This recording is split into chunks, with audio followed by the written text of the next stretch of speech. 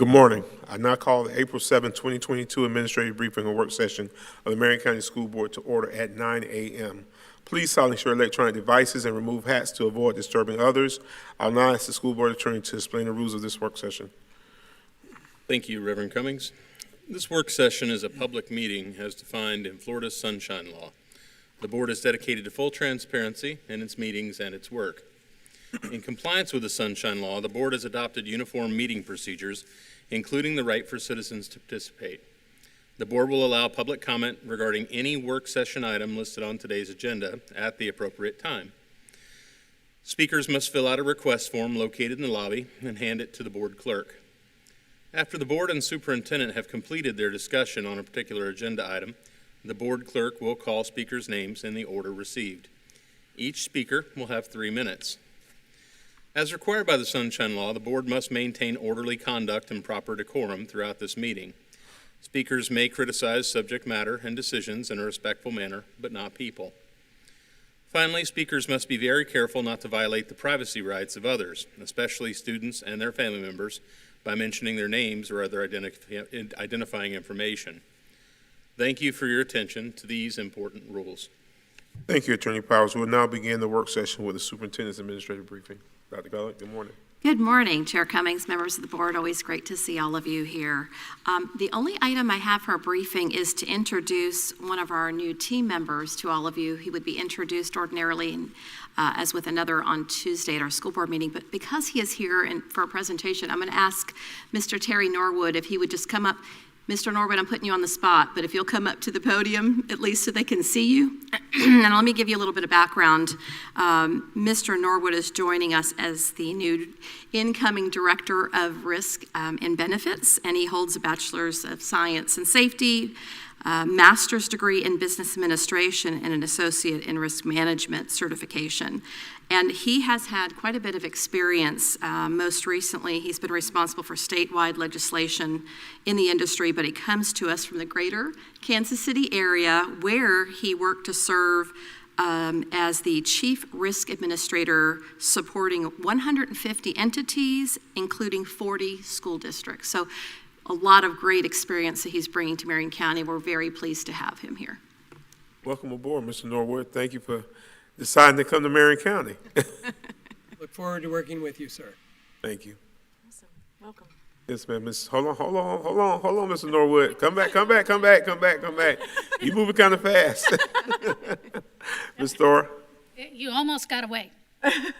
When I was saying hi to everyone down there, I noticed your name badge, and I thought to myself, I don't think I've seen this guy before. So welcome aboard. Thank you so much for joining us. Welcome.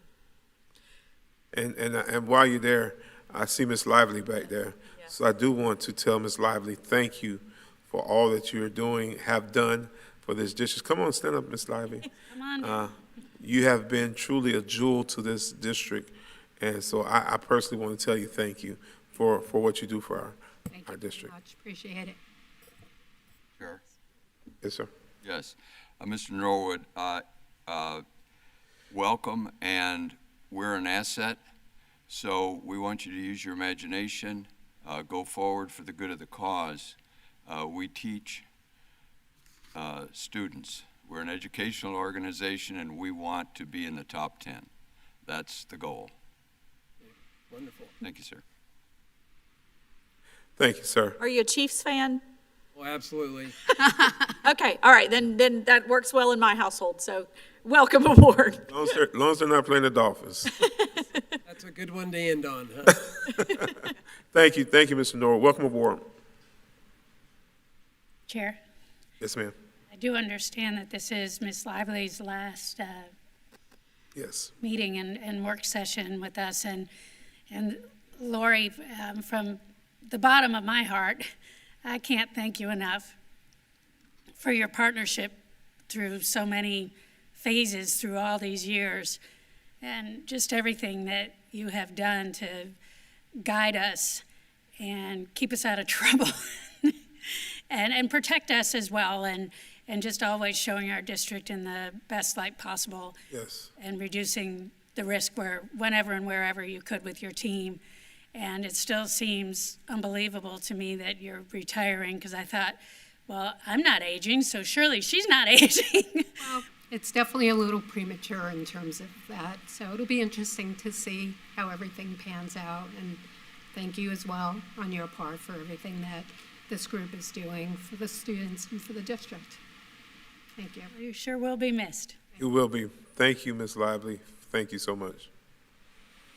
Superintendent? And if I may add, and I've told Ms. Lively she leaves big shoes to fill, not only in the work she's done with her district, but what she's doing behind the scenes to provide a very smooth transition. It is not unexpected, but certainly appreciated. Right. Exactly. Great character. Yes. All right. Is that it? That concludes my briefing. Thank you, sir. All right. All right. First up, Ms. Teresa Boston Ellis, our Chief Financial Officer, talking about our self-funded health plan, one of two.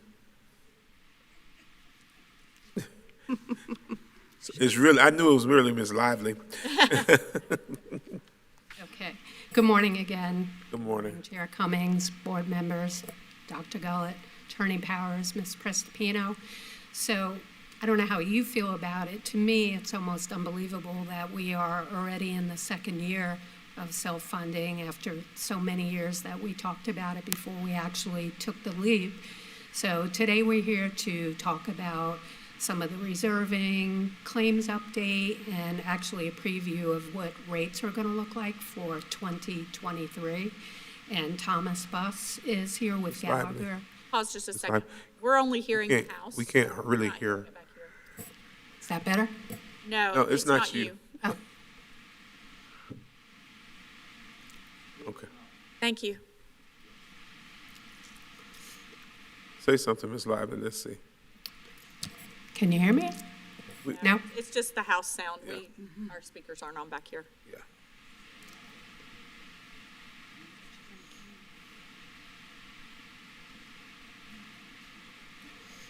Thomas, did you want to bubble up anyway?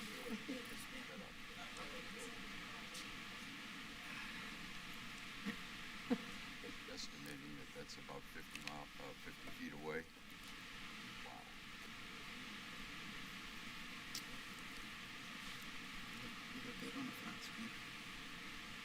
Did it take any balance off? All my stress eating.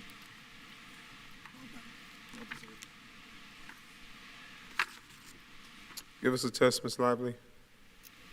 How about now? You'll just. No. No.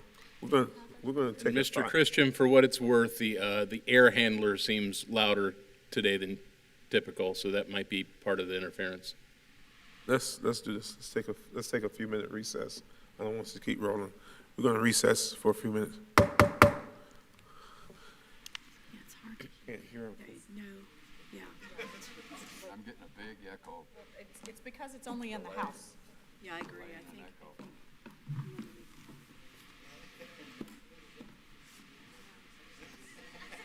Yes. The air handler seems really loud. That might be part of it. There's a light on in it. There's a red light on in it. Red and a green light. Well, it just went off.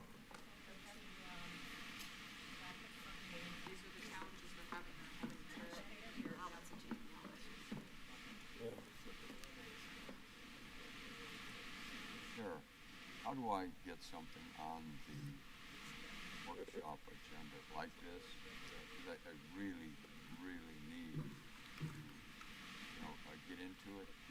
And I don't want to just be pecking at the side door, like tapping on the window saying, hey, anybody in there? This is a very, very difficult setup. I don't think we will have a work session on How do we get it? What do we do? I'm on a hot mic, so I'll reserve that comment.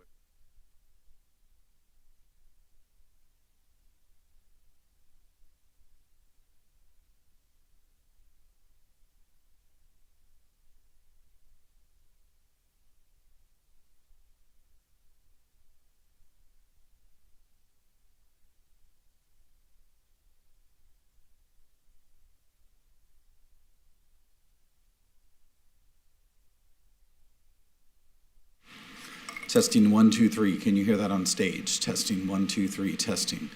Do you hear that on stage? Nobody's shaking their head yes, so we'll still work on it. You can hear, Superintendent says yes.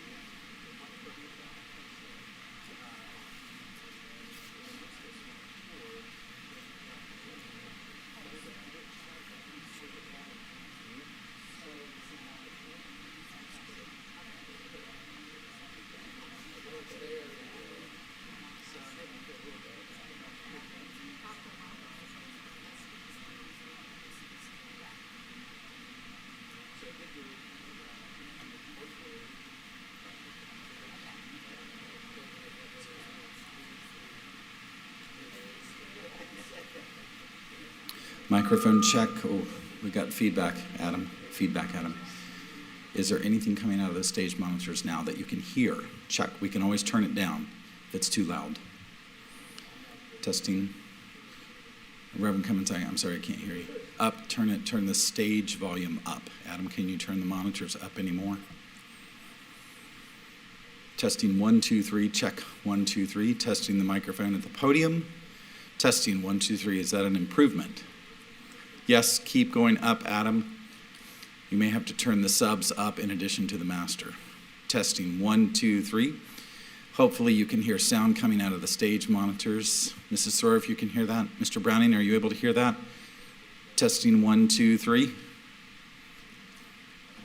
Good. Yes, check 1, 2, 3. Okay, I think that's good.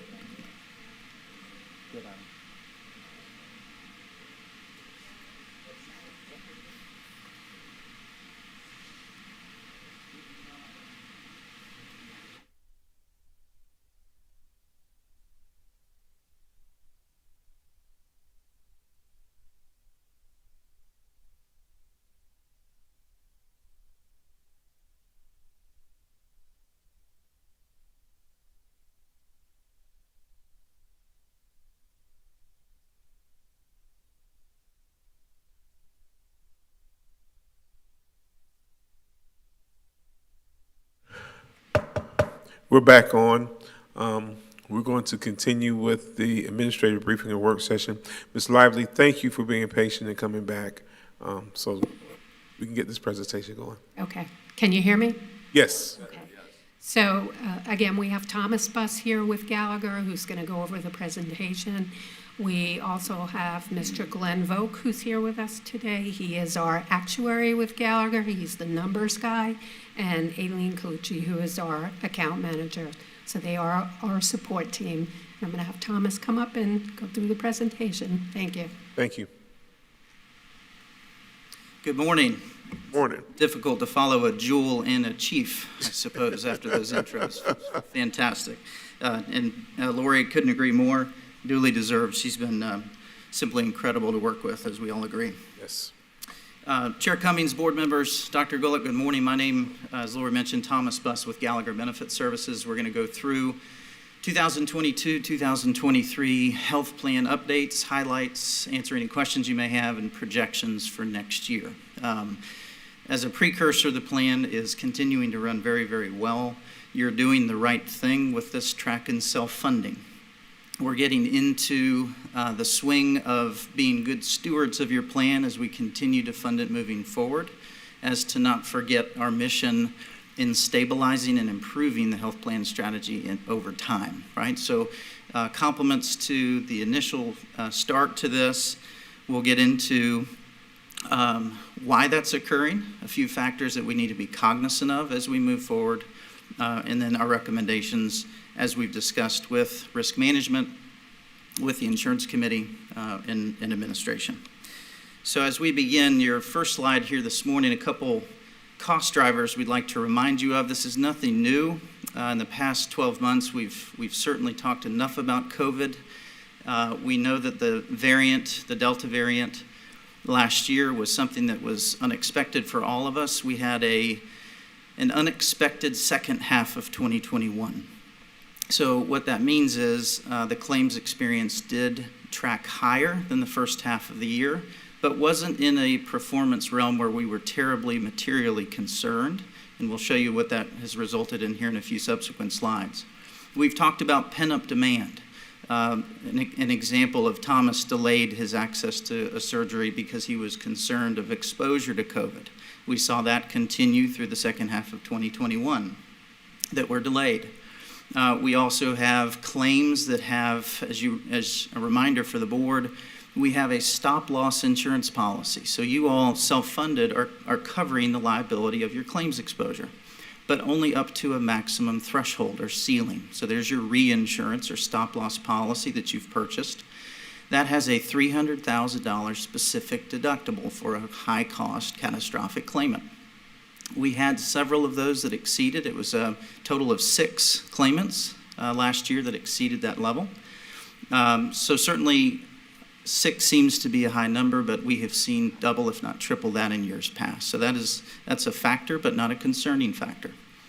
We also have, and this is a passion of several of us, me especially, we've seen an increase in behavioral health claims. That's a driver from COVID as well as many other factors in the world today. And it's going to be a strategy that you're going to hear more from us in the future as we continue to tailor your plan on other resources that we can employ to offer to Marion schools, employees and the dependents relative to behavioral and mental health. Another component that's a positive to self-funding is in the past as a fully insured health plan, any monies that you've spent, inclusive of pharmacy spend, which is one of the drivers in healthcare for any employer today, Blue Cross in the past, our historical and current insurer, would keep all of that profit if there was profit. Where in your current self-funded contract, you actually receive a pharmacy rebate. So as we fund pharmacy exposure and claims, we've received the first full quarterly rebate, which you'll now continue to see in months forward. And in December, that equated to $370,000. So a material number coming back to the district to help offset the cost of your overall health plan spend. What was arguably most remarkable to us is if we were to go back in the last 20 years of claims, every winter break for Marion schools was one of the worst performing months of the year, December. And why is that? Well, we're all out of school, we're all at home, and that's when we plan to have a procedure, right? We have time to have it done, we have time to recover, we have time to begin our therapy. So the loss ratio, premium versus claims, has always exceeded 100% for years and years and years. In 2021, for arguably the first time in history, December claims improved. We would argue that's a couple-fold. One, plateau perhaps with COVID. We've finally seen that pent-up demand and those procedures that occurred. People couldn't wait any longer. They happened before winter break. So the utilization was less in December, which is a positive, coupled with that pharmacy rebate mentioned in the bullet before that helped December's performance. at an 89% loss ratio, first time in a number of years that premium in your plan has exceeded the claims, as compared to an average over the last multiple years of 113%, to give you a sense of how that's improved. COVID in specifics, I know this is small, so a couple key takeaways for you, board. Over the past 2 years, this ranges from 2020, January 1, through February 24th of 2022. And this is data that has actually been filed through Blue Cross's systems. We also know there's other access points that district employees have certainly received COVID testing, vaccinations, as well as care. But a few key factors: you've had 4,200 tests during that period of time that have run through your health plan. You've had 1,193 confirmed cases with just over 3,600 administered vaccines. I think those numbers are artificially light for the reasons I just described, but those are through the health plan claim system in Blue Cross. In the lower right-hand corner of this matrix, there is a breakdown of claims by category. You'll see prescription, outpatient, inpatient, emergency room. Professional means your physician care, and a grand total. The column that is second from the right, the header is titled Paid Confirmed Cases.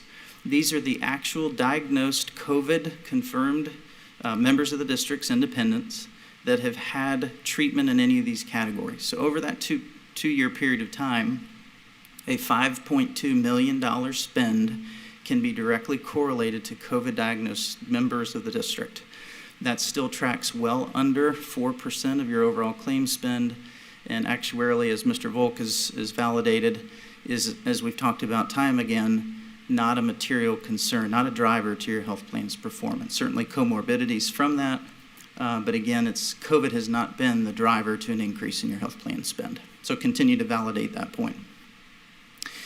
Now, looking back and looking forward, another key educational piece to your new self-funded plan.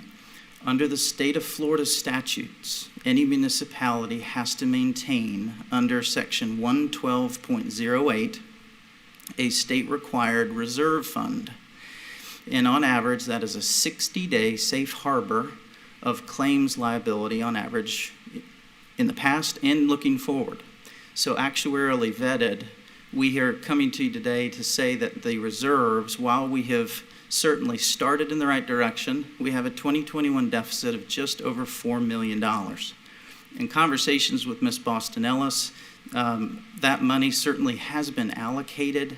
In the past, we've got a functionality, 2 different features to satisfy this state requirement, to where you can point to the general fund saying, yes, this $4 million is booked for the health plan liability, or the funds can be moved to the self-insurance fund for the health specificity.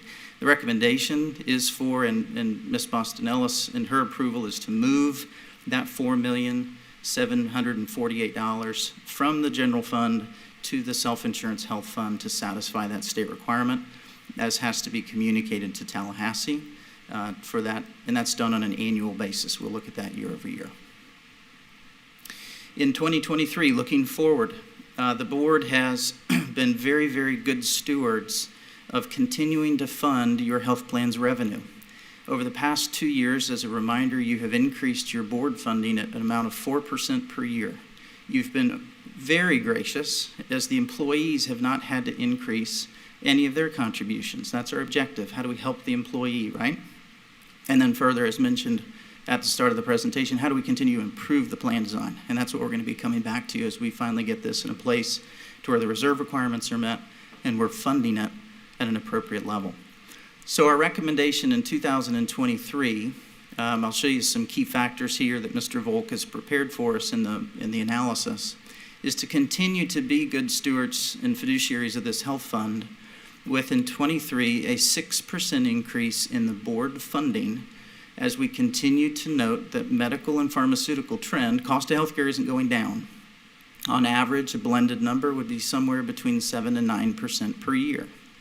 So over the last 2 years, at 4% each year, and a recommendation of 6% this year, we're still performing, the plan is performing in a fashion to to where we're trying to meet the number to not erode reserve balance that you've worked so hard to achieve, but fund it in a fashion in which we're still not underfunding future liability that the actuaries have validated, future cost increase of healthcare.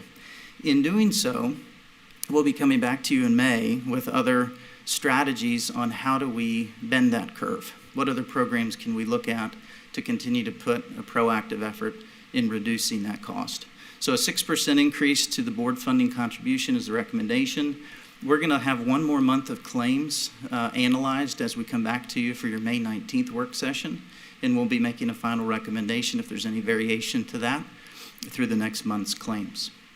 In 23, to my comment about we're trying not to erode your reserve balance, the $22,343 that's a year-end deficit represents just that. If the 6% is added to your health plan's revenue, the reserve funding balance is not $4 million less, the current number that Ms. Boston Ellis is confirmed to move, and we're coming to you with a recommendation around. It's only $22,000 less. So the goal is, how do we get as close to that number so we never use your reserve balance as needed? And then in the future, how do we improve that plan design and future benefit offering? Another interesting fact to the point about COVID hopefully plateauing, and we all certainly pray that that continues to be the case, the impact to that COVID plateau and utilization of care decreasing, in these forecasts and calculation, there's a 3% actuarial credit that's actually included in that, meaning if COVID was tracking as it had been in the past, the recommendation could have been 9% above current. But it is a 3% credit in 2023 with the expectation that COVID will continue to stabilize for your claim spend. Okay, this is the most difficult slide and the smallest slide. We've tried to blow this up as best we can for you. This is the historical, current, and future projections that breaks out your medical, pharmaceutical spend, your fixed cost, as I mentioned, your stop-loss policy, administrative expenses, federal fees, and then it calculates how has the plan performed, any projected gain or loss to your program. In 2021, board, the result of your funding compared to the claims, your first self-funded year, the plan outperformed liabilities by $3.2 million. That's phenomenal. In 2022, the projections are $725,000 better than claims liability. And in 2023, here's the correlation of the number I gave you on the previous slide, to where with the continued assumptions at the bottom of this slide, costs going up on both medical and pharmaceutical, we are nearly breaking even with these calculations in 2023, a $22,000 deficit. This includes the formulas where we've set aside your historical pro-share funding, that you had been good stewards with Florida Blue sharing only 50% of the profits in the past. That's included in that baseline, to where you would have an end fund balance that would carry across in 2022 at $7.6 million, and in 23, $7.6 million, holding the line. The state figures are there below in the fund requirements. You see that the state, in combination of that 60-day plus incurred but not reported. So sorry to go insurance nerd on you here, but an IBNR means Thomas has had a surgery performed, but the claim hasn't been paid yet. It's an incurred claim but hasn't hit the system. So that's future liability, has to be included in that calculation. So as the actuaries, Mr. Volk, has calculated your excess or shortfall of funding, the $4 million that Ms. Boston Ellis has reviewed with us in our recommendation to move to your health fund would then in 22 be reduced by that amount. So we've got a footnote there, and this is really important. We don't want you to assume that each year we're going to come back to you and ask for another $4 million to be moved out of your general fund. This year gets you to the mark the state requires. In the future, if we fund it at plus 6% next year, that's going to eliminate the ask for an additional move from the general fund in dollars. Our goal again, keep the reserve growing, healthy, but also find the balance of no increase to the employee population and improving the benefit strategy. So all the assumptions there below certainly are of importance, but again, the plan, we believe, is tracking the right way and is a testament to how you're approaching your first 2 years of self-funding. This may be my favorite slide of the presentation to prove the point. We've been fully insured forever. We took the leap of faith, you're self-funded. You're hearing millions and millions of dollars of, Thomas, there's still more. There's still another $4 million. There's still another 6%. Please look through this with me. If you start on the right-hand side, the actuary has validated that in 2023, with all the same claims that have occurred and would be projected, as you look at the yellow highlighted rows, your total health plan expense, if we had remained fully insured, is estimated to be just shy of $60 million, which would have represented a nearly 19% rate increase in 2023 from Florida Blue, 19%.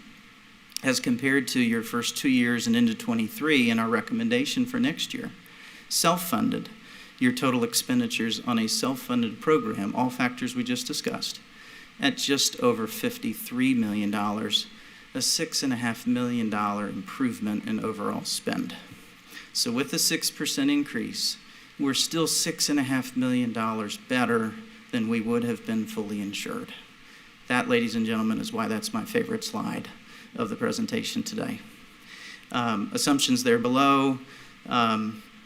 Florida Blue's margin at the bottom, that's another factor of going self-funded. Florida Blue makes plenty of money, and they're making a lot less off of your plan in this architecture as well.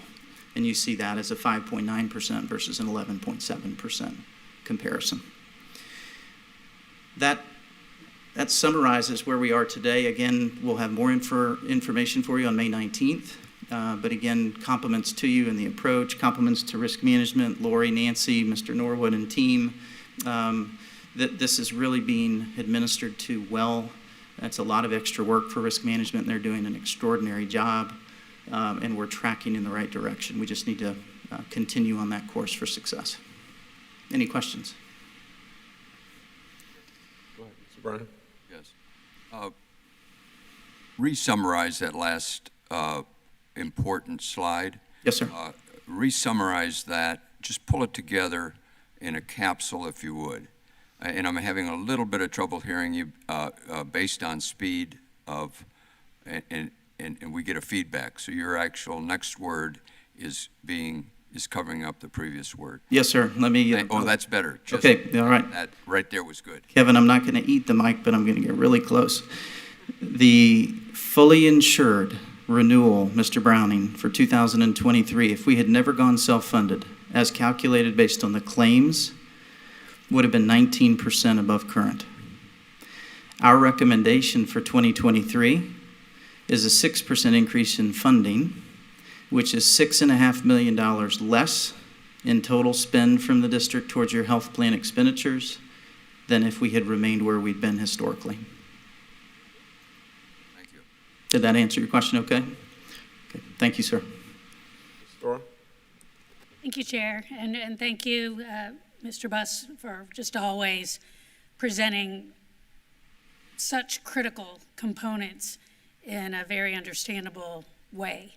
And this is an area of pride, I think, for our whole school board, that we've been innovative and nimble and took the leap of faith, and it is paying off well for us.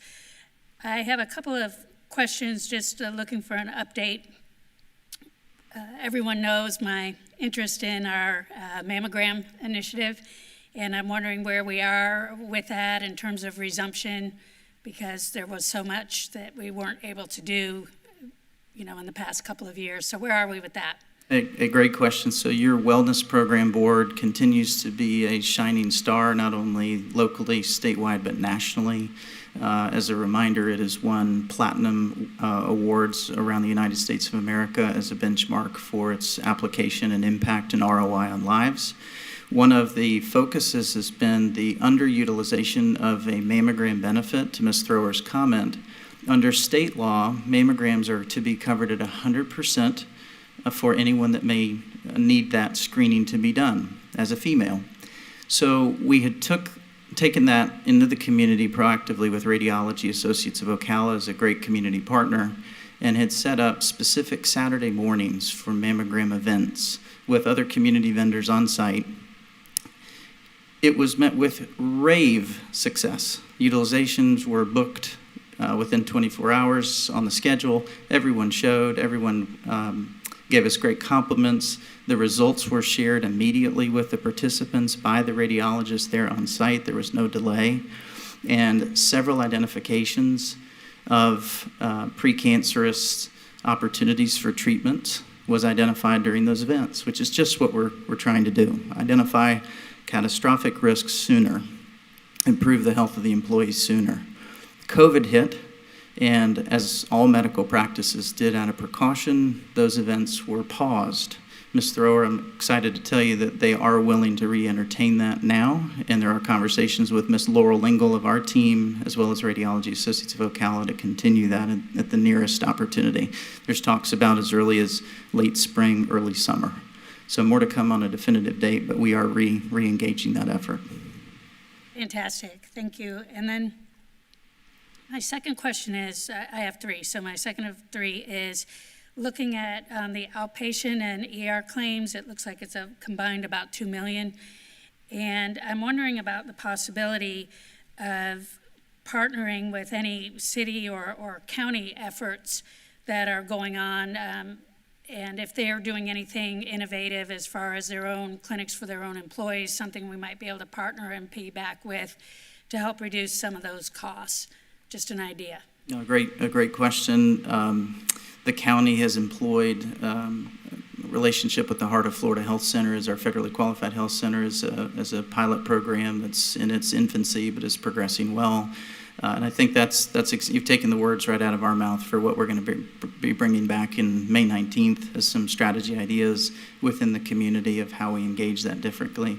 You're going to hear some pharmacy concepts from me in May that we're coordinating behind the scenes, because you're right, in community partnerships, how do you affect and improve?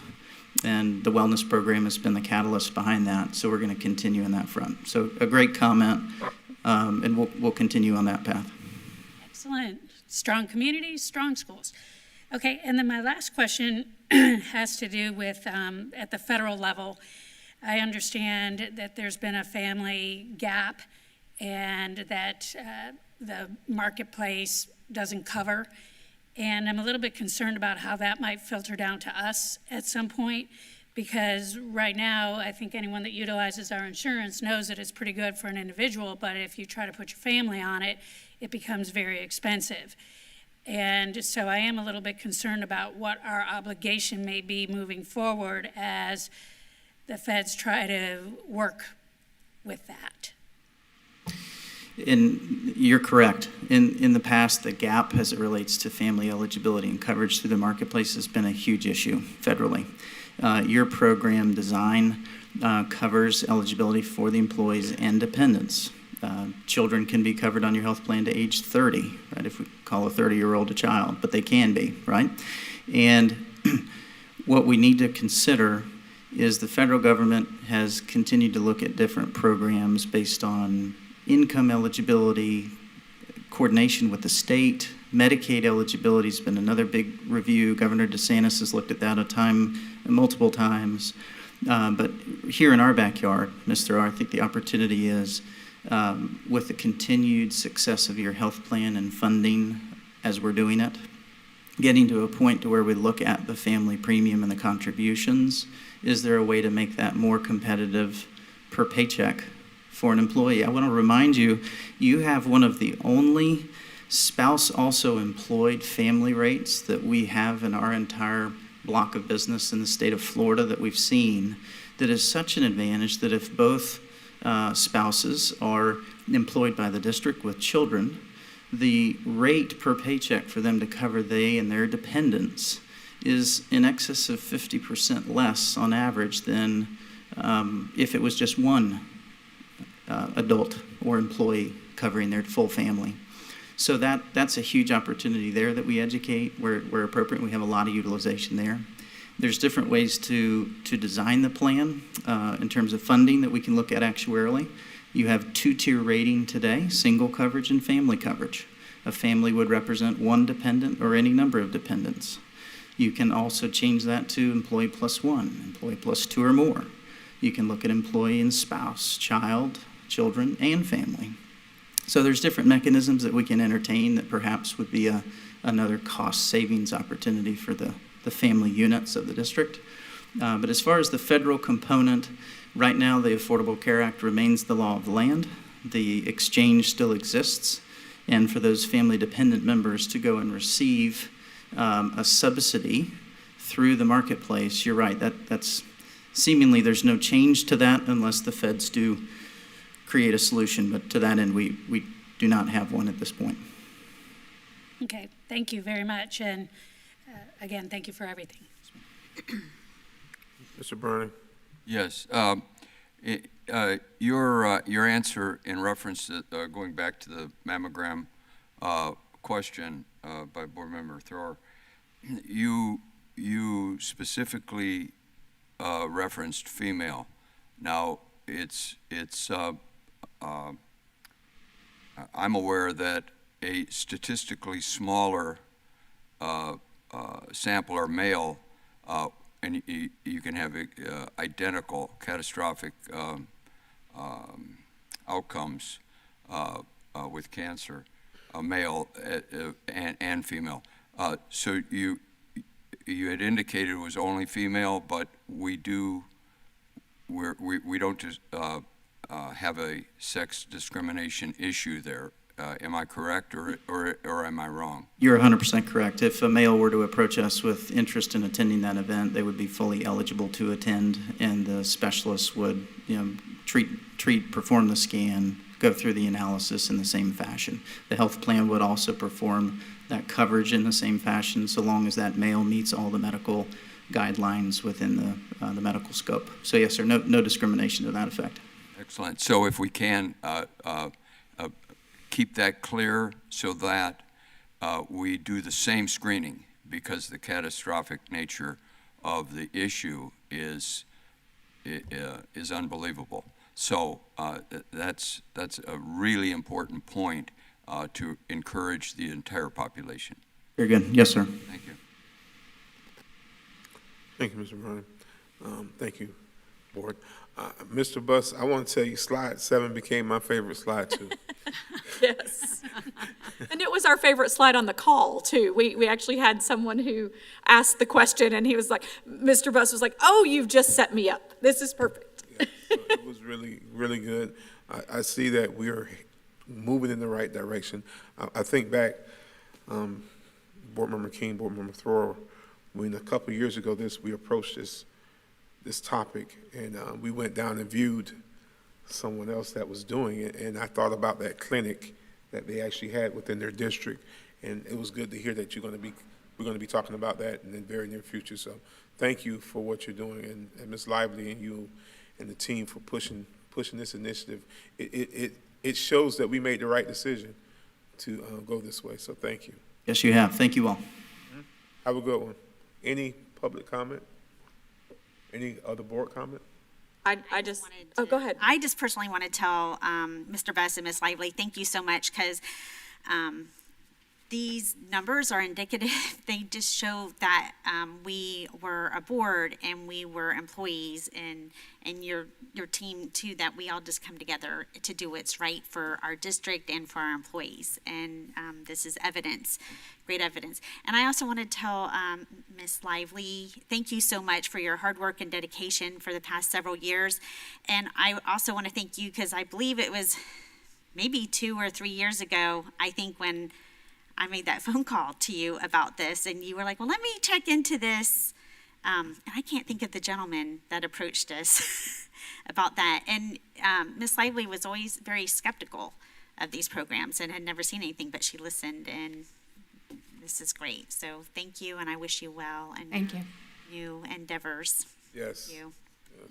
skeptical for the right reasons, too. Yeah, she That she wanted to was. protect us. Risk-averse. Yes, yes. I like that. And asking all the right questions. And I too wanted to thank you both, and thank you, Ms. Lively, for all your service to the district for all these years.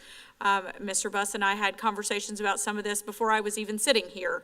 A couple of times we would meet and discuss. I also wanted to say thank you to Ms. Boston Ellis, because I also know that the effort that was put forth to get us to the point where we are financially in the position that we are able to not have to move all this money back and forth and all of those kinds of things is all a credit to you and to your team to ensuring that we are in the position that we're in. So this is a group effort. This is a team effort. I'm really excited to hear what you're going to present to us in May.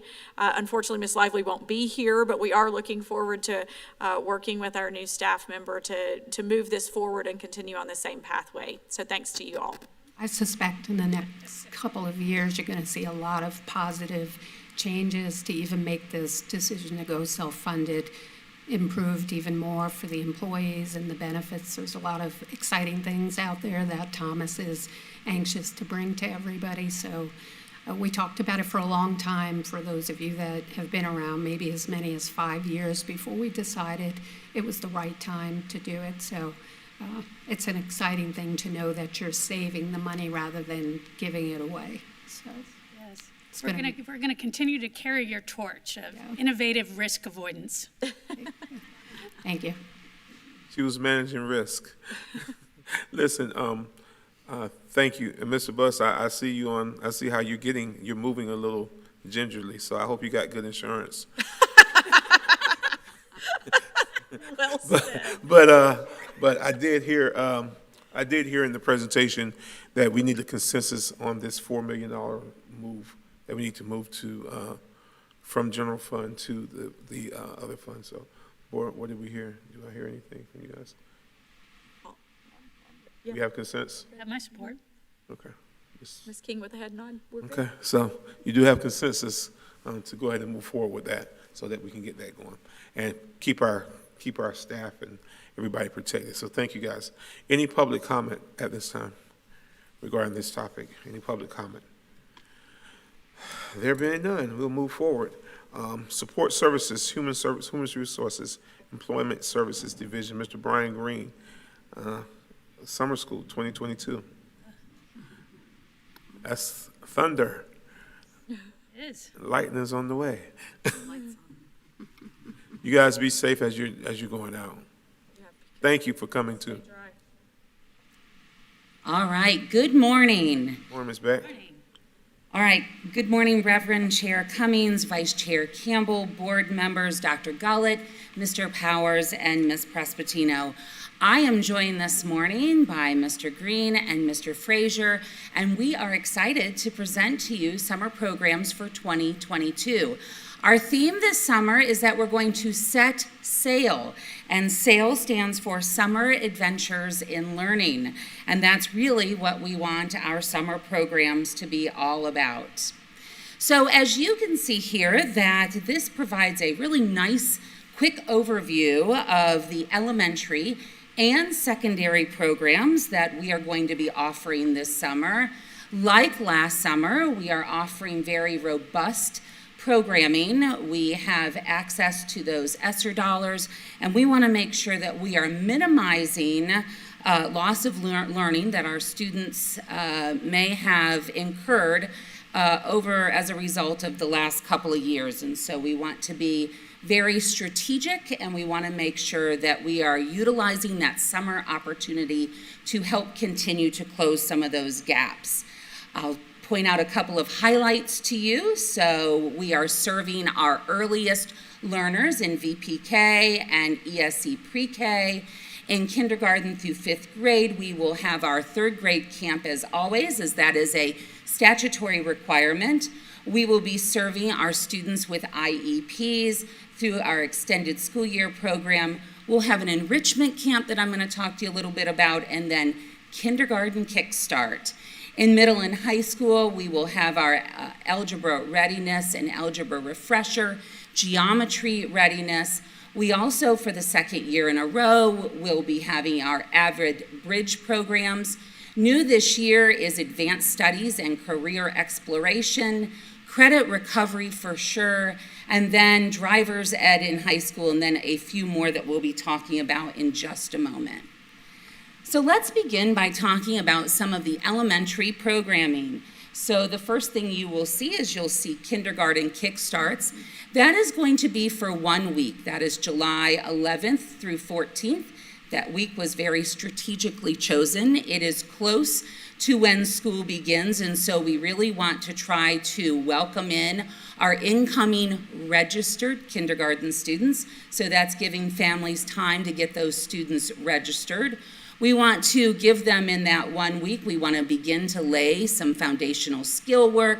We want it to be hands-on, we want it to be engaging, but more than anything, we want to give them a nice, easy start to the school year, because as we know, sometimes we refer to it as big school. Big school can be a little intimidating for our earliest learners, and we want to make sure that they have a positive experience so that when they do come to school in August and they see all of those teachers and all of those kids, that they feel confident in what they are doing. And so that program will be running from 8 to 2 p.m. I'll draw your attention to our Vpk program. It is our longest running program this summer. It runs from June 1st to July 21st. You can also see those times. It is a long day for our students, but it is a requirement that we are fitting in 300 hours this summer. Students are eligible for summer VPK programs if parents have not utilized their certificates of eligibility through the Early Learning Coalition. And so sometimes parents have already used it through private providers, and sometimes they have not, and those are the families that we want to capture. New this year, we will have Esc Pre-K Programming. These are for students that are already currently in the program, and so it would make them eligible to attend. That will run June 6th through July 14th, and a little bit shorter from 8 to 1 p.m. In all of these programs, we want to make sure that we are supporting the physical child, that we are providing hands-on activities, and very importantly, that we are getting in language and literacy and that early numeracy activities into instruction. Now let's talk a little bit about our elementary programs. So this summer, we are offering enrichment camps for our incoming first graders through fifth graders. So that means they're leaving kindergarten and they're going into first grade all the way up to those entering fifth graders. Enrichment for us means two things. Number one, we want our summer programs to enrich their learning. We've already begun to talk to our administrators about thinking outside of the box a little bit, that really allowing our teachers some opportunities to dive into some topics and some activities that maybe they just don't have enough time for during the school year. We've already talked a little bit with our fans group about if some schools want to do some summer gardening, that might be an enriching activity. We've also talked a little bit, we have already had one of our school librarians approach us about, well, goodness gracious, if I was hired this summer, I could begin to work with students on putting together submissions for the Student Media Festival, getting students to write scripts, getting students to film each other. So again, those are some enriching activities and opportunities.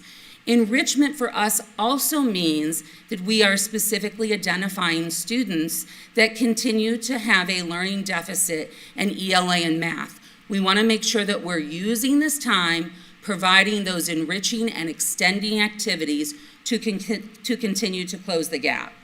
Third grade reading camp, we always host. These are for students that are projected to come in a level 1 on FSA, or their current test scores show that they have a significant, we call it substantially deficient concern in the area of reading, and they are invited to reading camp. As you can tell from the name, it's reading, it's all about reading. However, we are going to make sure that we have enriching activities built into their day as well. Our students that have an IEP will be served through ESY.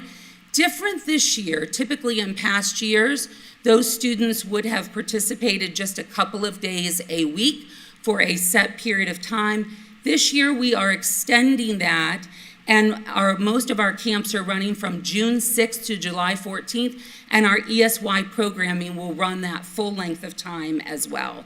And then we have certain schools that have been designated as 21st century, and those schools will be infusing in some 21st century activities into their programming throughout the day. The bottom line, though, that I want everyone to take away is we've really talked about these programs at elementary. We've talked about the students that we are especially targeting and want to make sure that we're inviting. However, at the end of the day, any student that wants to come spend the summer with us in any of our camps, we are welcoming them. We want students with us this summer. We want to make sure that we are enriching their summer so that they are ready to start the new school year. And the last thing I want to share with you connected to elementary are the host schools, doing something a little bit different this summer. We're going to see how it works. So we have partnered schools together. 12 of our schools have been partnered with one other school. So the first one's a great example, Spar and Anthony. Certainly we looked at locations and then partnered schools that were close together. We have 2 schools that we have put 3 schools together. That would be Sunrise, Hamlet Bowen, and Marion Oaks. They'll be served at Sunrise.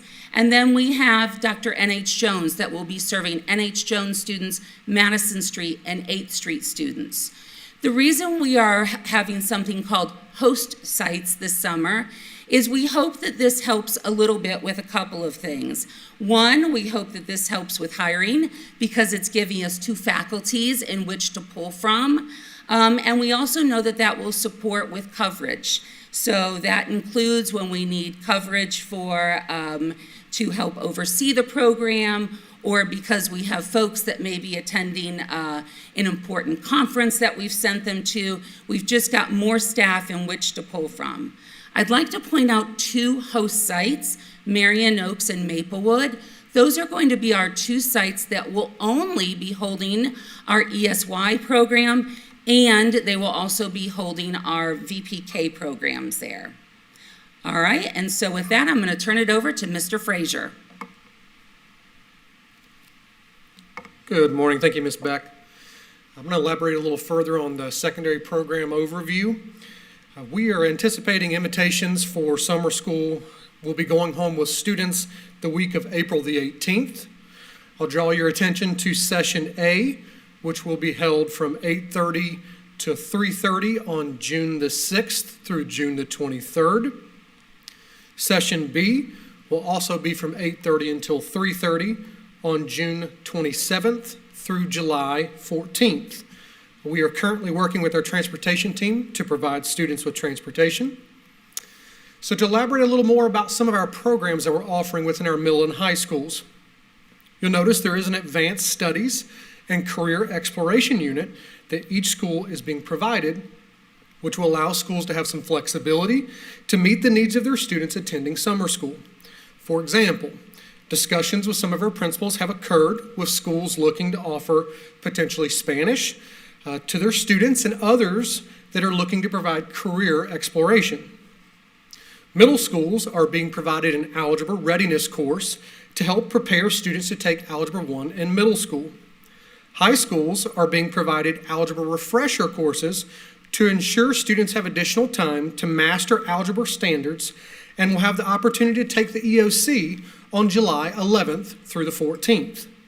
Geometry readiness is being provided to help students prepare to take geometry in high school. Our Avid ELA and Math Bridge courses help students learn organizational strategies on writing, inquiry, organization, collaboration, and reading, better known as Wicker strategies, to help students in math and English language arts. Credit recovery will be available for students who need to recover any credits. We'll also have the Enrichment Camp, which will be a split day where students spend their day doing a variety of academic activities, and the other portion of the day is for physical extracurricular activities. All high schools have the option to offer driver's ed. Marion Virtual has units as well and a guidance counselor for summer school. The schools that have existing 21st century grants will be teaching 21st century skills.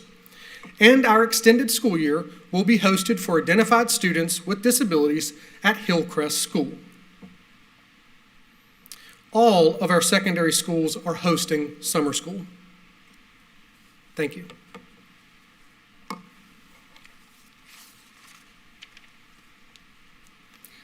All right, and as Mr. Frazier mentioned, we are working very closely with our transportation department, and Ms. Rora, and transportation will be provided to all of our eligible students. And the only exception to that is our students that will be participating in our Vpk program, Esc Pre-K, unless their individual education plan calls for that, and then our incoming kindergarten students.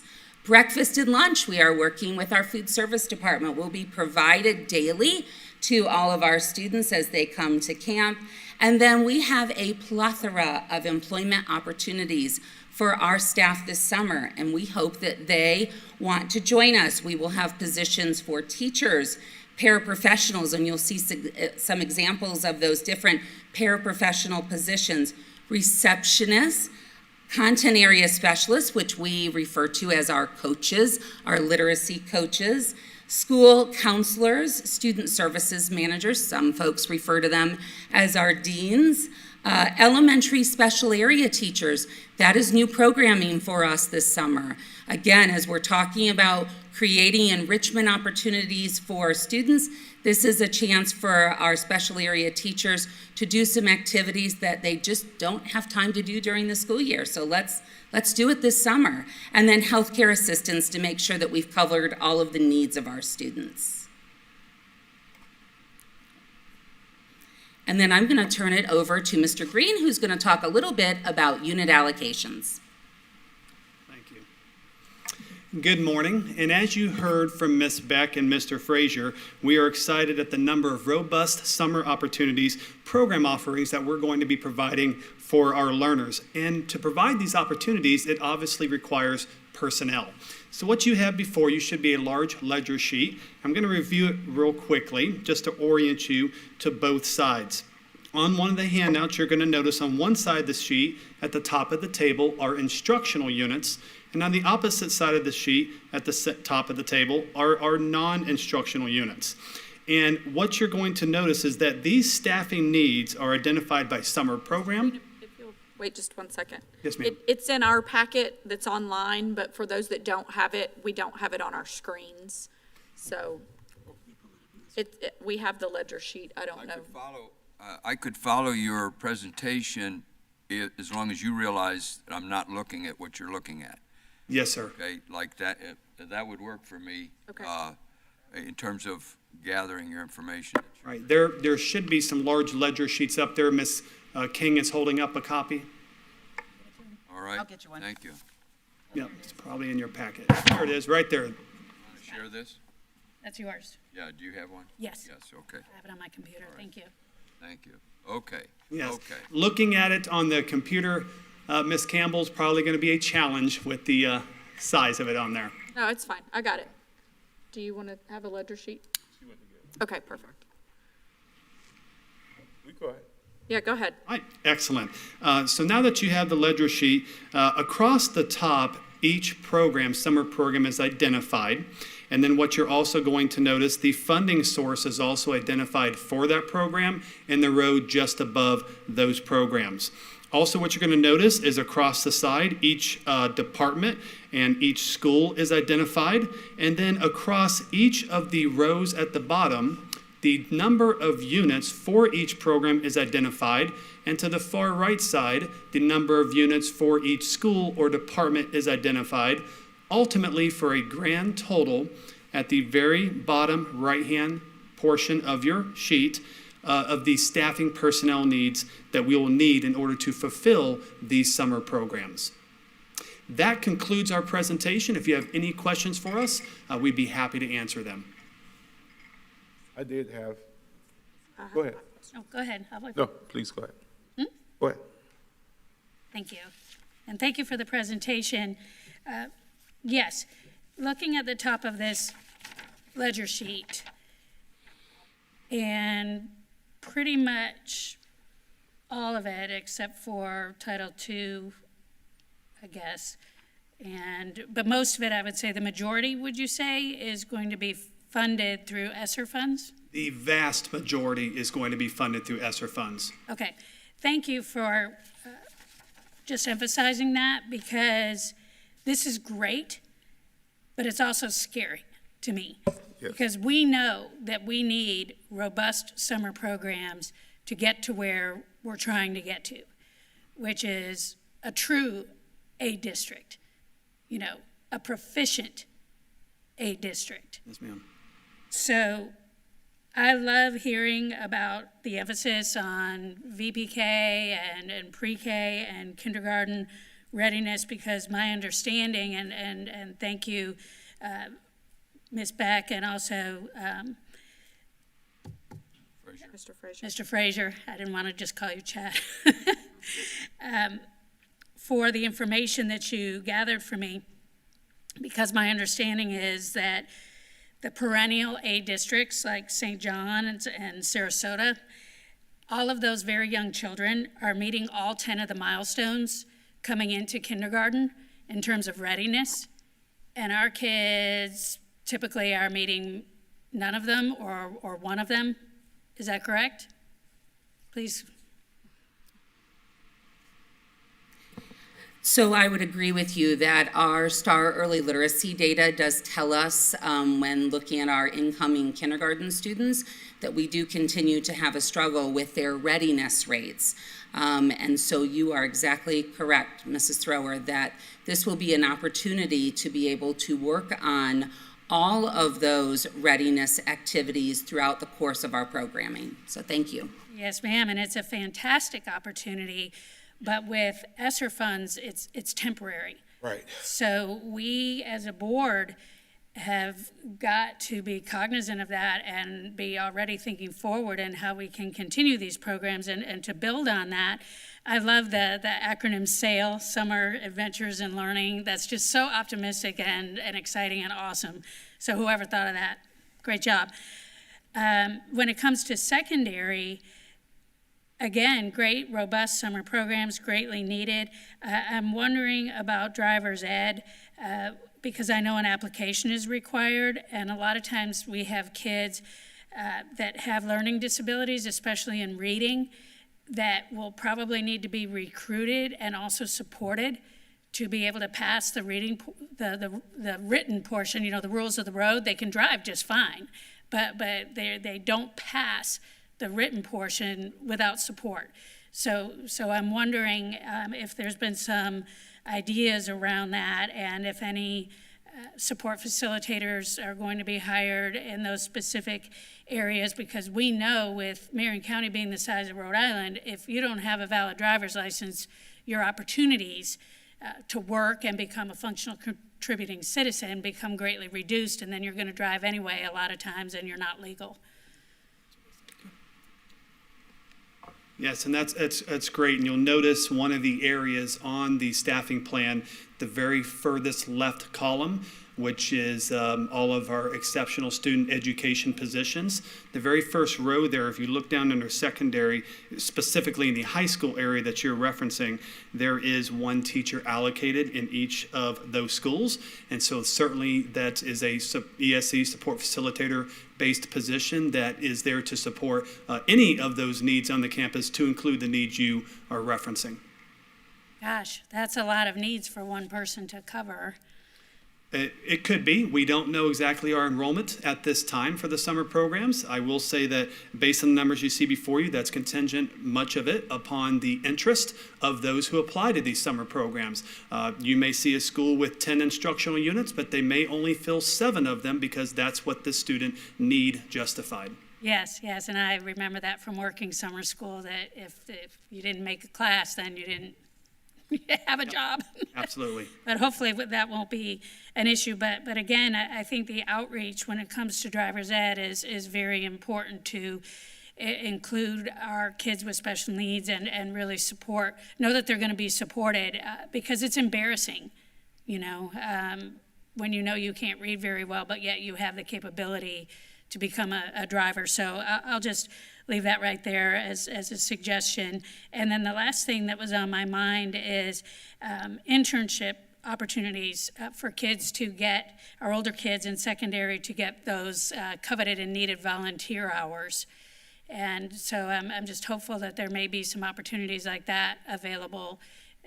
It would be great for our kids to be able to work in the school system and get a chance to see how awesome it is. And then maybe they'll end up becoming our best employees moving forward, but they need those volunteer hours too. Yes, ma'am, that's a great suggestion, Ms. Thrower, and we will definitely work with each individual school to make sure that we're offering those opportunities as well. Thank you. That's all I have. And Ms. Thrower, if I may add real quick, I have to give a plug to the work that our team is doing along the recruiting framework that we have. One of our 3 core focuses is grow our own, and there are several staff, Ms. Choquette and myself, that inclusive of grow our own are our own students. In fact, we have now presented to 3 of our Future Educator Academy programs. We have a 4th one coming up at Forest High School later this month, 100 and some kids in that program, but that's exactly aligned with a Grow Our Own initiative that we are working towards. That's fantastic, and thank you so much for continuing to emphasize it. It's because it's so greatly needed. Those programs are awesome. Ms. King? I have a question about the flexibility for the employees, the teachers and parapros. For example, it's vacation time. They may be interested in wanting to teach, but are we going to be like we were last year where there's flexibility, or how's that working? Correct, there is. Obviously, with these robust summer programs and a robust staffing plan that goes with it, there has been a discussion about our ability to be able to fill these positions if the student numbers justify it, of course. So yes, if in order to fill those positions, there needs to be some type of job share, that opportunity will be available so that ultimately we are serving learners. Okay, that's great. And then if that could be communicated, because I think there are people that are very interested, but maybe the time frames and stuff, so I don't want them to think they're in that box and, right. and can't. So there has been a principal meeting, likely others to come, but following the presentation today and board approval, a lot of that work will start and be communicated as well. And also, yeah, and sale, I love that. That's great, and it will catch their attention. And hearing you guys today, it sounds like we are adjusting our sales to accommodate and do what's best for our students, and that's awesome. Yes. So thank you so much. So we can't take 100% credit, although we did change the acronym a little bit. I will say our friends from University of Florida helped us out a little bit on that. And so again, but isn't that the greatest form of flattery, is when you steal a wonderful idea? Yes, So but really we don't steal, because in education Borrow. is borrow. Yes. there you go, exactly. We share. Mr. Browning? Yes, thank you. Okay, wow, this is near and dear to my heart because I'm a big believer, and I think most of the people out there that we work for see it this way, and that is summer school. When I was a kid and just coming up along through the 60s, 70s, 80s, 90s, and on up, was an idea of catching up so that you didn't fall behind. And often it was mandatory, sometimes it wasn't, but it was a great opportunity for your teacher to have an impact on your advancement. And ultimately, the teachers get the credit and the blame. And what they work with the student, the product, is, a lot of times if you fail, it's the student failing, but the teacher knows they also failed. The district, for example, also fails. So as you were going along with the presentations, I wanted to stop at each point, and so I'm just going to ask all 3 of you, if you would, help me, and I want to use an analogy here. When people come to school, Ms. Campbell has brought this up several times over the last few months, that they come and don't know their colors, or don't know their math, or can't count, or in the pre-K or the K, that type of thing. But there's a deficiency, and it seems to me that this is a great opportunity, and I'm sure we are seizing on it. And I'm going to use this. I'm a race car driver, so when we know we have a deficiency, we look for them and we turn it in. When we come right off the track, we turn it in and we don't go back out with that deficiency if we can help it. Some things have to be handled later, so because they're just too big, too severe. So what I'm very excited about is hearing from you how a teacher can improve his or her chances of, pick a number, 30 successes in a class or 20 or whatever the number is, because you have this data. And can the data and does the data follow the student? Because this is it's the only way I see it of us getting to where we all want to get to, and that is that top 10%, like to succeed as a district. And that is a sum of all of those parts that come through. So if you would, especially starting at the early stages, Ms. Beck, that would be a big help to me. Sure, I'm happy to do that. So all of our students in Marion County Public Schools, we have data to look at for all of those students, and that would include even our earliest learners, so our VPK students.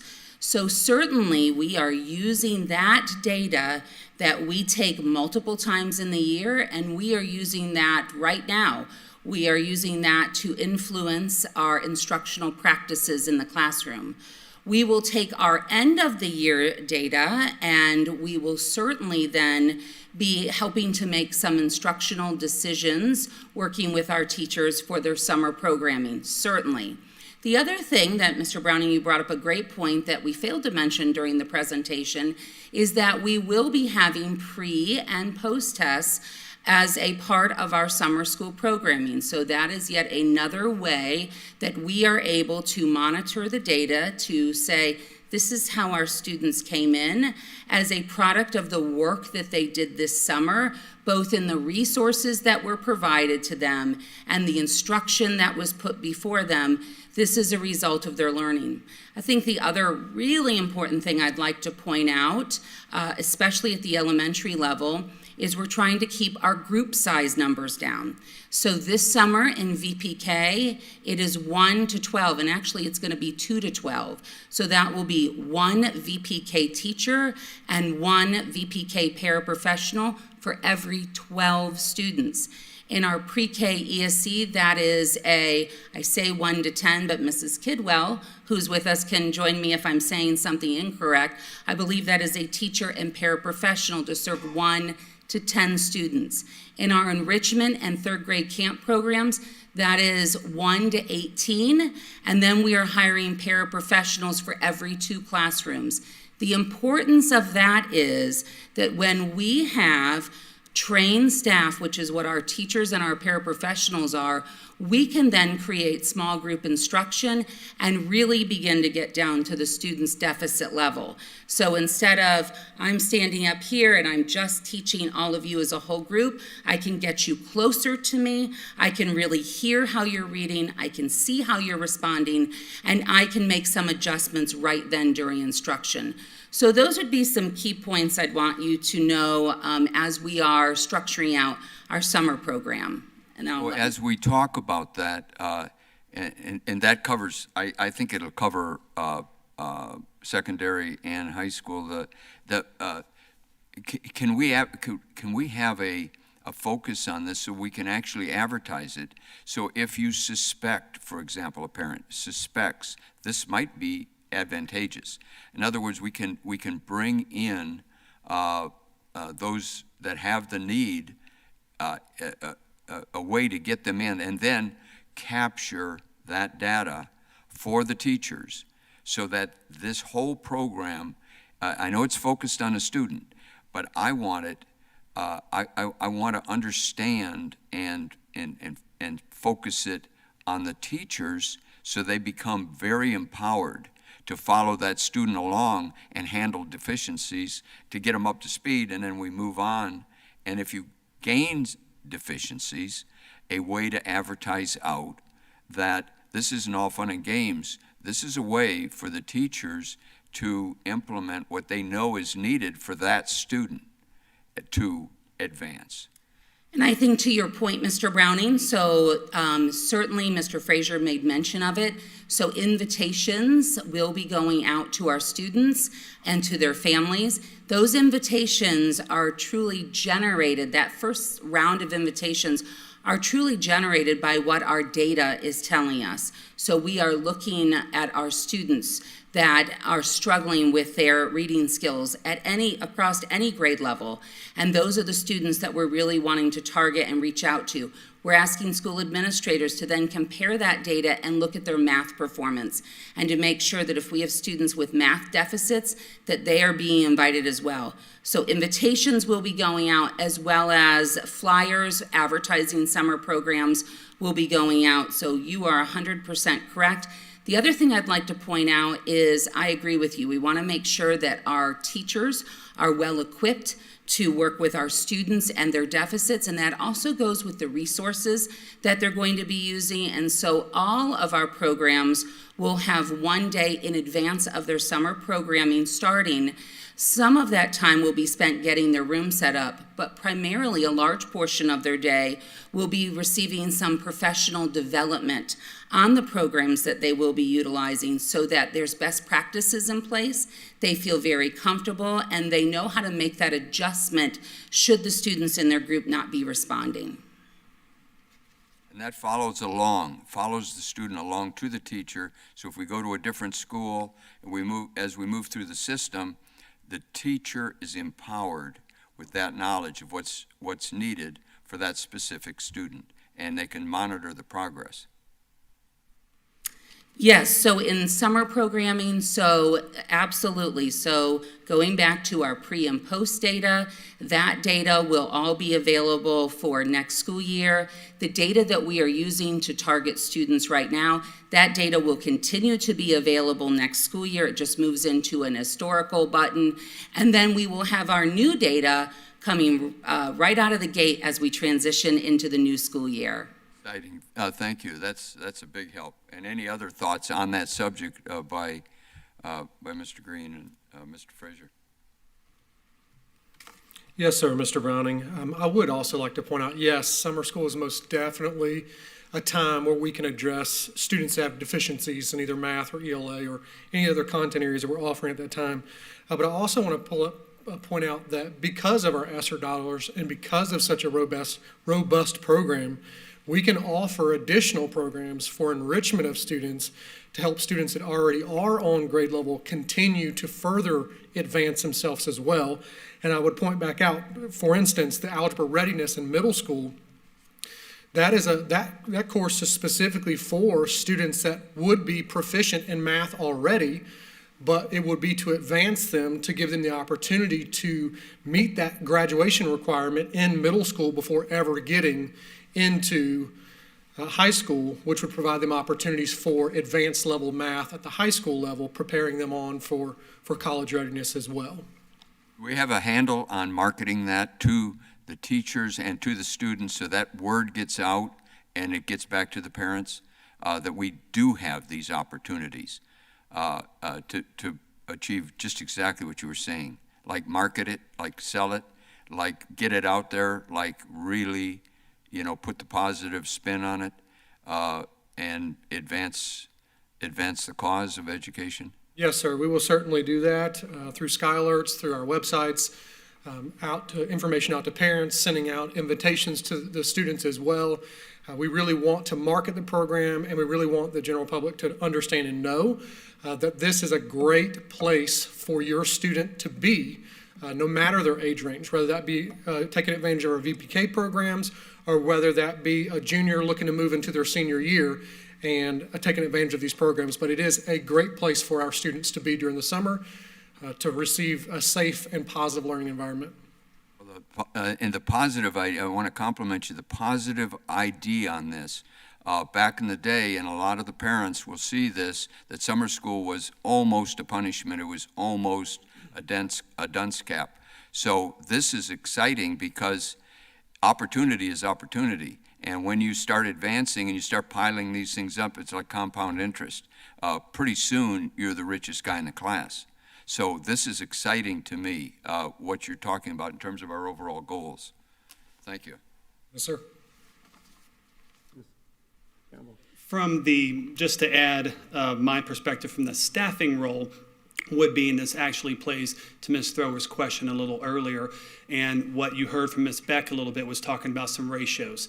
And Ms. Thrower, just to back up a little bit, if there are needs, the board has allowed and would allow, if they approve this plan, the flexibility for us if there's a greater enrollment in one school but not enough staff allocated, but a not so much enrollment in another school, the flexibility to shift a unit from one school or department to another to help fulfill those needs and those ratios that Ms. Beck spoke about. So I think collectively that assist with what Ms. Beck and Mr. Frazier spoke of in order to serve the students and the needs that they have as to the program they are attending.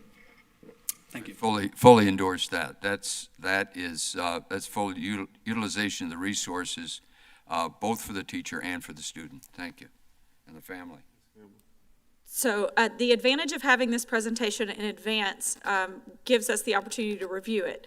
But then the advantage to actually hearing all the additional commentary that you have to add to what we see on paper then lends itself to question after question after question. And I started with 5 questions originally, and now that I've heard 3 of my fellow board members, that I've added to that list. So bear with me for just a moment as we move through my comments and questions. So first of all, I love the idea of what Ms. Thrower mentioned about having student interns actually as a part of what we offer this summer. I don't know what that looks like. I don't know if that's necessarily a part of this advanced career preparation concept, but I know that I've talked with Dr. Gullett about our career signing day, hoping that we're going to be able to have our own students that we're also hiring during career signing day. But I know I would love to see interns actually working with the video production, and maybe they'll be in here helping us with this summer somewhat. But I don't know if you have already incorporated that idea into what that, I can't remember how it was phrased in let me go to the right slide. Bear with me. Advanced studies and career exploration, if we're also including student internships in that, Mr. Frazier. Yes, ma'am. Great point, Ms. Campbell. That is certainly something that we are going to continue to explore because we do find that very valuable for our students to be able to have those opportunities during the summer as well. Okay. I think that this board definitely would be in favor of moving that. I believe so. I don't think I speak for her. But I'm speaking for Ms. Thrower because she already brought it up. So I love that idea. So if we can somehow incorporate that and encourage the principals to work in that, especially even within the district. So again, there are certain opportunities throughout this district. Maybe they're in finance. Maybe they're in human resources. Maybe they're in careers outside of the teaching profession that also are all throughout this 7,000 person district that are those unilateral positions, finance, human resources, communications. Those can be those unilateral positions that you can go anywhere with that skill set. So that, I'm just encouraging that. I would love to see that. Then to Mr. Browning's point, I wanted Ms. Beck, if you wouldn't mind sharing, and it's kind of a question. The Early Learning Coalition, I know that we have a data sharing agreement with them now. I know that's something new that we have. So even those VPK students that are not Marion County Public School VPK students, I believe there's some data sharing, I think, going on through all the VPK providers that the Early Learning Coalition has now, so we actually have access to the data on those students. And my question actually is, are we sending kindergarten Kickstart invitations to those VPK providers outside of the district, perhaps even well in advance in encouraging those parents to enroll their students so they can take advantage of that summer camp? So that's a great question. Thank you so much. And so in talking with our early learning coordinator, a couple of places that we have talked about really, and going back to Mr. Browning's point about that communication, we've talked about our local churches. We've also talked about pediatrician offices. The state is doing more work this year through the Division of Early Learning on really this whole idea of transitioning to kindergarten. And so these were some of the ideas generated on a recent call. We certainly can reach out, and we do reach out to our private providers, and we work very closely with the Early Learning Coalition. The only thing I would point out is from a private provider's point of view is many of them are offering summer VPK programming, and so they're a little more reluctant to want to share our info because They're trying to attract their own students, and if their students are participating right now in a VPK program, then they most likely have utilized their certificate of eligibility, so then they wouldn't be eligible to come this summer. However, they could come to Kindergarten Kickstart, and we would like to have them. Right, and so that was my point. And while you're also there, Ms. Beck, I had a question specifically about, I know we're working on transportation for the summer school programs. I'm interested in knowing what that's going to look like for Dr. N.H. Jones, because while you have the 3 schools combining, the only one that actually has a bus route is 8th Street. Yes, thank you for that question as well. So we have a summer school team. The team reached out to Ms. Rohr pretty early on, and we spoke to her about this idea of wanting to put those 3 schools together, and could anything be offered? Because historically, we have not offered transportation to those sites. And so what she is willing to do with us, as long as we can get her the information, that is why we are wanting to get those invitations out sooner rather than later, is we're going to look at the students who have returned those invitations, that they are expressing interest. She's going to work with us and look to create hub stops specifically for students that attend all 3 of those schools, so that there would be some busing options, limited, but some busing options available, especially for those that live a little bit further away that could really benefit from a bus. Good, thank you.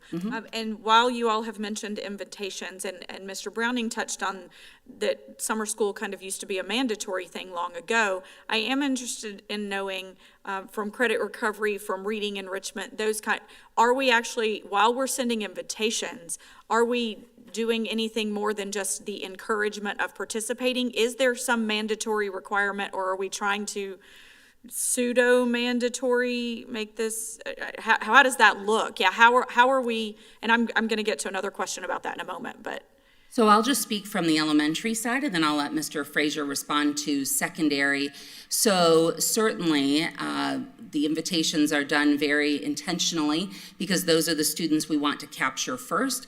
We also have new positions on campus this year called our homeschool liaisons, and I think this would be a great opportunity, as they have created those parent connections throughout the school year, to really, if the invitation is not returned, and again, at the elementary level, 3 very specific times a year, we talk about all of our students, everything connected to our students, and the data around those students. There's many other built-in times as well, but there are 3 very distinct times. And that 3rd time is coming up very quickly. And so that would be a good opportunity, that as you see the invitations not coming back in, to then work with your homeschool liaison to make that personalized phone call. I do want to speak specifically about 3rd grade reading camp. So depending on when the data actually comes in and we have those scores, typically if we have those scores in advance or soon after 3rd grade summer camp begins, if those students that have come in a level 1, if they do not show up at summer school, a personal phone call is made to all of those families, because not only are we wanting to close their reading gap, they have one additional opportunity at the end of the summer to take an assessment to then indicate whether they have progressed enough to meet the minimum proficiency requirements to promote to 4th grade. And so by not attending summer school, it then takes that opportunity away. So they do receive a phone call. I'll turn it over to Mr. Frazier. Thank you, Ms. Beck. Very similar to elementary school, we will be targeting middle school students that are credit deficient, especially 8th graders, and making those, our guidance counselors will make those phone calls, homeschool liaisons can go out and visit, but it will be very targeted in regards to credit recovery. As far as our high schoolers, will be very similar, looking at targeting 9th graders that are credit deficient to try to get them back on track with their 4-year cohort so they can graduate on time.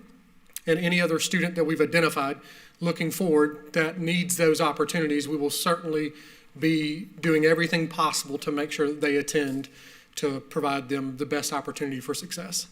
Okay.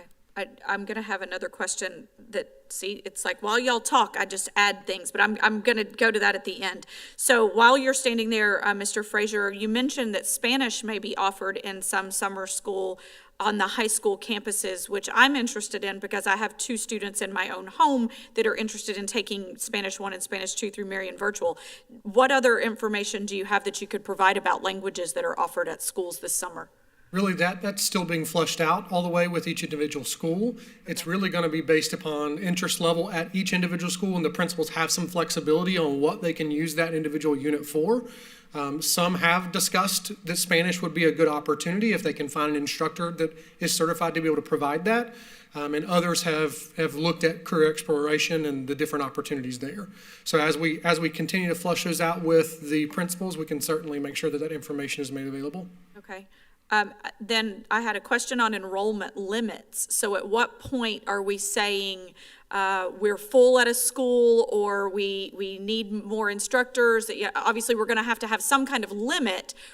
A limit is actually a great problem to have, meaning we have that many people that are interested in taking advantage, and that will be my last question. This is my second to last question. But I'm curious to know when registration cutoff is going to be, because I'm certain they're going to have to register because that's going to be required for staffing purposes.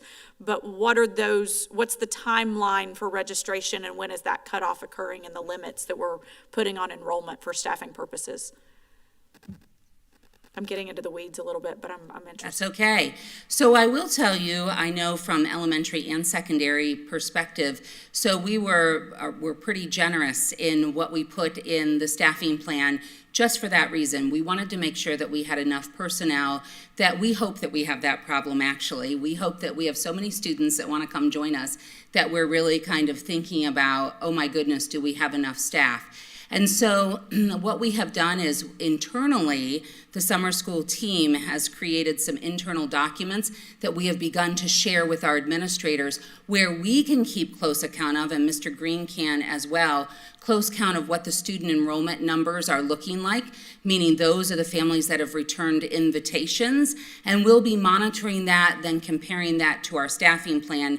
And then if we got to that point that we were exceeding the numbers, then I think that goes back to Mr. Green's point where, you know, I think he's built in a statement here at the end of the unit allocation that, again, if there was that additional unit needed that was not captured, that there was an opportunity to add that unit. Again, I think we will have more than enough because we wanted to make sure that we accounted for that and that we didn't have to come back to you to say, oh goodness, we underestimated by 100 teachers. So. Okay. My final question is actually going to be related to the communication plan. So while Ms. King already touched on the staffing communication plan, because obviously we're going to need to get teachers and paraprofessionals and all of those, bus drivers, everybody that's going to have to be involved in this, understanding, at least in classroom, that there can be some sharing arrangements and those kinds of things. But I'm also curious to know our communication plan to overcome the stigma of attending summer school. So because our district hasn't had significantly robust summer school opportunities for a really long time, there is actually, especially at the secondary level, a stigma associated to coming to summer school. And I'm wondering if, this was where I was tagging on to what Mr. Frazier was saying then, if a part of that communication plan specifically for those secondary students, would there be potential for those students who are scheduled to be in intensive reading or intensive math this fall, potentially could make up whatever it is, and they could then go into those CTE electives that they're missing out on right now? And how can we incorporate that as a positive into the communication plan to help overcome that stigma? Absolutely, and that's one of the things that we want to continue to promote once we get board approval for continuing our program. And that's why we're bringing this to you now, so that we have an ample amount of time to advertise at the school level, to have teachers encourage students in classrooms, to remove that stigma and to make sure that they understand that this is an opportunity. It's not only an opportunity for students that need credit recovery or would be scheduled for intensive reading and intensive math, but also for students that are already on grade level and potential advancement in advanced coursework as well. Okay, I'm really just hoping that the communication team is working with you guys too, and actually, to Mr. Browning's point, he's using the word marketing. I'm just saying communication in general and what that looks like across the board. Even some of the channels that we typically have been using, if there's new opportunities, I don't know, ads on Snapchat. I mean, something that's going to get kids interested and engaged, that they're going to see the information and make it fun and engaging for them to actually have an interest. And frankly, I think sooner rather than later, like throughout the entire month of May, if we had a legit communication plan, sorry, I'm putting on my PR hat, but if we had legit communication plan actually getting student to student, maybe you have students engaged, this is where those student interns could come in, students engaged helping sell the concept of, hey, if you go to summer school, then you can go participate in this auto mechanics class, or whatever that might look like. Not obviously overselling. You don't want to you don't want to have a logic fallacy there, but you do want to at least encourage those students what that looks like. I want us to, especially if this board, and it sounds like potentially we are, very committed to this long-term, whatever that long-term looks like. I don't have any idea what that looks like. We know we're being funded through ESSER dollars, which ESSER dollars obviously are the federal grants we got because of COVID. We keep throwing around ESSER.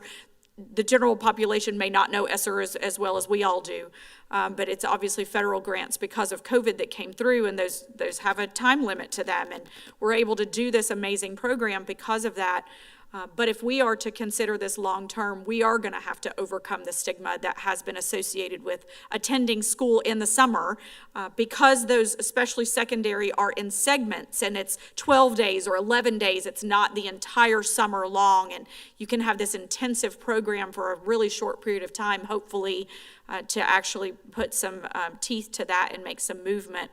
Academically, I see there being a lot of potential in trying to overcome that stigma. So, okay, that's all. Thank you. So that's Thank a great you for point. enduring all my questions. That's a great point, Ms. Campbell. We'll definitely work with Mr. Christensen's team and lean on your expertise as well as we flush that plan out. Thank you. Real quick, because I haven't had this thing. I know. This will be quick, and it's to Ms. Campbell's point. The marketing, and this is critical. This is real life concern, and that is, you can run a program, but it doesn't really, everybody gets paid, and you go on and you go to the next year. But to really be effective, to get to that top 10% in the state, what you have to do is market it to the teachers. It has to be from their point of view. Really, truly help the teacher do their job teaching, and then it has to be marketed to the student from their point of view, not from our point of view, but from their point of view. If it is, and it's going to make it a whole lot easier next year, and you're actually going to be able to achieve, and you're going to get some of those stars on your chart, then all of a sudden this thing can work. You're not just going through a routine and we all get paid. It all happens, but if we could have all get paid, but be up in the top 10 because it's successful, because the teachers are successful and the students are. So that's quick. That's the marketing. You got to do it, or else you're just going to go year to year to year to year, and we all get paid, and then you retire. But wait a minute, we want to hit a home run, every single student and every single teacher, and the teachers are being left behind. Okay, so without this marketing, without this being a resource for them, and it's just this entire attitude. So it's exciting. That part of it's very exciting to me, and I think to the general public and to the students. I mean, we want to all get into West Point if that's what we want to do, or get into Harvard, or whatever you want to do. Not everybody can get into the University of Central Missouri. Thank you, Chair. Thank you. You're welcome. I have quite a few things, so don't go anywhere, because I'm looking at the whole thing.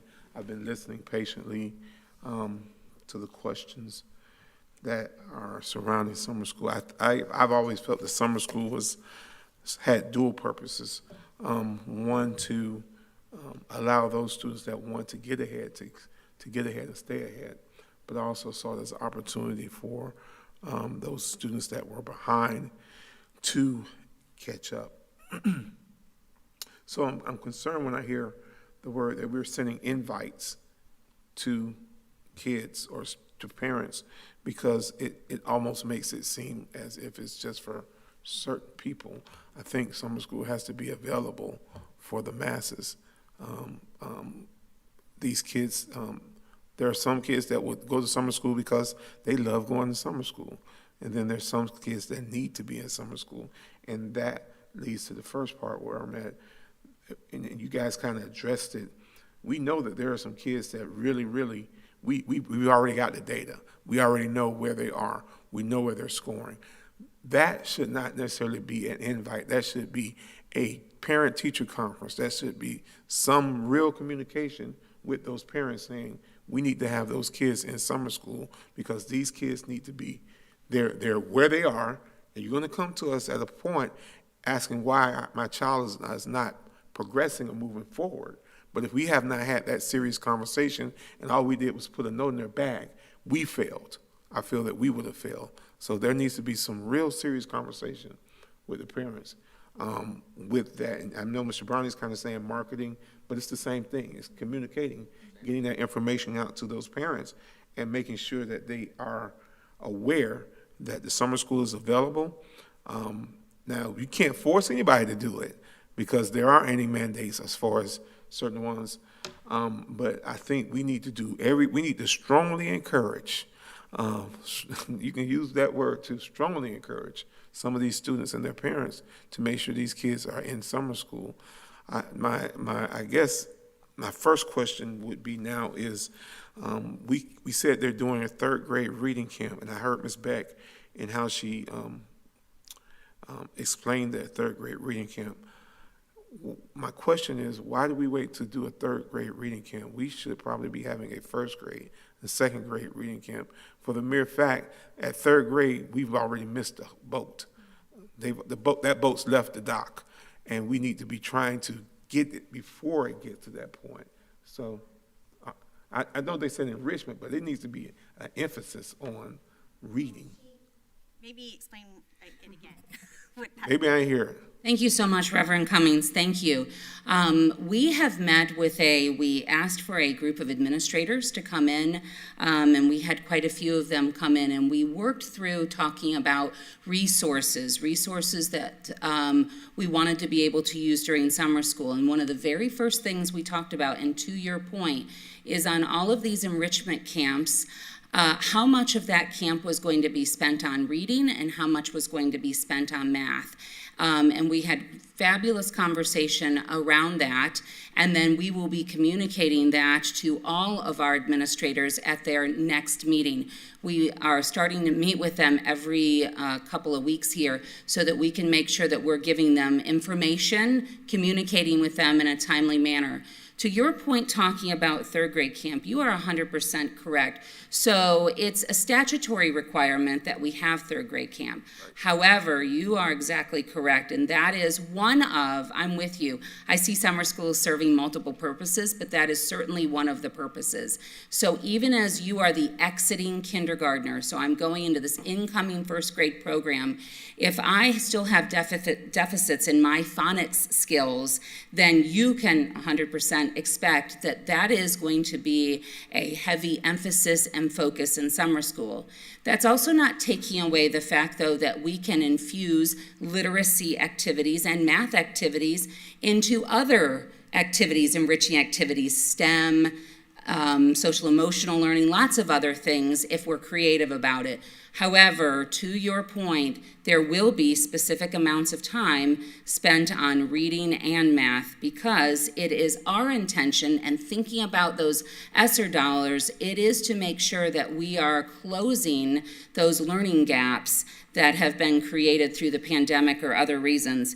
And I do love your suggestion about that personalized invitation. If you see Mr. Frazier and I back here taking notes, it's because we want to make sure that we remember. That's a terrific idea. Thank you for that. And thank you for answering that. And then I got a few more things. With that, and Ms. Thrower kind of hit. She shot a bullseye.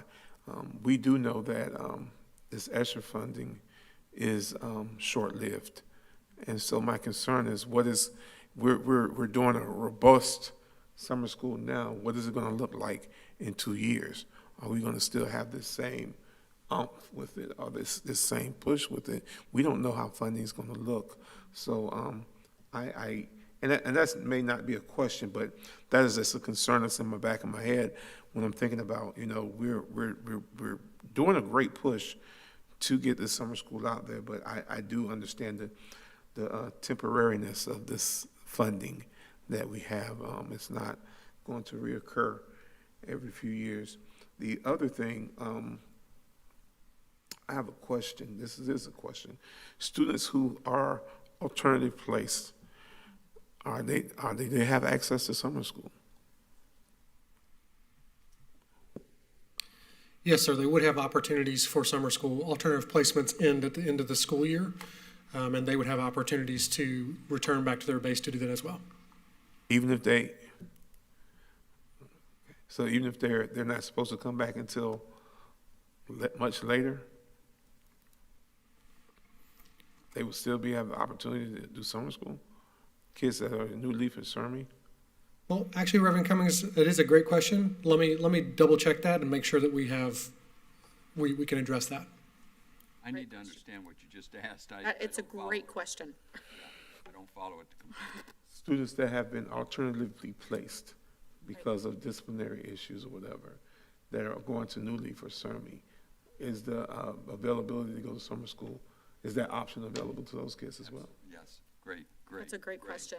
Yes, go down that path. Okay, so I'll wait for an answer on that. Thank you. I also heard you guys said there were going to be some PD for the teachers. Is that professional development going to be before summer school starts, during summer school, after summer school? I mean, because we're dealing with different types of kids now, and they're all kids, but we're dealing with some challenges, some different challenges. So. Yes, so that professional development will take place right before those summer programs begin. So the earliest professional development will be occurring for our VPK teachers because they begin their program on June the 1st. Thank you. Mm-hmm. Then I'm looking at the staffing plan, the units, and I looked at one in particular because this is one of the kind of areas I look at. Behavior techs. And I see that there are certain schools that have 2 behavior techs versus some schools that have 1. Are those schools given 2 based on the fact that those are hub schools, or what's the reasoning behind that? Yes, sir. Good point. So the schools that have more behavior techs, that is because they are pulling from the host site, and the paired site may have a degree or a number of self-contained classrooms of students who have behavioral needs. So in anticipating those students attending summer school, which we hope they do, we provided behavior techs. And as was mentioned earlier, depending on the actual attendance, once summer school begins, we feel we have enough resources here to juggle those and make some movements should the need arise, depending on the actual enrollment at these sites. So I didn't see any behavior techs for middle or high school. So with that saying, that leads me to my question. So if we don't need them during the summer, do we need them during the year? Well, we also have district-wide behavioral support during the summer. We will have our 3 behavior analysts. They're 12-month employees, and they're deployed to schools as needed. We will have 3 behavior specialists, which are instructional staff and highly skilled as well. They will be on call per se. We will have our school intervention therapists, 2 of those on staff for the entire summer school. So we feel that there's a degree of support, not knowing exactly who's going to show up where, but we did want to make sure we had a robust staffing plan, and then knowing we may need to make some adjustments. And also in that staffing, thank you. Also in that staffing plan, I don't see any social workers. I'm thinking we would need, why wouldn't we need social workers? I mean, if we're talking about, we say that some of these kids have some issues. They have some things going on. I heard about the behavior therapist. I heard about the intervention specialist, but I just had a conversation with the superintendent the other day about how some of these jobs seem like their job description are kind of convoluted and kind of cross and all that kind of stuff. So, but I would think that you would need social workers, wouldn't you? I see school counselors down here. So I'll let you answer the question. Yes, sir. Very good point. And to your first point, yes, we are examining your concerns with the social workers actively and working with Mr. McGowan's department. More forthcoming on that.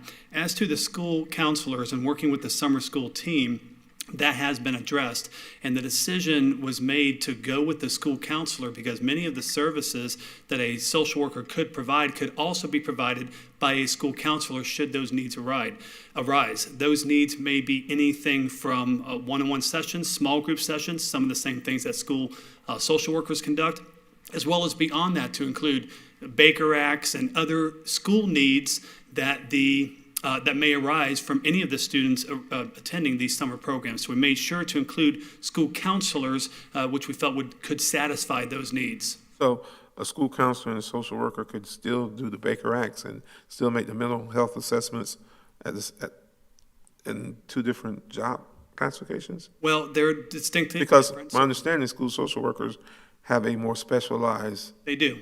They absolutely do, yes. But school counselors and school social workers do work very closely together. They're part of the multidisciplinary team together. Right. They both have the ability to assess students together, but they also have both the ability to conduct conferencing, one-on-one, small group sessions as well. If there's an advanced, more specialized need than that, then certainly we do have district personnel that could fill in to help with that need should it arise beyond the scope of what a school counselor is qualified to do. All right. Listen, I thoroughly believe in summer school. I really want our kids to get whatever we can give them through summer school. So I don't mind asking those questions because I think the community needs to know what's out there, and I definitely think that we need to make sure that we do that extra push to getting to the parents, to letting them know. What I often hear is, I didn't know summer school was available, or I didn't know my kid could go, or I found out that my kid got to go because they weren't doing well and they were put on the portfolio and they may not get to the fourth grade. So I think, and I'm not a marketing person, I'm not a publicity type person, but I think there has to be a real, because of us moving out of this arena that we're in as far as COVID and the slides and all those types of things, there has to be a complete buy-in, not only by the parents. There has to be a complete buy-in from this district, and there should be on every marquee at every school advertising summer school. Not some. I should drive by every school and see it on every marquee pushing summer school, and every principal should be behind it, and they should be pushing it in those parent engagements, and it has to be because we see, if we really want the grade to change, we have to do some pushing. I just really believe that we really have to do some pushing with folk, and so thank you guys for this, and I'm looking forward to seeing what summer school looks like this year and beyond. Chair, may I make a comment? Yes, sir. Yes. To the chairman's point, he isn't marketing. I am marketing, and his position is correct. You've got to have structure. You've got to have that, control issue. You got to have that. But to really be successful with a program, you must go to the customer. You must. If that student, Reverend Cummings and myself both would dodge this program, and probably very successfully when we were kids. No way I'm giving up my summer. I mean, it's not going to happen. I went to summer school every summer, Mr. Brown. You were? Just to get ahead. I want to get ahead. Yeah. All right. So the idea that if it can be sold, you can put it on a marquee all day long. But if a student, if you can understand why it's actually beneficial from the to the student from the student's point of view, and to the teacher from the teacher's point of view. If you can figure that out and you can broadcast that, now they will come. Forcing a kid, forcing a teacher, forcing people, it's a waste of dollars. If you're selling cars, you're selling anything, you can't make it happen successfully. It can look like it's happening, but it won't really be happening. So if we can sell this, if you all can sell it to the student from the student's point of view, it becomes kind of the neat thing to do. If you could ever turn that corner, even marginally, it's a home run. And now, suddenly, we've got education flowing. Not just a program, but education from the student's point of view. It's exciting. So that's just a bundle of what the Reverend's saying. And I'm saying, I just happen to have a perspective down that road. And it's not a control thing. It's just get them in the door. It's cheese to get the mouse to the trap, if you will. That's right. Okay. Yeah. Thank you, Mr. Browner. Superintendent? If I may, Chair, I want to underscore something that was mentioned a couple of times. Parent conferences. I'm going to underscore this heavily because I'm very passionate about it. It is very typical that that's where you would provide this information and have the conversation about the importance. That has always been my experience, and that is the expectation. So again, a conversation about here's what's being offered, here's why this is helpful for your child, and here's why they are strongly encouraged to attend. So again, conversation, communication, face-to-face, I think is always best, but that is why those parent conferences are so important. Indeed. I guess I'm thinking about the mental health component too also of summer school. Is that going to be handled through the behavior techs, the intervention specialists? So I don't see any of that. Or is that just going to be handled through district support? The what? Mental health. Oh.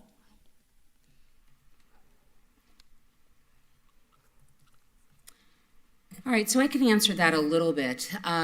So when thinking about, I kind of think of that mental health, even like I think of behavior on different tiers. So certainly at that tier 1 level, which is that support that we provide to all students, we definitely want to work that into our programming for all students that are coming this summer. That would span elementary across to secondary. And then as we get into more specific or targeted needs, so then that's really then getting to the student level, that is where certainly we will be pulling upon our school counselor. Also, it sounds like there's some discussion through Mr. McGowan's department, and keeping in mind that several of his folks as well, including him, are on staff for their 12-month employees, and we would be using them this summer. So just as whereas the folks in my department are supporting curriculum needs during summer school, we would be expecting other departments to support with their areas of expertise as well. We kind of believe it takes the village. Yes. Thank you. Oh, good. Oh, Ms. Stockman. Oh, wonderful. And I would just echo what Ms. Beck has relayed, that we do have district staff available. With our school counselors on campus, they are there available as the first line of defense. As we say, they provide support for all students, and they also can provide that brief counseling service as students' situations arise. If we do identify a child that needs more intensive support and services, we do have those 12-month employees available. We have psychologists on staff. We also have my department on staff that can provide that support. So that should not be an issue. Ms. Stockman, would you introduce yourself just for anyone that might not know who you are? Yes, I'm Amanda Steckman, and I coordinate the mental health services for the school district. Thank you, Ms. Steckman. Thanks. Chair. I would just want to clarify a point from a question Mrs. Thrower had a little bit ago, if you'll tolerate that. But on the grid that you were given by Mr. Green under the side for instructional units, in your question and concern about our students with disability, I particularly appreciate that. But you'll note the fourth column from the left for your high schools, There are 3 support facilitators for every high school to assist and support students in those credit recovery labs, because we know our students with disabilities often don't learn well, self-initiating or with a computer independently. So that would mean that every high school will have 4 support facilitators. And so to your concern about driver's ed, that was a great point. Hopefully with those 4 staff members, that any student with disabilities that needs support, no matter what program they're participating in, will be able to get it this summer. Thank you. And thank you for clarifying that, because we all know if they didn't get it in front of a really good teacher, the chances are they're not going to get it in front of a really good computer. Yes, ma'am. And so that leads me to another question. With this credit recovery, is that for if I failed whatever, history, I'll be able to take history through the summer and get that credit back. If I failed chemistry, let me do something a little different. If I spell chemistry throughout the year, would I be able to take chemistry through summer school? And would that be online, or is that in person? How is that? So there will be options online to be able to recover any course that we have through Edmentum, through Plato. Really? How? I got an issue with that. The reason that when I was in school, a lot of folk failed chemistry. A lot of folk failed chemistry, and that required lab work and all that kind of stuff. So how can they do that online? If it's a course that's offered through Plato that we have through credit recovery, then they would be able to do that in that lab. What if it's not one? That's not through. How they get it? How can they get it then? And I'm not trying to put anybody in the spot. I'm really asking the question. I don't know. So don't think I'm trying to put you on the spot. I don't know, and this is just my thinking. Chair, would some of that be data related? Like if there's a big chunk of kids that failed chemistry, then maybe that would trigger the hiring of a chemistry teacher and so on. I'm just thinking along with what you're saying as well, kind of let the data guide us and who's showing up. I remember being astonished that our youngest was able to do that personal fitness class online because he had to submit videos of himself, I don't know, exercising or whatever it was. He managed to pass it somehow. So most of the credit recovery classes are not live in-person classes? Okay. They are not. Okay, thank you. I was enlightening. Thank you. Chair. Yes, ma'am. Thank you. A couple things that I think I need to clarify and maybe need some assistance in clarifying. First of all, I'd really like to thank Dr. Gullett and your team. Thanks to your vision, we had a very robust summer school program last year, and I was delighted when I went around to visit those sites, how engaged the kids were, how excited the teachers were to be there and to have that opportunity. So it sounds to me like we're continuing to build on this, and that as a school board, it's going to be our task to figure out the funding moving forward to see that this continues well into the future. And that circles me around a little bit to my perceived role anyway in all of this is to definitely provide the funding opportunity and the empowerment to throw the doors wide open to you guys. You know, there's a lot of experts in all of our departments that need to be acknowledged and empowered and for us to let you know that we trust you, you know, to let it rip. I think of our marketing blitz, you know, and what it's going to take to try to shift this dynamic of, because I remember those days too when summer school was a punishment, but, you know, I think over the years with all the different innovative camps that we've done and encouragement, it's perceived less that way at the elementary. You know, middle and high is hard to move, but there's also more carrots. If you want to get your driver's license and you're coming in to do driver's ed, oh, by the way, Johnny, you also had a D or a failed math or whatever. Let's get that knocked out too, you know, while you're here. So I love the ideas about the guidance counselors and utilizing them and empowering them to be in schools in the summer, because I've seen those stacks of CUME folders that they're faced with when they come back because they're off contract typically. And then they are already walking in feeling so pressured because the school year is only 180 days. And so I love the fact that that's being acknowledged, and the ones that are able to come and work and job share and all of those things is really important to me, because in the end, you know, we don't just want to look good on a marquee. We want to be good, and we want to have those results. So I guess just personally, I want to say thank you, and that the trust is there, and that we're here to give you the tools that you need to do your thing as the experts that you are. So I'm super excited about this summer. I know you guys are going to let it rip, so let's go. Yeah, I am. I second everything Ms. Thrower just said. Truly, I trust and I love your vision.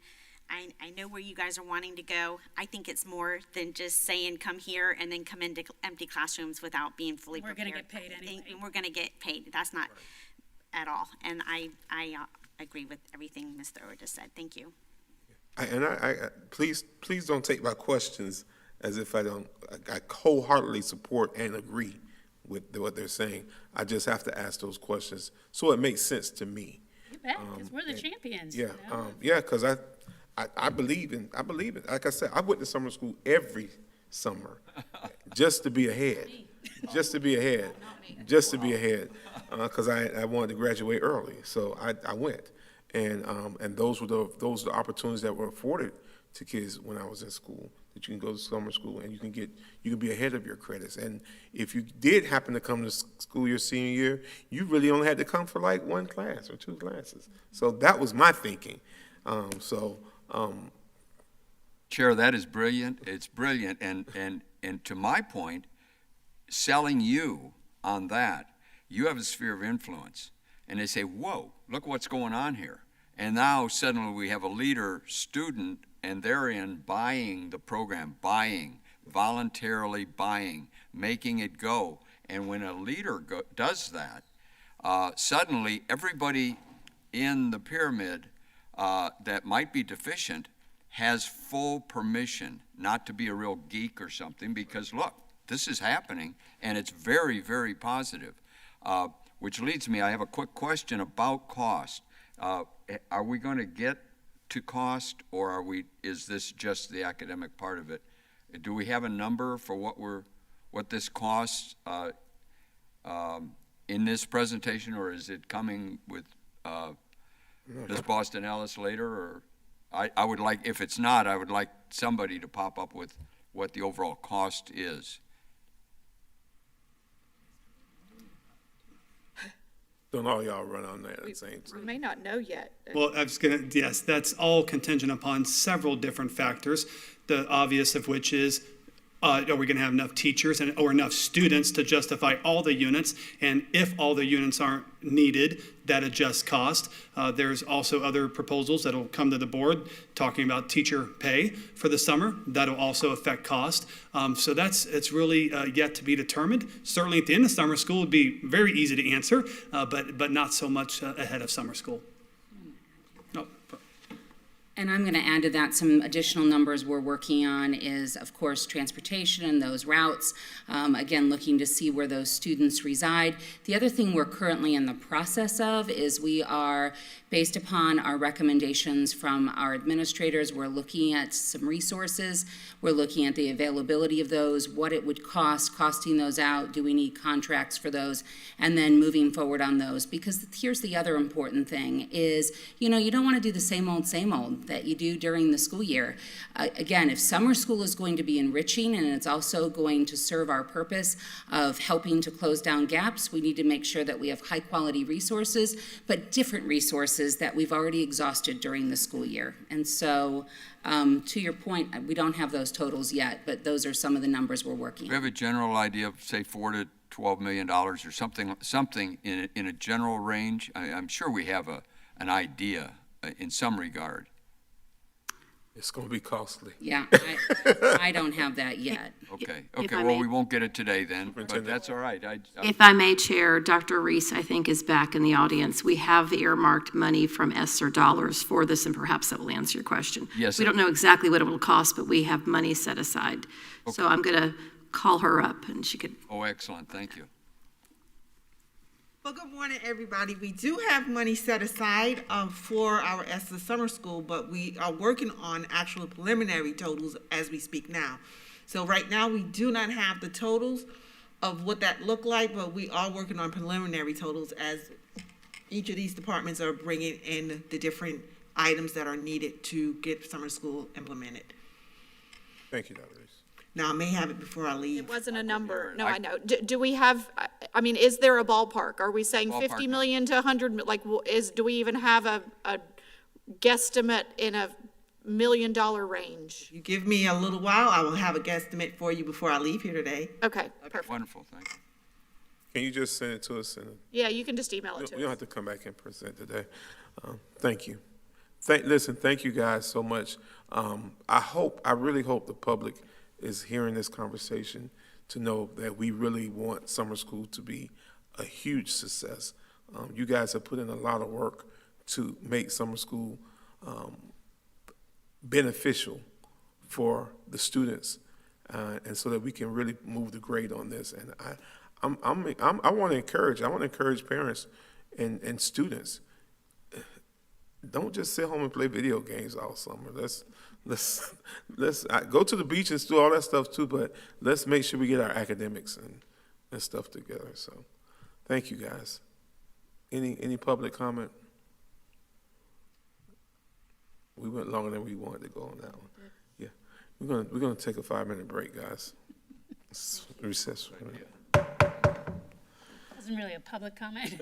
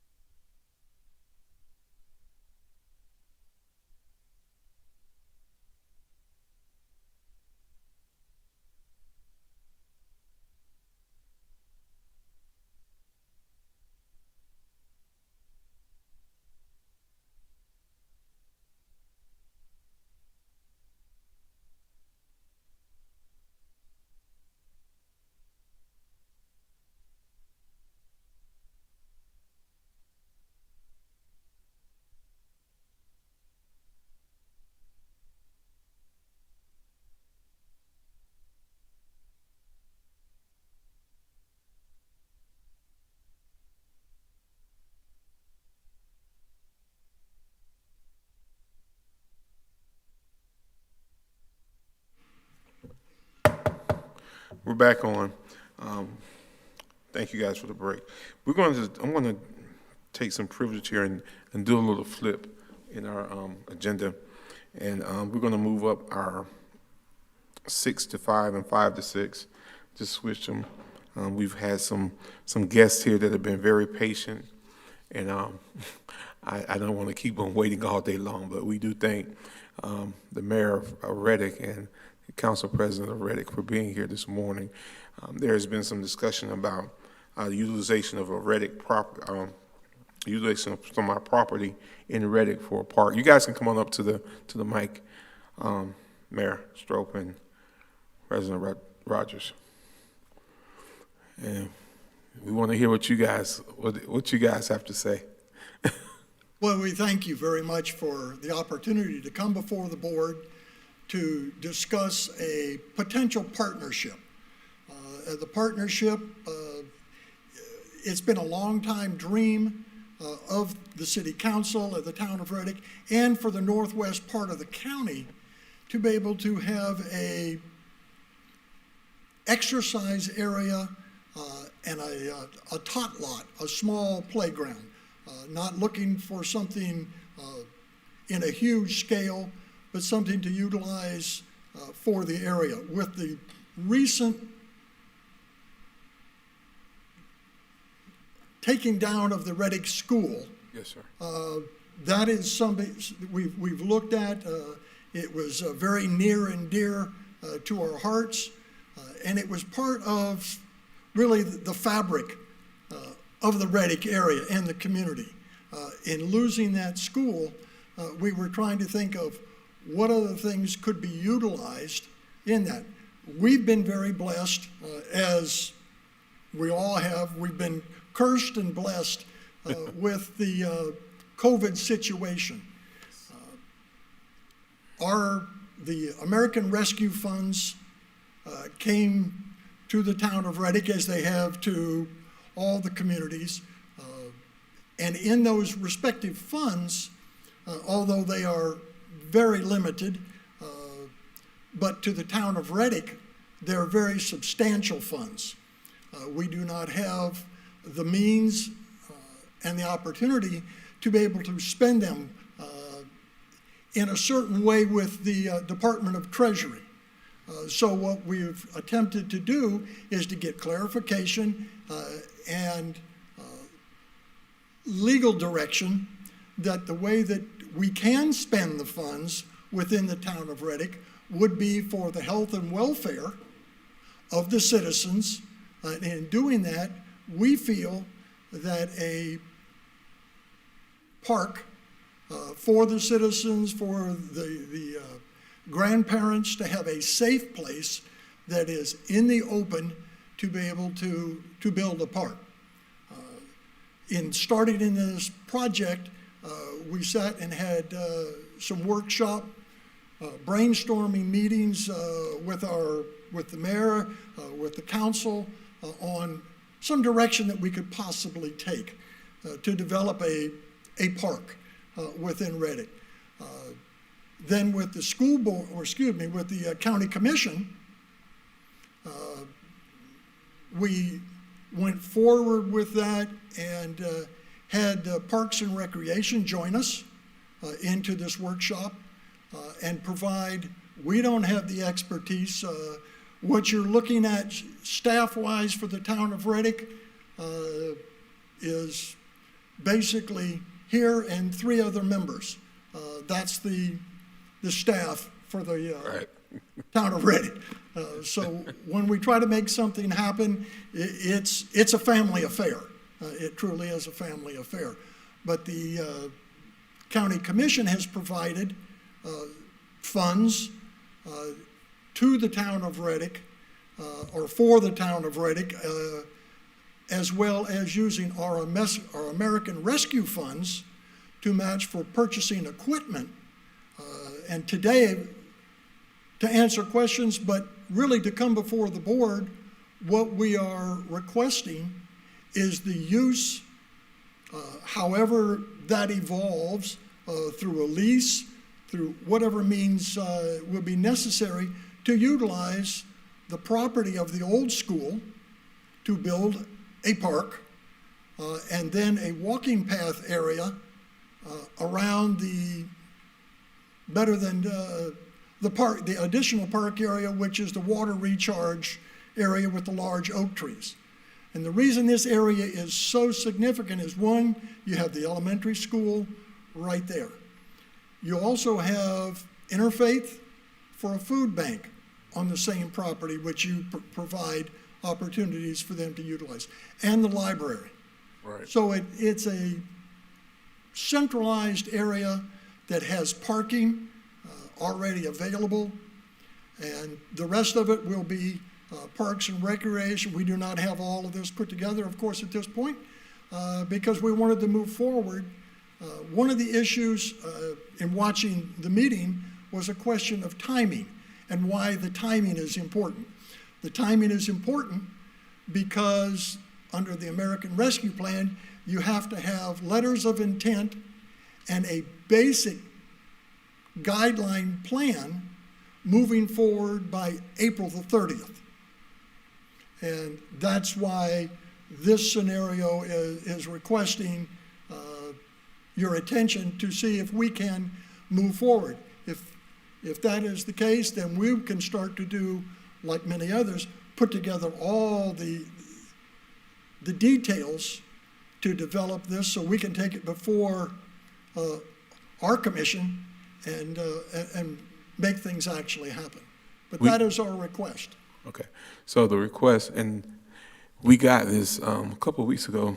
Board Member King brought this before us.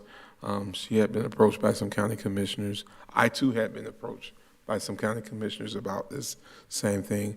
The conversation that we had within this board was very enthusiastic about doing some type of partnership with the city of Reddick, the town of Reddick, and the use of that property. From my understanding, and Attorney Powers, you can kind of help me.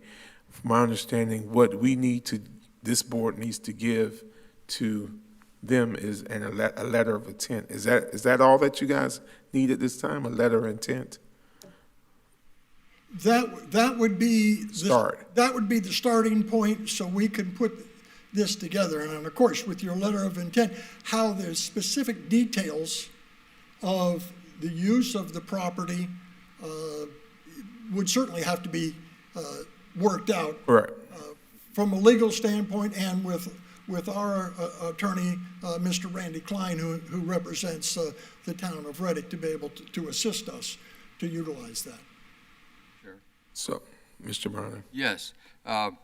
Thank you for coming. This is great. Information is what makes the world go around, especially for my district.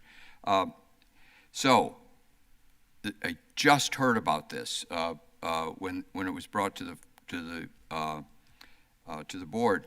I am enthusiastic about the idea of recreation and proper use, high value use.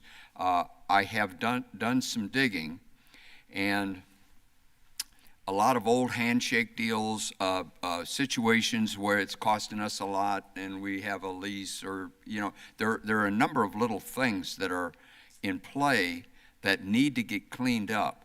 I would be glad to come, and you can get my contact information, and sooner rather than later, especially with your timeline, I'd be glad to look at it and help facilitate all I can.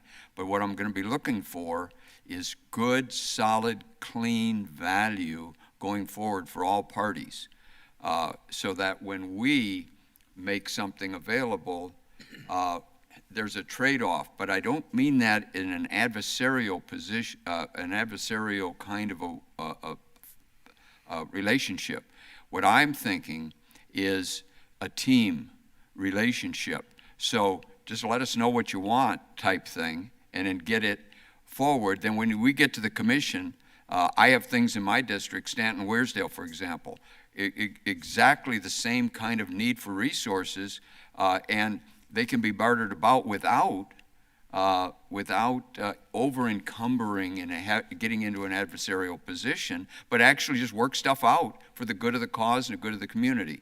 So I champion you guys for for coming forward like this. And you bet, keep the costs down, get the value kicked way up, and don't get gypped, culturally get gypped, because it's really hard to know what you guys want. And when everybody's negotiating, and everybody's trying to get out of it as inexpensively as they can. I abhor that kind of a situation. I like teamwork, and just put it out on the table, and then you can trust the people, and you can work it out, and everybody benefits, especially our bosses, the population, the people. Well, we appreciate that, Mr. Browning, and one of the things that coming before this board, which I'm sure you'll be glad to hear, we're not asking for money. We're not asking for that. We're asking for the use of that land to be able to build something that between the county commission and the town of Reddick will fund this facility, not only for the citizens of Reddick, but for the entire surrounding area, to have a safe place. We have a secondary location that was developed, and it is at the old sheriff's office. It's a small, very small piece of property, and it's a piece of property that the town of Reddick owns, but it is in a less desirable neighborhood. It would not be, in our vision, it would not be a safe place for a grandma to be able to bring and take a walking path or take her kids to a tot lot to be able to play. It's a facility that's, the land is there. The sheriff's department used a lease for it for a number of years until they decided through their constraints that they were going to close the facility. So it is there, but it is much too small, and it's not in the in the area that we're looking at. We also have a green area directly across from the school, which is a parking area and park with azaleas and so forth. So when people want to be able to come and just have a picnic, they can do that on some open space. Attorney Powers, can you chime in on this? And what are our next steps? What do we need to do so that we can? Because I think I heard from, y'all let me know, I did hear that we were in agreement with doing something with the city of Reddick, correct? I am, but I need to know where your value is, what you actually want. I need to travel there. I need to come and talk with you. I need to hear your arguments in order to do the right thing. I'm short on information, but not short on enthusiasm for supporting you, but I can't let this group down, this district down, because we have costs. And I want to, maybe there is no issue. Maybe there is, but if there is, I want to address it. If there isn't, great. Maybe we can even contribute to it through some funds. We have funds coming in all the time in various ways. So it's the good of the cause. So that's what I need. Ms. King? Right. They're not asking for us to contribute anything. No, I realize that. Other than they would like to lease or borrow the land. They have funds. They can provide the walking lot, right, or the tot lot and what was it? Trail. The trail, yes. So they're just asking for to use it. They're not asking to be compensated in any way. I think, in my opinion, their efforts are very sincere for their community of their town of Reddick. They see a need. They have the funds. They're coming to the school board because they know that we have land that is available, is not being used. I look at it as also, we won't, they're gonna, I believe the county commission is even gonna maintain the land, or at some point they'll maintain it, so that's even less for us to be doing. But I understand the legalities of it, and I also understand that by April 30th, they have to have a letter of intent, and they also need to have a guideline plan. So, playing the game of I need to go out there and see it because something's not happening in my district and we may be upset with the county commission for other things isn't cutting it for my district. So I would personally like to see the how my other board members feel about doing what's right and what's best for the community and the To town address, of to Reddick. address that, and that's to my comments, I'm not playing a game. What I'm looking for is full value for you all, and you've got the ideas, and I'll even go today. So I'm with you on your timeline, but if we have an asset, that asset has to be looked at by us. We have to decide. Of course. The Whether asset or has to not be- we want to do that. And I can get there, but I have to get there in rapid order, it sounds like, and I can get there. And as far as other things in my district are concerned, no, I'm not playing any games, and nothing has to be contingent on one thing on the other. It isn't a quid pro quo. It's. You said that. You did. I did say that. I did say that we have a lot of issues that we deal with the commission, and there are a lot of handshakes. Some of these things up there that I was able to dig into are, go back into the, in the last century. So, 20 years ago, 25 years ago. So let's just get to it quick, at least for this board member. Let's get to it quick. And I can get to an answer real quick. This is real estate. This is delivering value, and I can get to it quick. You brought it quick. Board member brought it quick. I'm willing to act quick, so I don't see any issue. Ms. Thoron. Thank you, Chair. Kids, family, community, that's my thing. I need more information regarding the letter of intent, because when there are timelines tied to dollars, there's a lot of different constraints, or maybe not so many, and I'm just not familiar enough, so I need direction on that. Ideally, I would like us to have something in writing that meets the requirement of not losing the funding.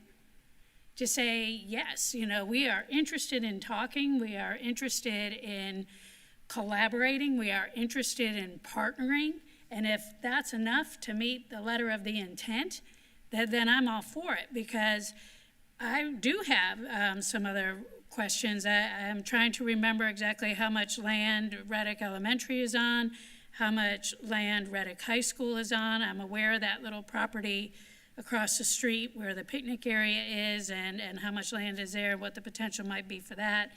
To add a playground.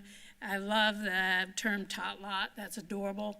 Coming from the high school realm, I'm also very concerned about how parks are going to be monitored, because, and this is something that I learned through conversations with community members many years ago, so it kind of, the fact that it's coming back to me now is fortuitous. You can have the most beautiful playground and walking area in the world, but if it's not monitored in some way, it just becomes a new place to sell drugs. And I know that's very direct, but we've all seen that happen.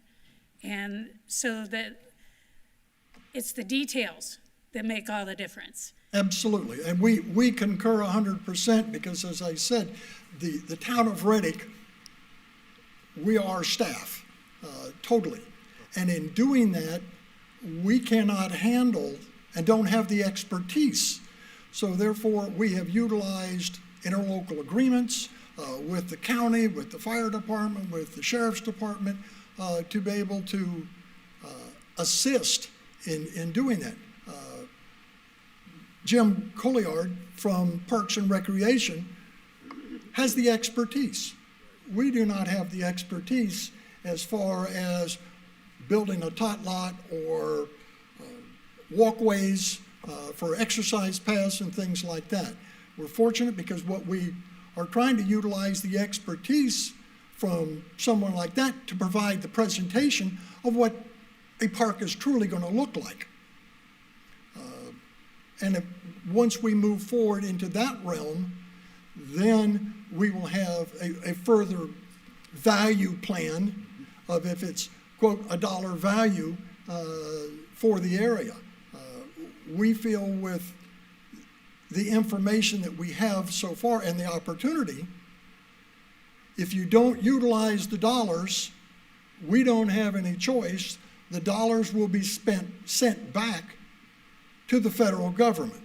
And we would like to, since it's very difficult to be able to save and have enough resources to make something happen in a positive manner for the citizens, we want to be able to make that happen.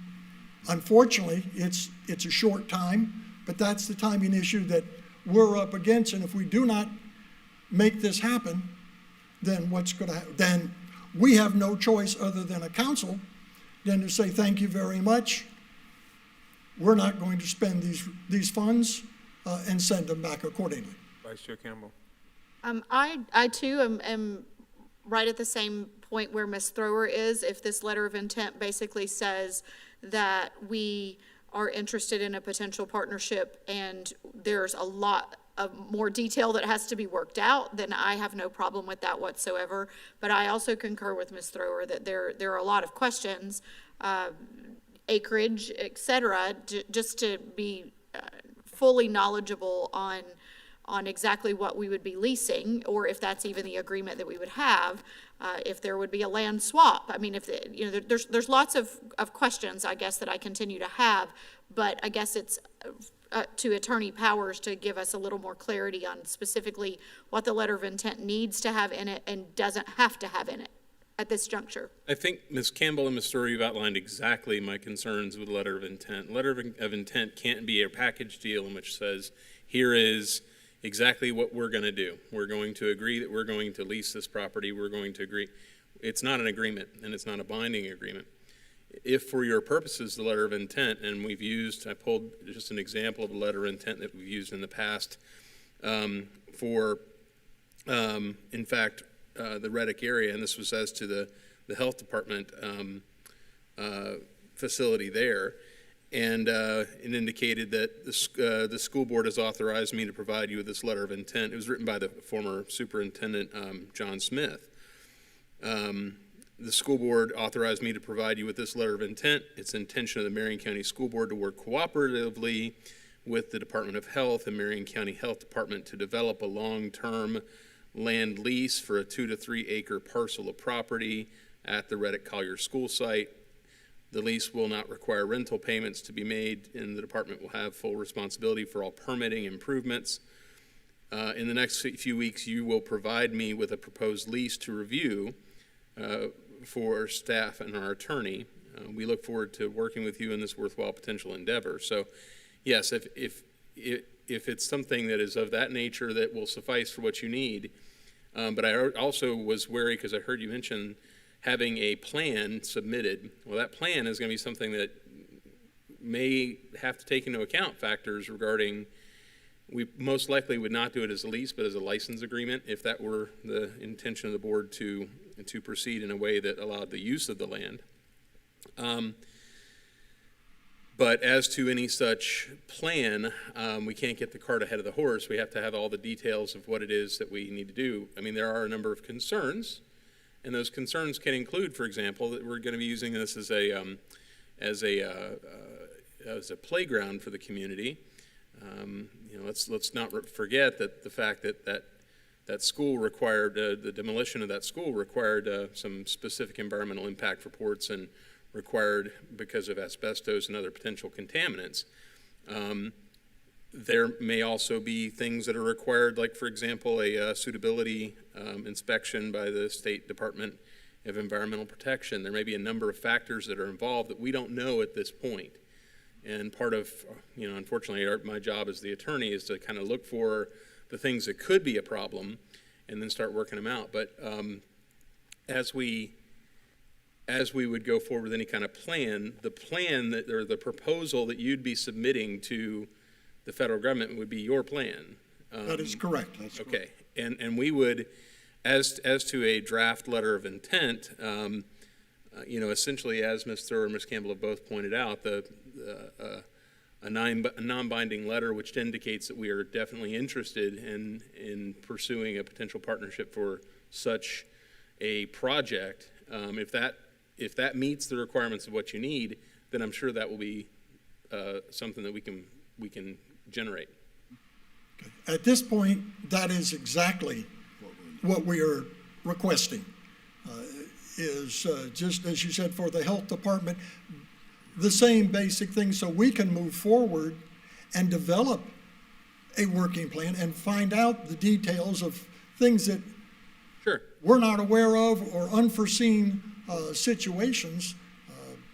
That's why we wanted to come before the board to be able to request that direction. So Attorney, can we do, because I'm hearing the same pretty much from all of us, a letter of non-binding intent? Yes. Intent to give to them. I can generate that. I can generate that quickly. That is something that if that's the board's pleasure, that's what we can do. Now, I will tell you that we have historically had back 20, 30 plus years lease agreements in some of these instances. Right. Most of our recent experiences have been more with a licensing agreement or license agreement sort of issue, just because of some updates in the law. Right. Essentially has the same effect and allows the same allows for the same use. So we don't even have to identify that for the letter of intent, but we can, I can draft something and submit that to. I need to find out who it is that would be on the other side to get some information from or submit that to, so that they look at it and they can identify, oh, hey, you know what, we do need an additional sentence here regarding this, and I can indicate whether that's easy enough or. Does that letter of intent have to be voted on, or can it be consensus out? If you authorize your attorney to generate a letter of intent, that's what I do. Okay. So that's not something that you'd have to. Because right now, my understanding, time is of the essence, and then they will in turn bring back a plan once a plan has been formulated to this board that will be presented to us, so that we will know the details. Right, that's all this is. Yes. It's just an intent, and then it's non-binding. There's nothing saying that we're 100% doing it, but they need the letter of intent to be able to get those funds, because if we don't, they will not receive those funds, and that's. I'm not sitting up here saying, let's do it right now. I'm saying, let's give them letter of intent, we're interested, and then work it out because of the timing factor. They can get the money, and once because all this right now is also contingent on whether or not the federal government actually does give you the money. So once we get to that point, then we can start talking about what that actually might look like. You have my support. Based on this conversation, I'm good. Chair? Yes, sir. Yes, so I would like to see this. I'm comfortable with this letter of intent, but I don't want to lead you astray. I need information, and you have indicated that will be forthcoming.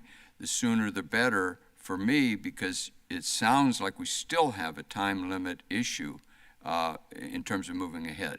So whether it's today, tomorrow, the next day, or whatever, let's just, for this board member, I need information up there from you all, and I'll dig into information in other regards. So let's just, I'm just making it available to you. I don't want to overstate my intent.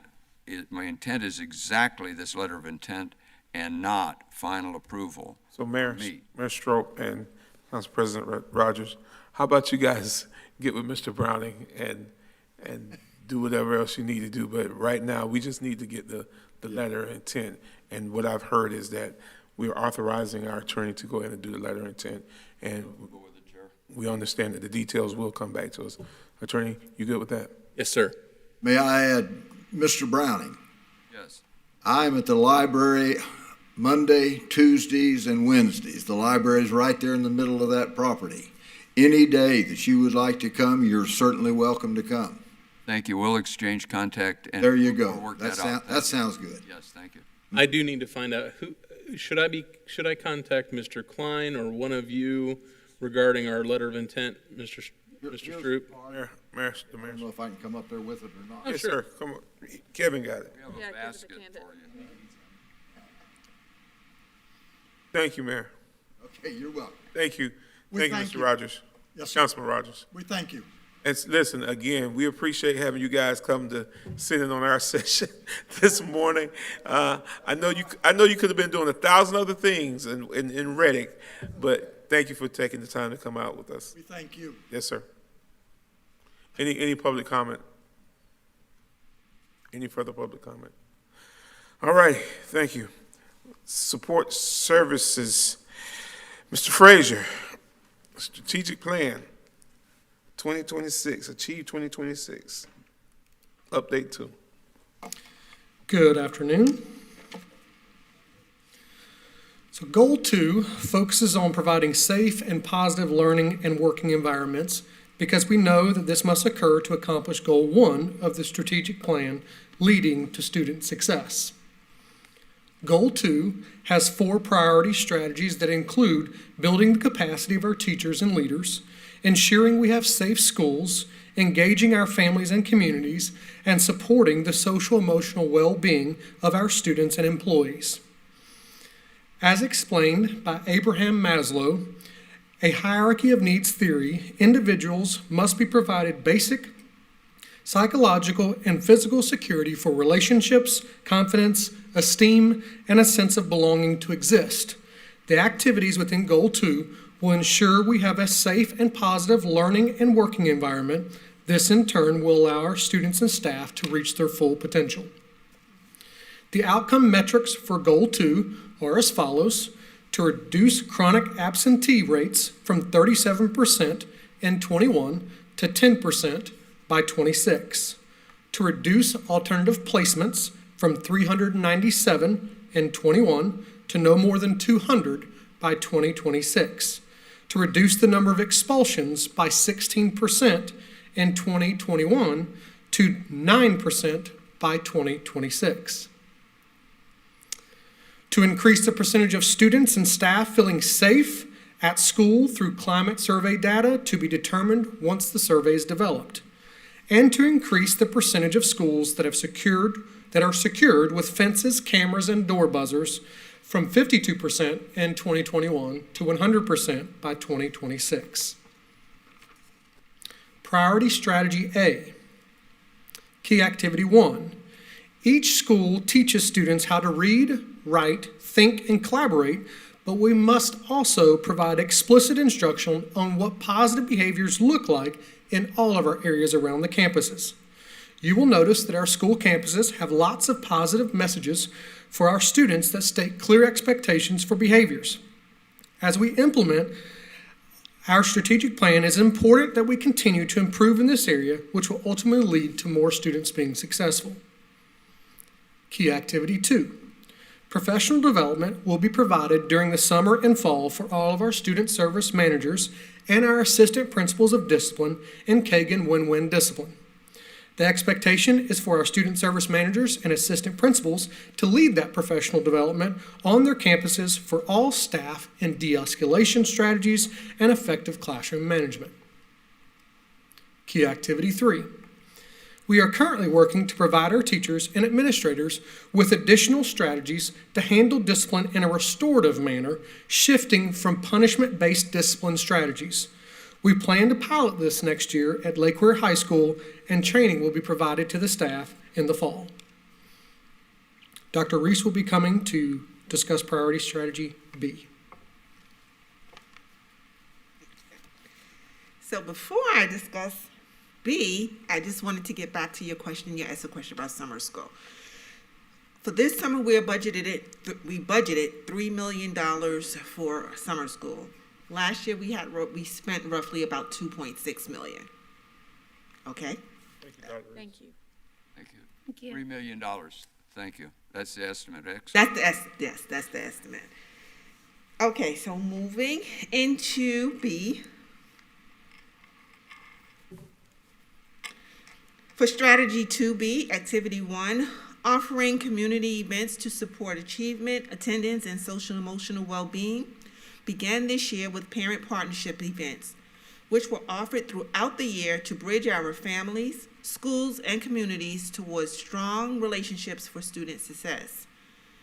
These events offered families, academic, social, emotional, health, and community agency resources. We will continue to host these community events for the upcoming school year. At the school level, our homeschool liaisons continue to support with parent engagement. Each of our HSL's homeschool liaisons positions support, each school has an HSL position to support with student achievement. One of their main priorities are communicating with parents about their child's academic progress and, where applicable, excessive absences. Our homeschool liaisons will receive ongoing professional learning to support student achievement. From these professional learning sessions, they will design parent workshops on new academic skills as well as support families with social emotional needs. In addition, the HSL collaborates with school social workers and guidance counselors to offer various methods to support families, including parent conferencing. Schools provide many opportunities for direct parent engagement through parent-teacher conferences. These conferences serve to communicate with parents about their child's academic and behavioral progress. While the number of parent conferences offered throughout the year varies from school to school, to date, they have been approximately 9,800 conferences. To increase parent conferencing for the upcoming year, we will pilot a collaborative parent conference model that welcomes, honors, and encourages families to become actively involved with the overall development of their child. And for our final 2B activity, the district will provide professional learning opportunities to support site-based school advisory councils to continually assist in preparing and evaluating the results of school improvement plan. Federal Programs Department offers ongoing professional learning to school advisory council chairs and co-chairs throughout the year. These offerings are to increase site-based community and family engagement by building their capacity to use data-driven decisions, to increase their knowledge on school improvement and Title I allocations to support schools with decision-making on research-based resources, and to identify problem areas and develop improvement strategies for those areas. The team has also created a district SAC webpage that can directly link back to individual school SAC pages to inform families on their school's SAC minutes, agendas, meeting dates, and there will also be a link that's forthcoming. Families can go on to add concerns or different topics that they would like to see added to their SAC meetings. And now I'm turning it over to Mr. McFadden for Priority C.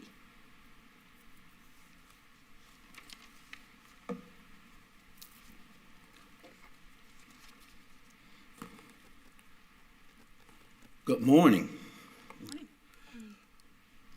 Strategy 2C is to ensure school safety is a top priority at all schools. Key activity 1, the Safe Schools Department will collaborate with the Finance Department to properly use available funds to complete all school hardening projects. Working with our Finance Department has allowed us to look at different ways to utilize funds from different funding sources to meet our school hardening completion goals. It is best practice to place door buzzers, fences, and cameras at every school to control pedestrian traffic and monitor visitor access. Fencing of all schools will be close to completion of around 75 to 80% by the end of the 2022 calendar year. Cameras will be over 70% completed, and door buzzers will be closer to 60% completed. Again, all of these by the end of the 2022 calendar year, which tells us that we're moving at great pace, great speed, and getting them done in a timely manner.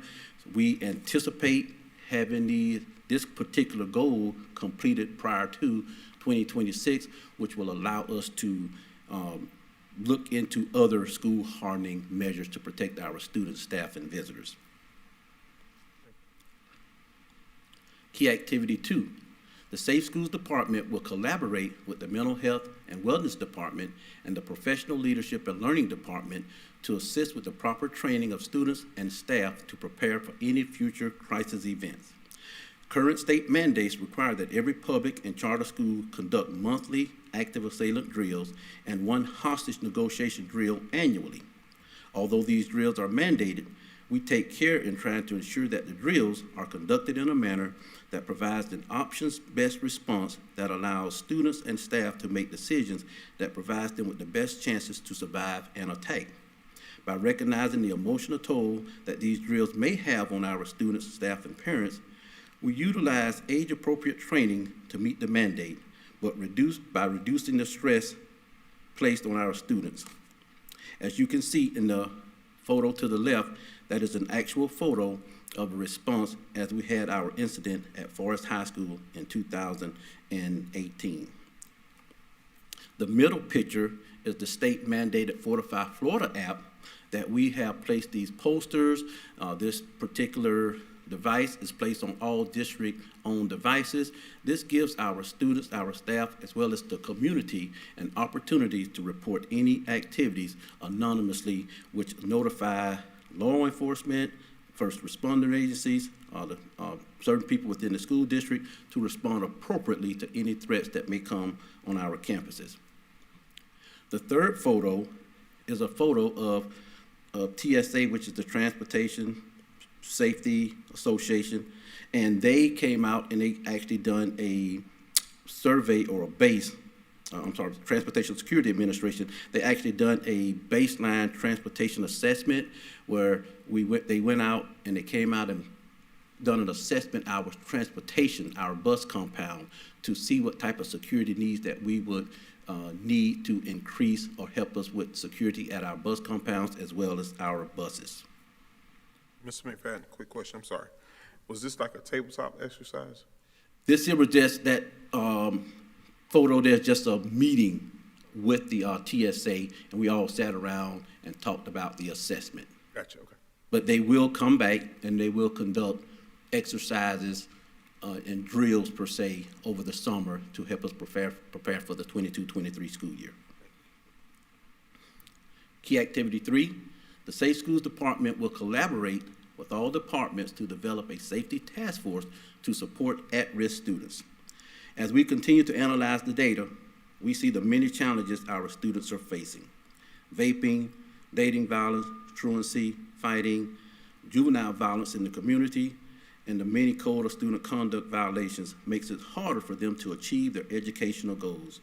Therefore, we will make every effort to collaborate with internal and external stakeholders to provide the necessary education and tools for students to be successful in whatever career path they choose. We've had the pleasure of working with nearly every department to address the at-risk behaviors of our students to determine the next steps. Once we get the data and analyze it, we will address these needs, then create programs to target these behaviors by collaborating with our stakeholders. The picture on the bottom left is a picture of Miss Christy Dixon, who works with FANS, which is the Fitness and Nutrition in Schools. And what she is doing, she's going around to the schools. She's got this little, like a lung, and it shows the effects of what vaping has on your lungs when you vape. And she does things like that within all the schools, or especially the high school and the middle schools, which is, again, part of our collaboration and allowing us to create these task forces to address that specific issue that we're having. The picture in the middle is what we call our annual seatbelt count, and that picture, we go out to all the high schools and we actually count how many students, passenger and drivers, are wearing seatbelts. We do an initial count. We notify the schools of what that percentage of students are, and we hope when we come back out later in the year, usually around January, that the message, the education has spread it to those students and encourage them to wear seatbelts, because we realize that seatbelts save lives. The picture on the bottom right is a photo of one of our school security specialists, Ms. Cynthia Barnes, working at Wildmena Park Elementary School with in their program that they call PEARL. PEARL stands for Poised, Elegant, and Responsible Leaders. It was started by the staff at Wyoming Park, and what they do is they have a mentorship type of relationship with these young ladies, as well as the men at the school, the young men at the school, to encourage them to do what's right, continue to pursue those educational goals that they have, and just giving them some encouragement. Overall, the Safe Schools Department, we're trying everything possible by utilizing this task force to address juvenile violence, vaping, anything that could cause our kids to get thrown off that educational path, that growth that they're seeking to for their future careers. Thank you.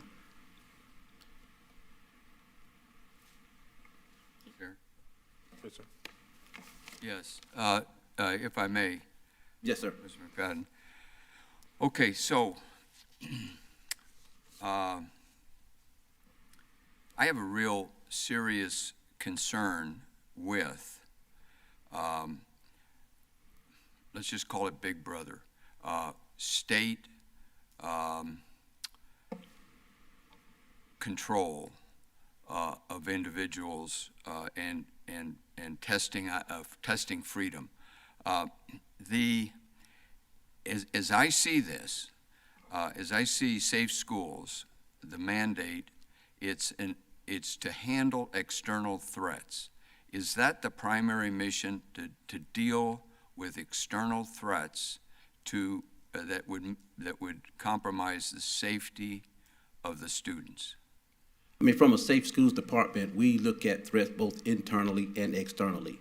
We do use grants and funding that is provided to us by the state to place fences and doorbells and cameras on our school campuses, because without that funding, as a district, it will cost us obviously a great amount of funds to do that, and there's not oftentimes that we have the funds.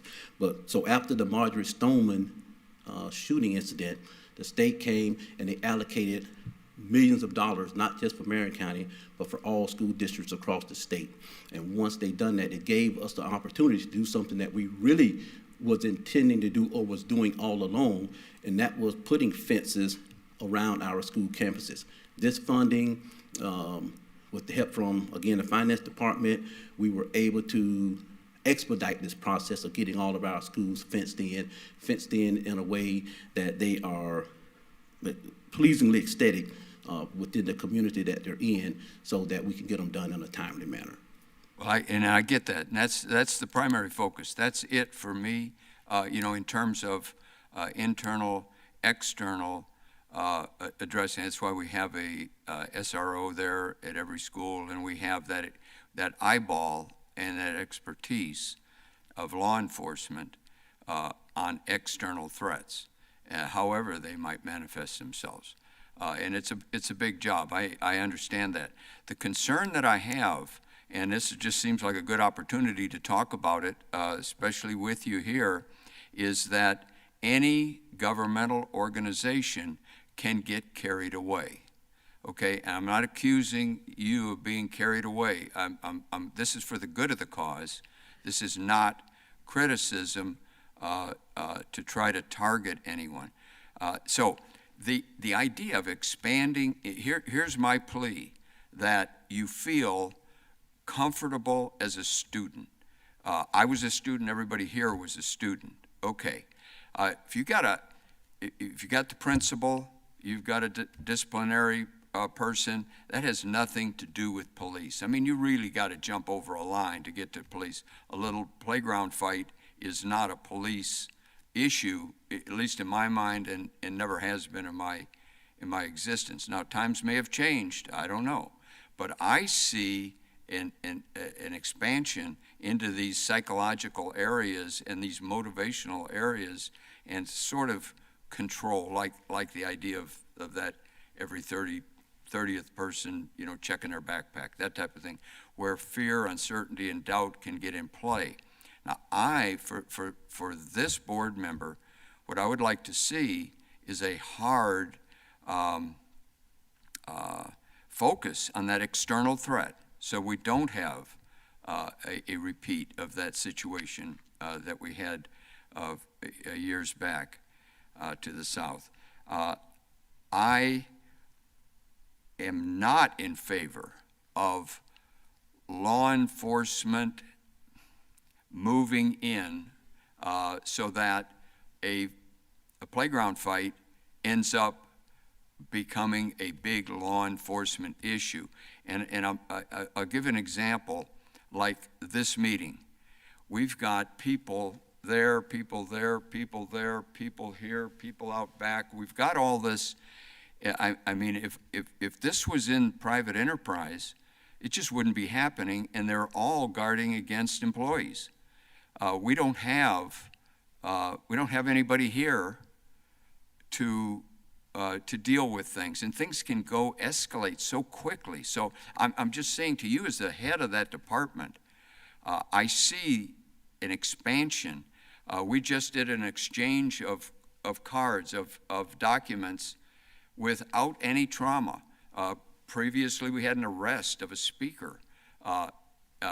Brandon, please. For an expansion. Please don't mention that. That's still. Okay, let me lead to, I want a basket. I say I want it. I'm on the board. I want a basket here so that if you have a document that comes forward, you do not run afoul of the law, because this is where the item has to go over to our attorney. I think the issue that you're addressing, we're talking about a strategic plan. That's what I'm talking about. I think the issue that you're addressing, Expansion of it. I think the specific issue that you're addressing is not a Mr. McFadden issue. That needs to be addressed through the board, but not Mr. McFadden. And we cannot get into the point of this part of the meeting where we're talking about a strategic plan that we go into some rabbit hole. I don't even call it a rabbit hole. We go into I'm not going down a rabbit hole. we go into a personal conversation about some other things that are happening in other areas. Okay. So please, let's stick to the strategic I'll plan. keep it broad. I'll keep it broad. So what I'm saying is I believe that we're better off with utilizing administrative forces to guide our students to the extent we can do that, and not quickly put in, as our strategic plan, not quickly put in law enforcement. I would rather have a psychologist, not have law enforcement even focusing on the idea of this sort of personal psychological growth, if you will. I'm just saying that for the long haul, we're going to have a lot healthier kids, right? If we go down that road, and I think you agree.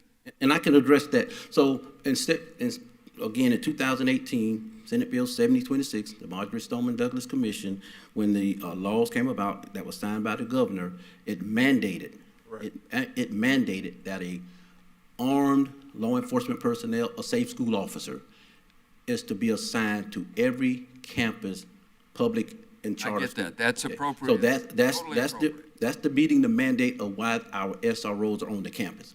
Now, within our contract with the Marion County Sheriff's Office, the Ocala Police Department, and the Bellevue Police Department, there's language in there that talks about student discipline and how student discipline is to be handled by school personnel only.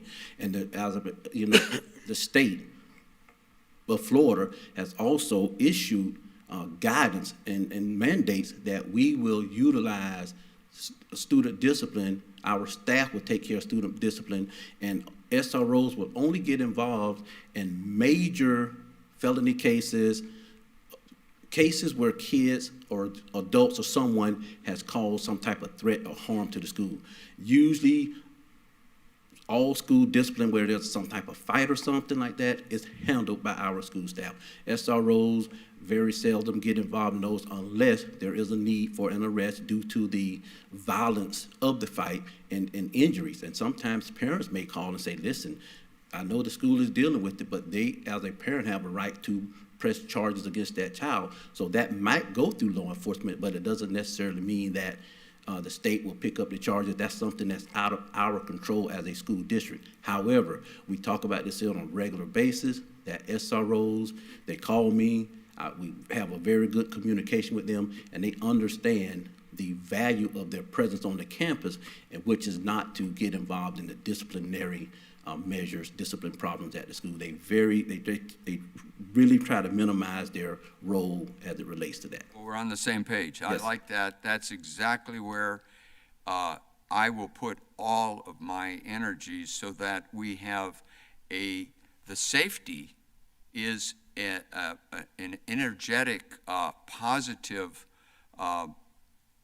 zone for education. That's it.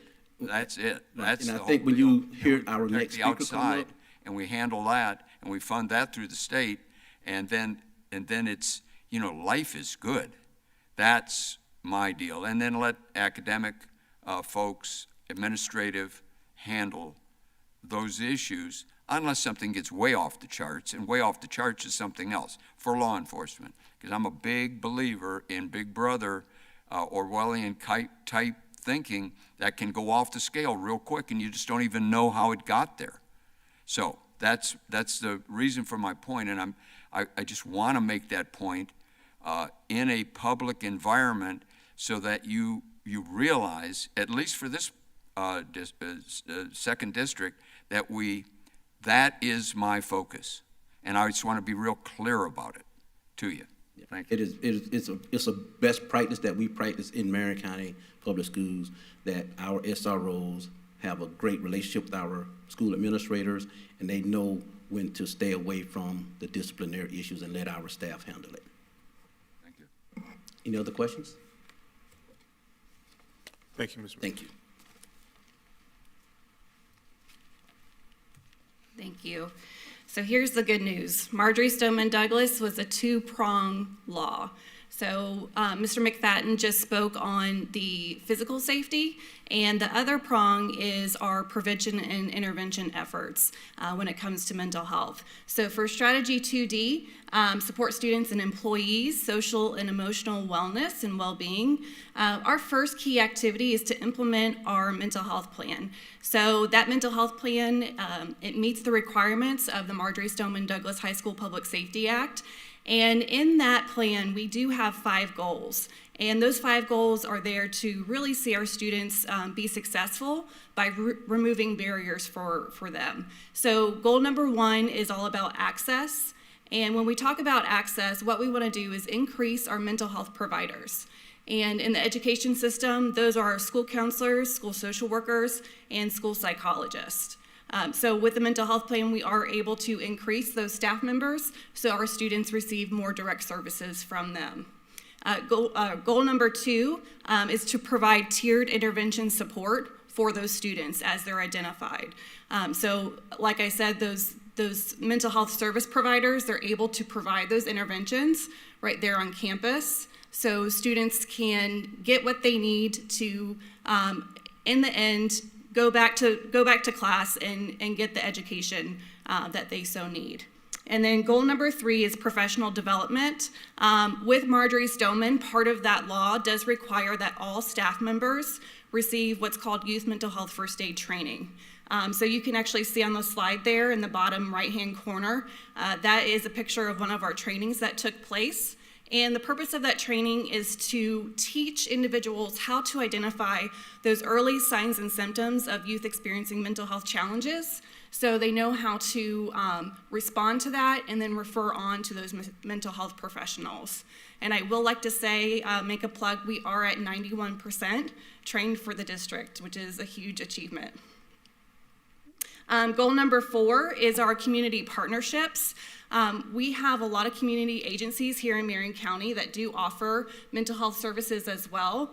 We also work with other agencies such as DCF, law enforcement, and we come together monthly to talk about what are the barriers to students and families accessing mental health services, either within the school district or within the community.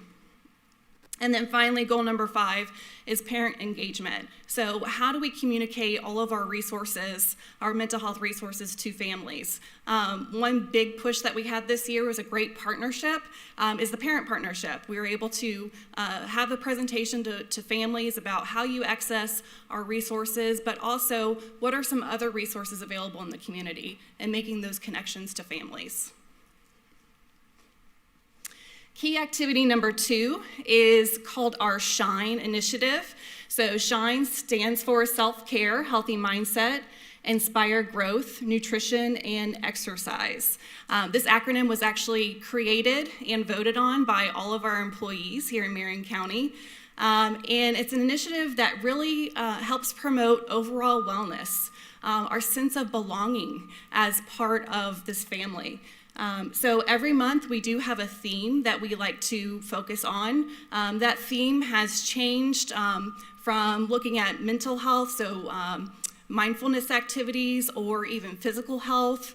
It's a wide variety because we know to be well, you have to have all of those components. So you see in the bottom left-hand corner an example of one of those SHINE newsletters. So it gives some really great strategies for our employees, but also what are the resources here in Marion County Public Schools that can help you achieve those goals. You'll see an example in the bottom right-hand corner.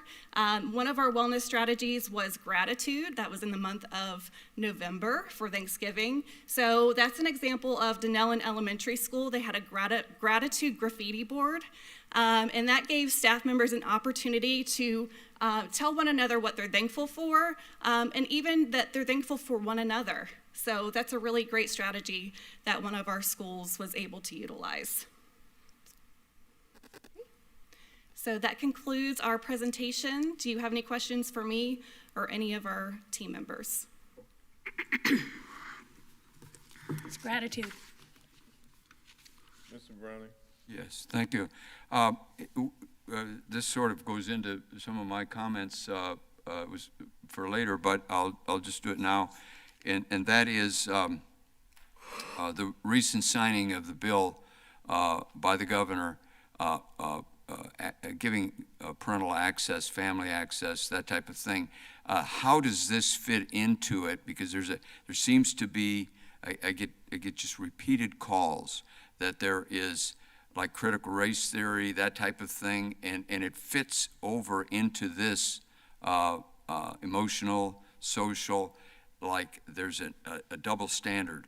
Are the doors open according to the new legislation by our Baxley and our Representative Harding and our governor?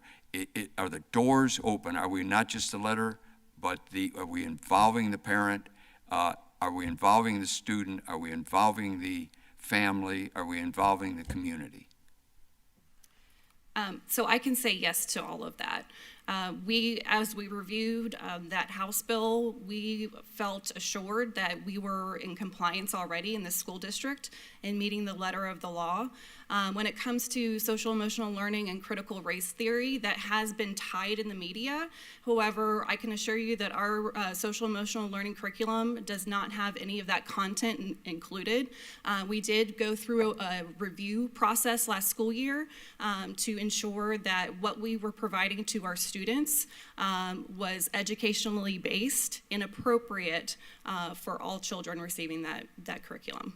It does not exclude parents and family and community like that, and we can say that. Correct. I mean, we can say we're enthusiastically on board with the governor. Yes. With the legislation. Thank you. If I may, Chair, this was already written into our strategic plan ahead of legislation. Specifically, our strategy B is engaging families, and that's what it says. Not just engaging families, but also engaging the community as partners to support. I mean, I'm just reading it right off of our strategic plan. And all of that was done and approved way ahead of legislation, way ahead of session even occurring. So thank you for that specifically. And I'm sorry, I'm just going to ask a real quick question, because my favorite part of strategic plans are measurable objectives included. The main outcome metrics that we have, apart from the outputs of ensuring that we have specific fencing and door buzzers, et cetera, are specific in this about chronic absenteeism, alternative placements, and expulsions. While I understand we're wanting to move that needle by 2026, my hope is that by the end of this school year that we'll actually get an update on what 2022 looked like in those three areas, because I'm concerned. In my board comments, I'll be actually talking about absenteeism again, but I'm concerned based on the numbers of alternative placements and expulsions that we've seen actually, anecdotally in 2022, 2021, 2022. So I'm interested in seeing those numbers. I'm going to speak on the absenteeism part. Okay. So with our the students' absent numbers, we are still calculating our data. So we are measuring data from the start of this school year to the end of the school year. That was one of the pushes for our homeschool liaisons getting into the campuses and making that connection with parents and families.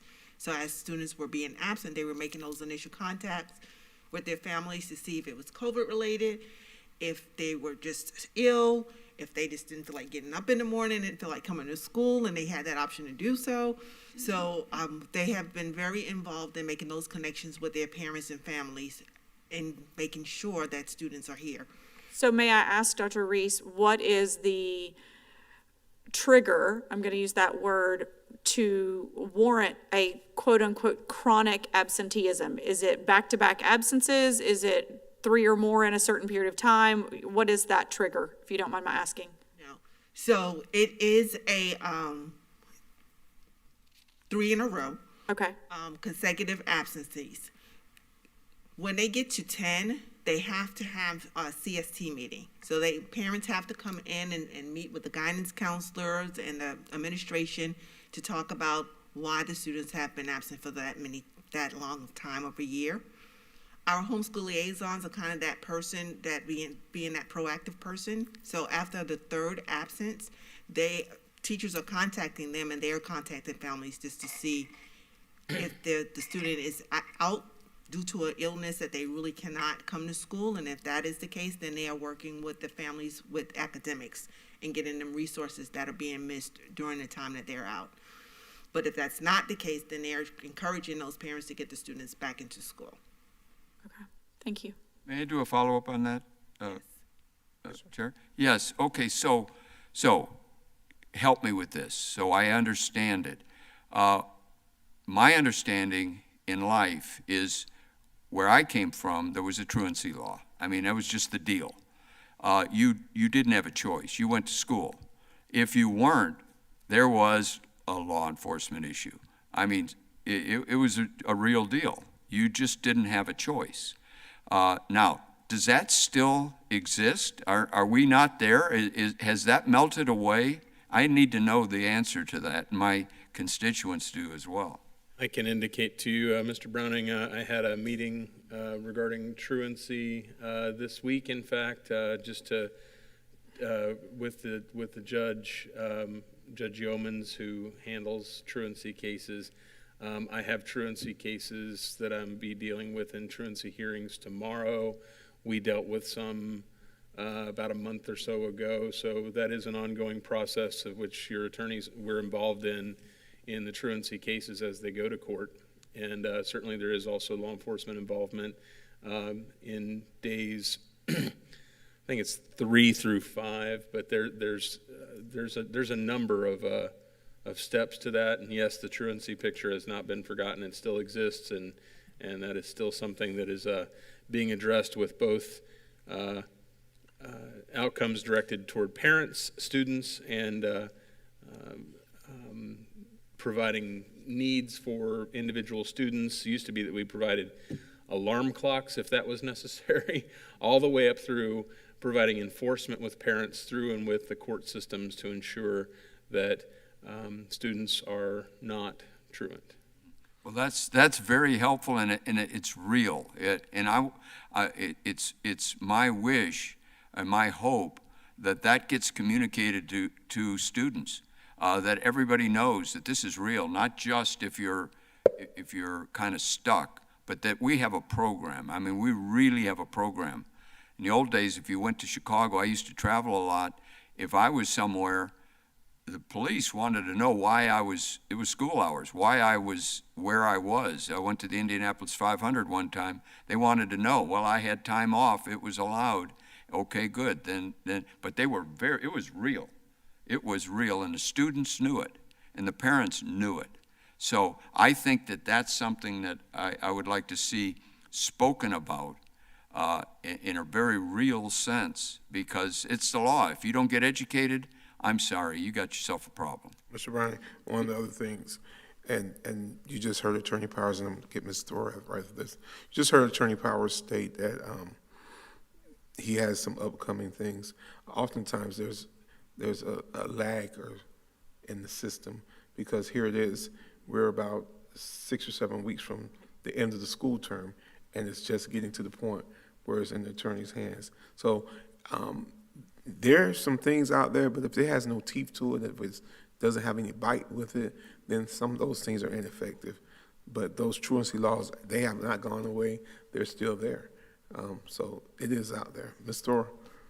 Thank you, Chair. Yes, it's been a huge source of frustration for me, because when I first came onto the board, it continues to be one of my great passions, just like Vice Chair Campbell and all the rest of us, really, attendance. You know, if we can't reach them, we can't teach them. And very early on, I attended a meeting with then Judge Robinson before she retired, so that she could see our faces and hear everything that is done to an extraordinary level to support and assist these kids and families and encourage them and provide resources. And so by the time a truancy petition actually makes it to the judge, it's always been my position that it's time to drop the hammer. It's not time for another opportunity at that point. There's only 180 days in the school year, for God's sake. So then Judge Robinson was very grateful, to have met the team members and to be reassured what is done to an extraordinary level to support parents and students before we go to law enforcement, as you were saying. And then Judge Robinson retired, and then COVID hit, and then there were no face-to-face anything going on. We were the only government entity that was meeting in person. So that's what happened with that. Well, was it Monday that we had the meeting with Judge Yeomans? Tuesday? I can't remember. It was this week. Right. Yes, I believe it was Tuesday. We met with Judge Yeomans, and Judge Yeomans is very attuned to our situation. However, she made it very clear that between adoptions, delinquencies, truancy kind of becomes the third wheel. Right. And there's only so many hours in a day. Right. And so I thought to myself, well, clearly that's an opportunity for us to come together as a community, just like the Reddick conversation that we're having. How do we come together as a community with all of these governmental entities to make sure that at every level there is enough manpower to make this happen? Because there's no Officer Kennedy anymore grabbing kids by the ears and making them come to school. And in my mind, that's a shame. We used to have a program where the kids got picked up and rounded up and taken and taught during that day, and the parents were inconvenienced, had to come and pick them up. And it was also a chance to then get resources to the parents, have a conversation, and begin to stop that. So COVID has affected us so deeply at so many levels. And also just that sense of just trying to survive, and we're just now coming out of that and beginning to rebuild these community connections that were lost. So it's very timely that you brought that up and asked that question, because we're not going to become the district that we want to be unless our kids are in school. And this is where you can really be helpful, Board Member Browning, because you have those connections and deep friendships at the state level. We need a law that mirrors the law in Georgia when it comes to truancy and attendance. And if you want to know more about that, there's fine folks that'll be happy to give you all the details, after the meeting. And we can talk about it. I know Judge Yeomans quite well, and I'm very concerned why wasn't I informed of that meeting? Where was the meeting? When was it? And how did it come about? Was this a meeting that for the board? No, it was not a meeting. No, for the okay, board. okay, It's been all outside right. the sunshine. No, that's fine. I thought it was I thought, whoa, you don't know what you don't know. Okay, All right, good. I'll You can definitely contact Judge Yeoman. I'll contact Judge Yeoman. They would That's definitely no be problem. willing to talk. But I totally support your position. I'd like to know more about that particular thing. It's good that it's brought up in this open format. Please, if I'd like to see some material, Superintendent, about what Board Member Nancy is talking about, Thrower is talking about here with the Georgia situation. I believe in this wholeheartedly, not chasing around the pastures after everything is, all the cattle are out of the barn, use that metaphor. So absolutely, and it's critical that you all advance this kind of discussion because there's not much you do after, the cattle have gotten out.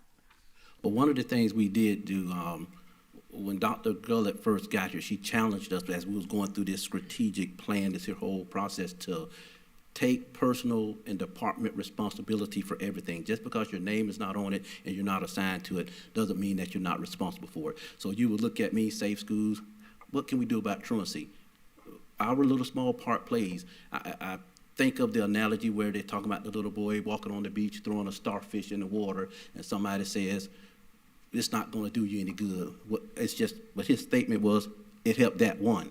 So from our standpoint, we have situations or incidents where a parent may call 4:30, 5 o'clock, concerned about a rumored threat on a school campus. So we get into action, contact law enforcement to make sure that we let parents and let the community know that those threats are non-credible threats, because we do see an increase in our absenteeism when these kids make these uncredible threats. So our part is to get ahead of it, stop the rumor, everything is okay. So you may see extra law enforcement presence on a campus because of a threat, but we do that just for precautionary reasons, and we don't have a whole lot of people there, but you may see 1 or 2 extra people there. But it's our goal to let parents know that the safest place for your child is at school. And so if they're in school, that helps with the absenteeism.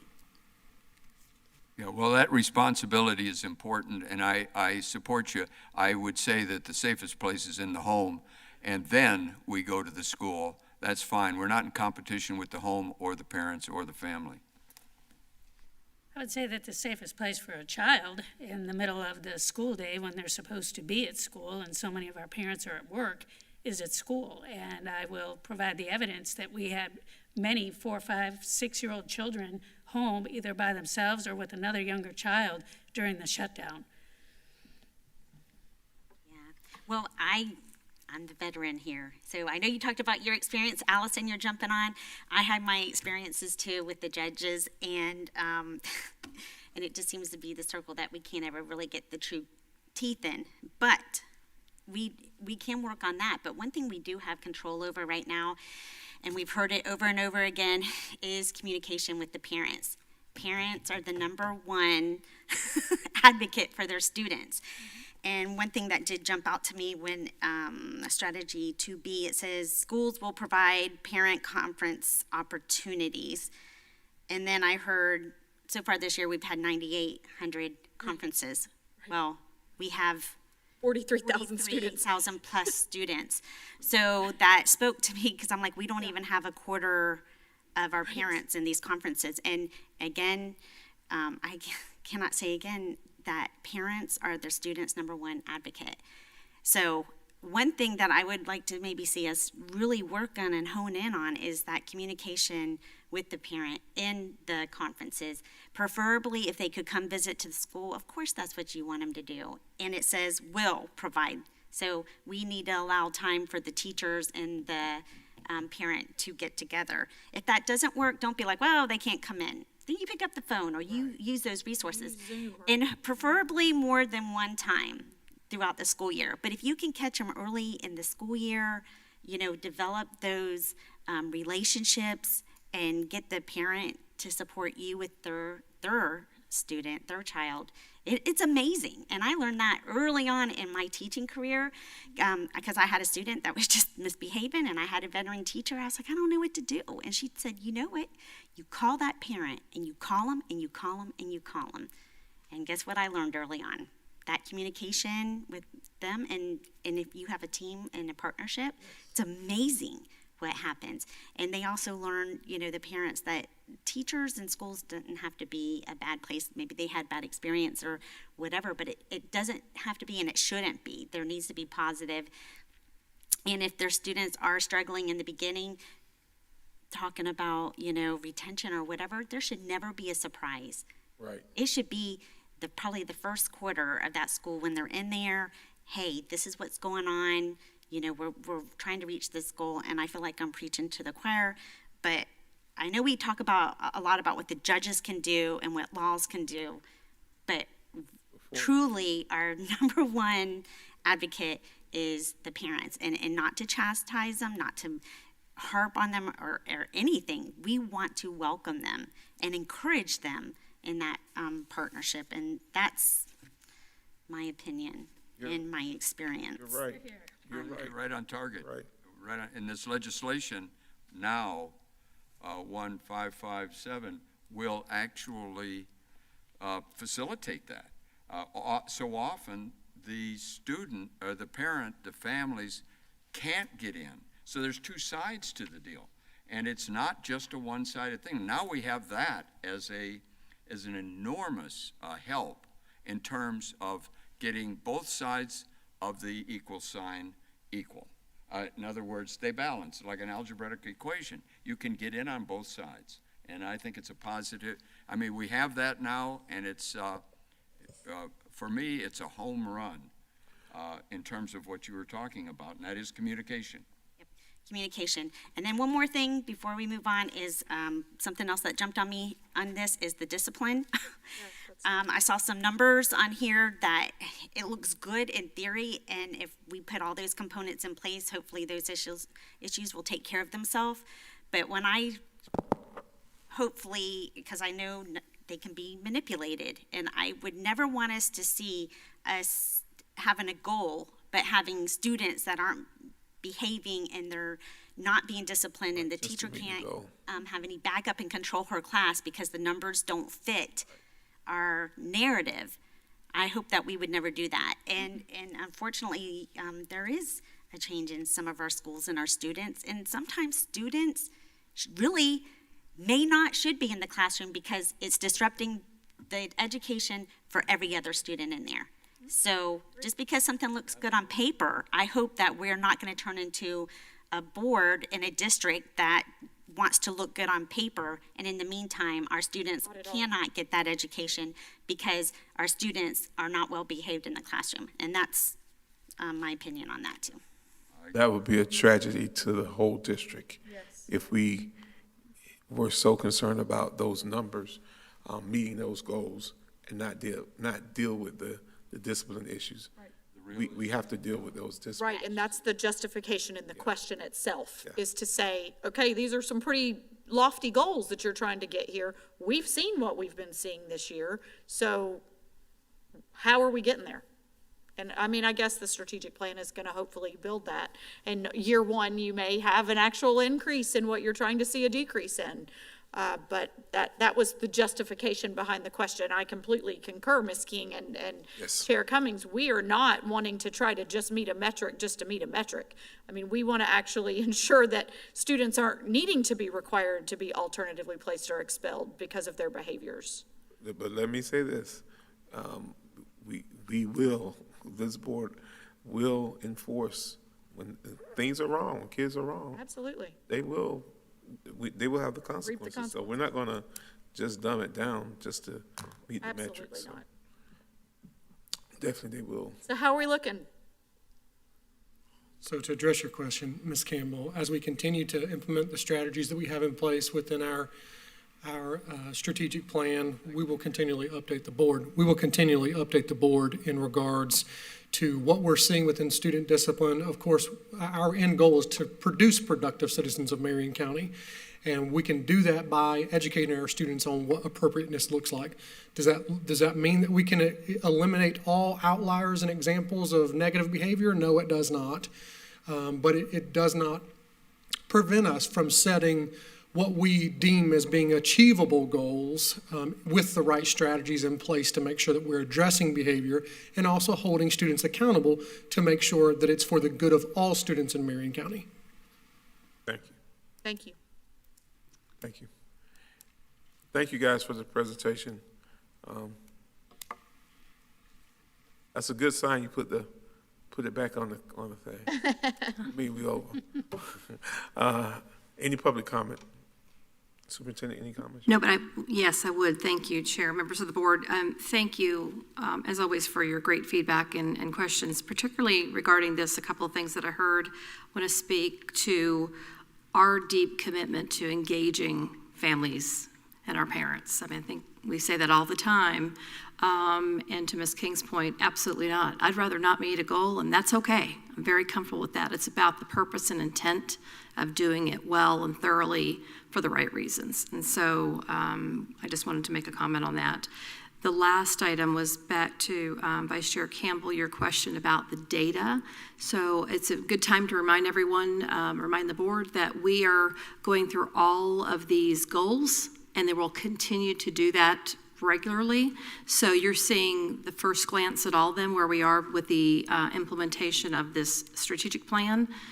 That is fluid, but then you'll also then start to see the goal updates and the metrics that are changing as we go. So they don't come at the end of 5 years. They don't necessarily come at the end of the year, but you're going to continue to see updates on data. Thank you. We're at the end. Ms. Bolt, any comments? Sir. Superintendent, any other comments? Thank you. Attorney Powers? No, sir. Thank you. All right.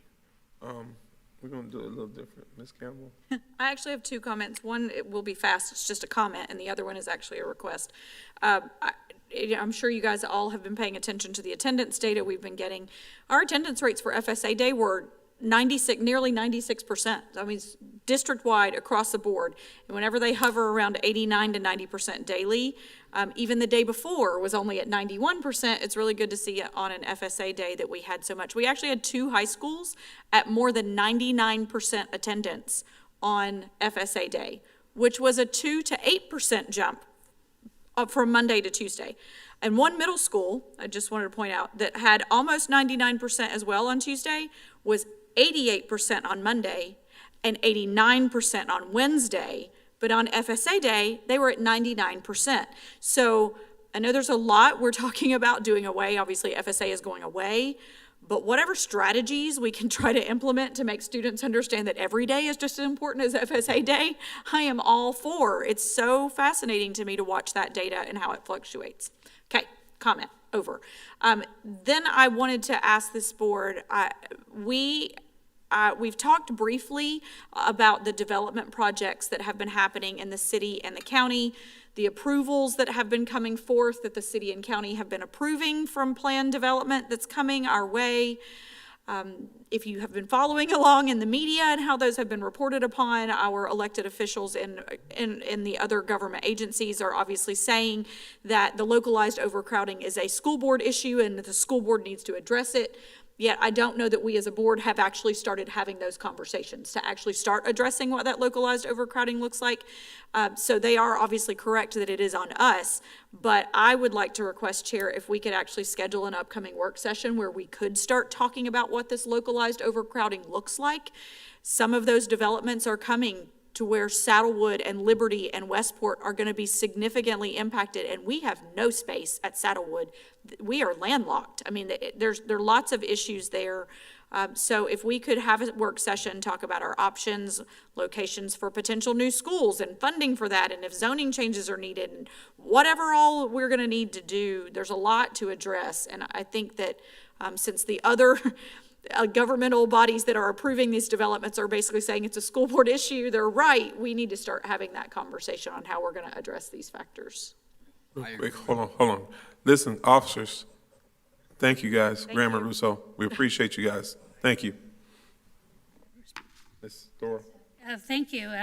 Yes, and this was going to be within my comments. So an update.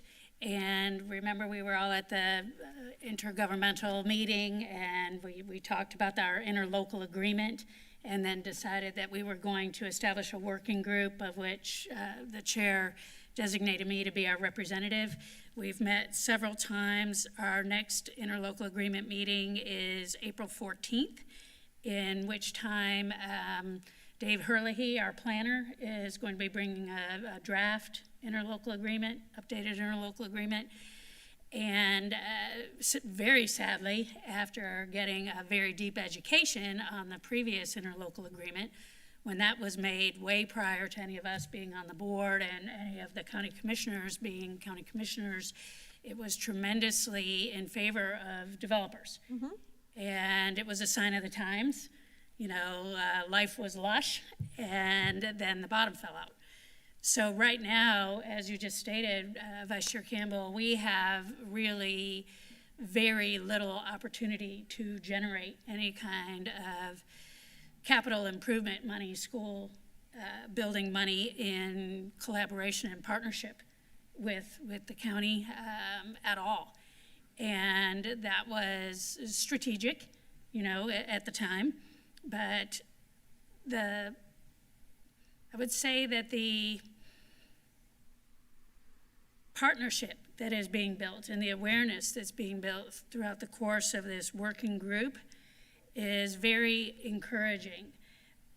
The silos are starting to crumble, and we're talking about and including developers in our upcoming future meetings, because in the end, and we talked about this all day today, it's a collaboration. It's not the school system doing things outside of the parents. It's not the school system doing things in spite of barriers. It's identifying those barriers and not going along to get along.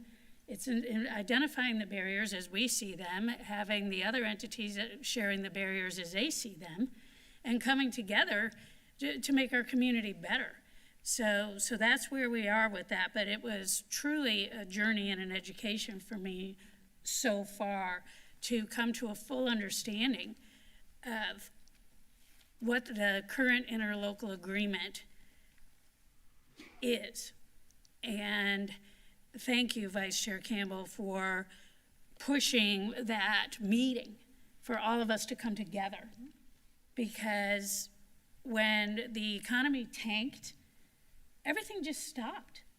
There was no meetings because, according to the folks that were at that level at the time, there was nothing to discuss, which a lot of times can be the time to really have discussions, but that was then and this is now. So I'm happy to report that there is a spirit of recognizing that if we don't have the ability to build schools in our overcrowded areas, and if we don't have the ability to market our schools as being really great schools and having the proof behind it, then that's going to dissuade people from wanting to be part of Marion County, you know, at some level. So, you know, again, I was going to mention that in my comments, but that's where we are with that. So there will be, and as we agreed upon at our last full meeting, there's going to be an upcoming meeting where we'll all be together again to share the new interlocal agreement draft and get everyone's feedback, and then eventually it'll be, you know, voted on or whatever it is has to happen to make it official. So that's where we are. So in turn then, thank you for that, Ms. Brewer. Thank you for that update. I guess I'm interested then to know if that will fulfill the requirement of us still having conversation about how we're addressing our localized overcrowding. Maybe. I mean, I know that we learned in the finance forum, as those of you who've attended before, know that one of the ways that many districts raise capital funds is because they get a portion of that sales tax that their county has. And so whether that's half or a quarter, obviously it was just approved on the most recent ballot, but if we as a school board are interested in potentially entertaining that dialogue with our county, we need to start that conversation long. I mean, if you paid attention to the CEP's annual report that they put out, their 5-year plan is for that thing to be renewed year after year, every time it comes up. Okay, well then we need to be a part of that dialogue if we want to try to say, will give us a quarter of it, and that will help fund all these extra school improvements that we need to make from a capital. I mean, we know there's only a few ways we can generate revenue for capital expenses. That just happens to be one of them, which is also why the county has it, because it's also statutorily only way they can do it too. So I'm curious to know, perhaps we need to just wait and see the draft interlocal agreement, and maybe that will be the precursor to us actually having this dialogue for an upcoming conversation about this localized overcrowding. But I know that we've had conversation before about the reassignments that some employees children have into certain schools, and that's also causing some overcrowding. Obviously, we have school choice issues that are causing that in certain areas. We might need a wing here or an addition there as opposed to an entire new school. I mean, there's just a lot of capital conversation that I think that while our birth rates aren't necessarily dictating certain, as Mr. Hurley he has put forth, we may not be growing as a district per se, and our fish report may not allow us to do certain things. We may need to get creative on how we're able to actually address these overcrowding issues. Yes, and that is a big part of our ongoing conversation. And remember now, we did, I believe, Attorney Powers, we asked the county at one point about sharing a little bit of that money, and basically the response was, well, we've already earmarked those funds for roads and safety, so there wasn't any left over. But that definitely needs to continue to be part of the conversation. And also too, again, this was something that I was going to mention as far as our ballot language, and I was going to ask you, Attorney Powers, where we are with the funding referendum, because it's become very clear to me through these conversations about our current interlocal agreement that there is no money coming anytime soon for being able to build schools to relieve localized overcrowding. And yes, about the birth rate, however, since that last meeting that Mr. Hurley presented to us, there's been a marketing shift. On Top of the World had always marketed to retirees. Right. Now they're marketing to families.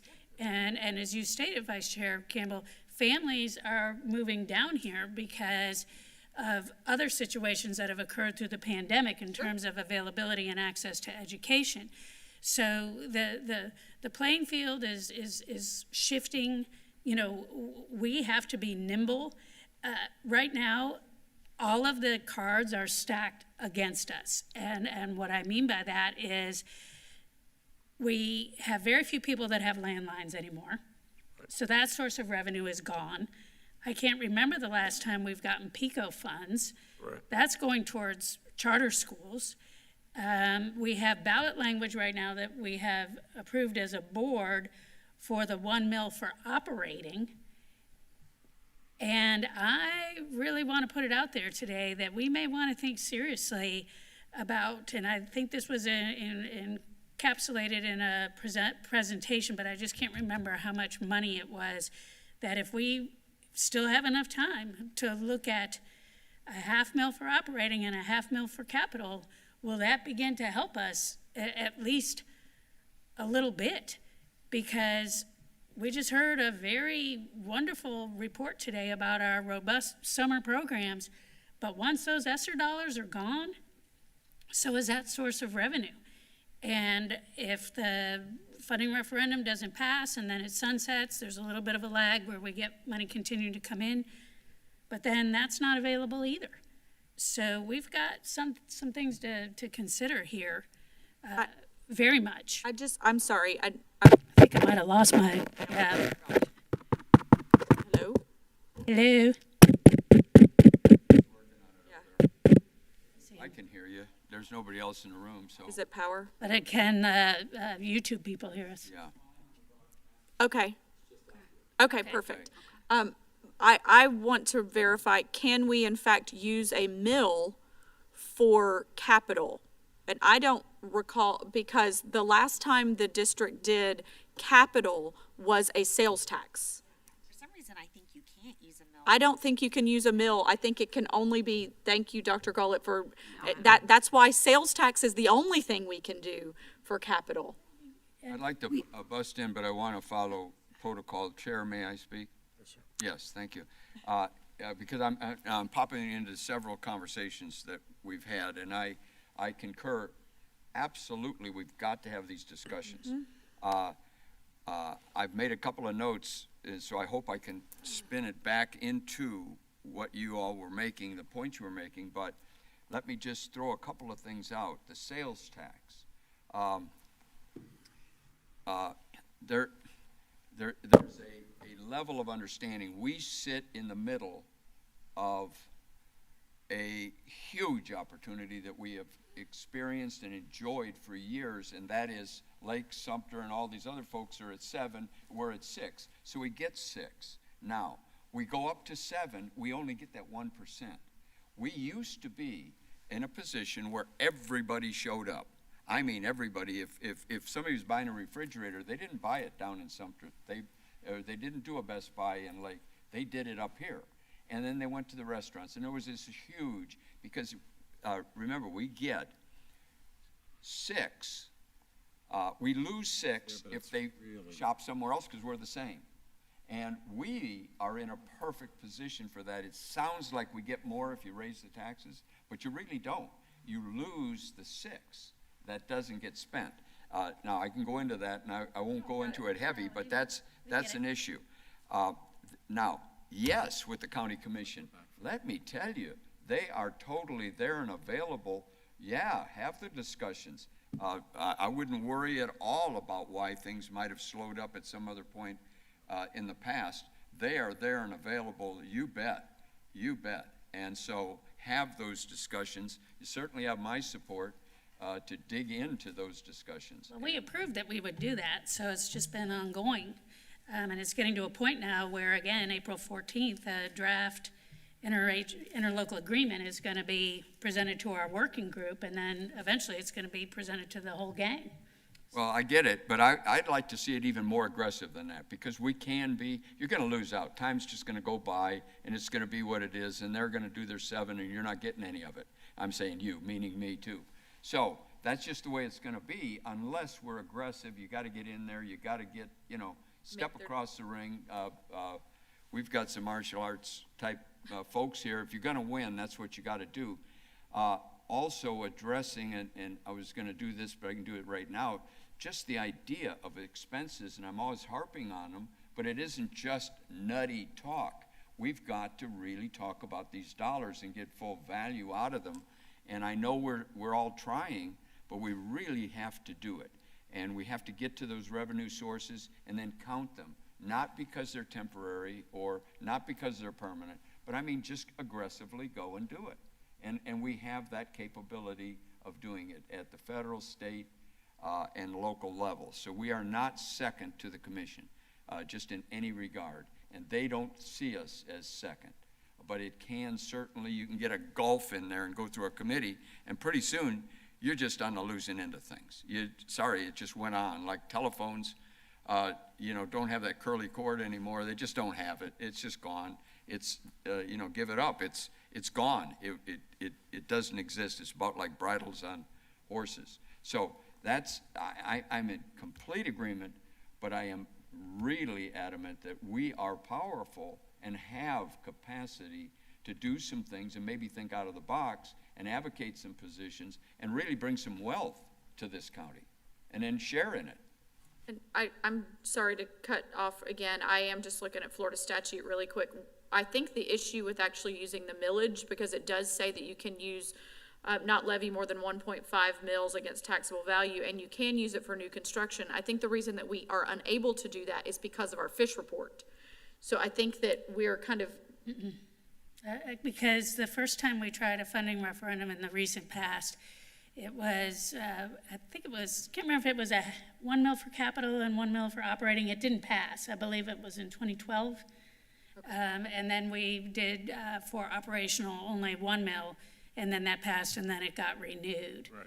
So that's not connected. But it was a half-cent sales tax when we got all the property and built all the schools. That was 2006, 2000. Yeah, that was a long time ago. Ms. Boston Ellis isn't here, but I know it would be in the off cycle, so it wouldn't be tagged onto this. It would have to be a separate request for capital.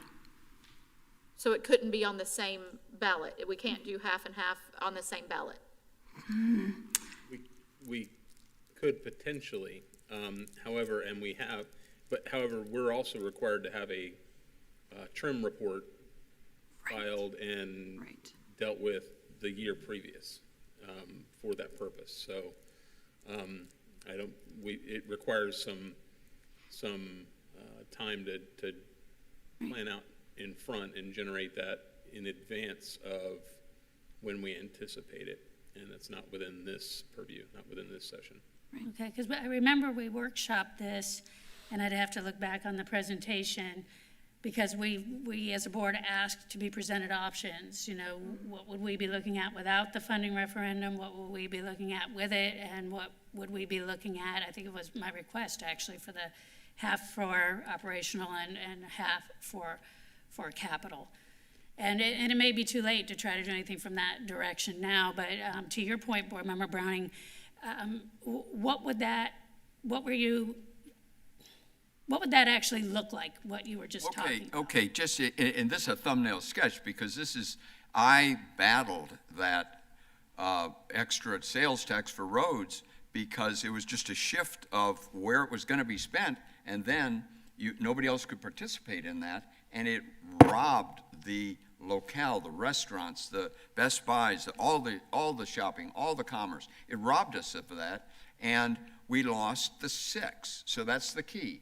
You lose 6% if somebody doesn't come shop. Right. If you give up 1, then people show. So it's that simple. It's just a couple of numbers, and it ends up being, they say 1 penny. Well, 1 penny's a lot. It ends up being $170 million. It just depends on the commerce. So the strategy, from my point of view, and I think the commission, if we were just advocating this as one of the possibilities, is we forego the 1, and then we participate in this growth of commerce. Now, there's a lot of ifs in there, but if we're not getting anything from the 1, and it's going to roads, that's where it's going. It's the 1 penny for roads, and that was a good sales pitch, and they bought, and they're not going to give that up.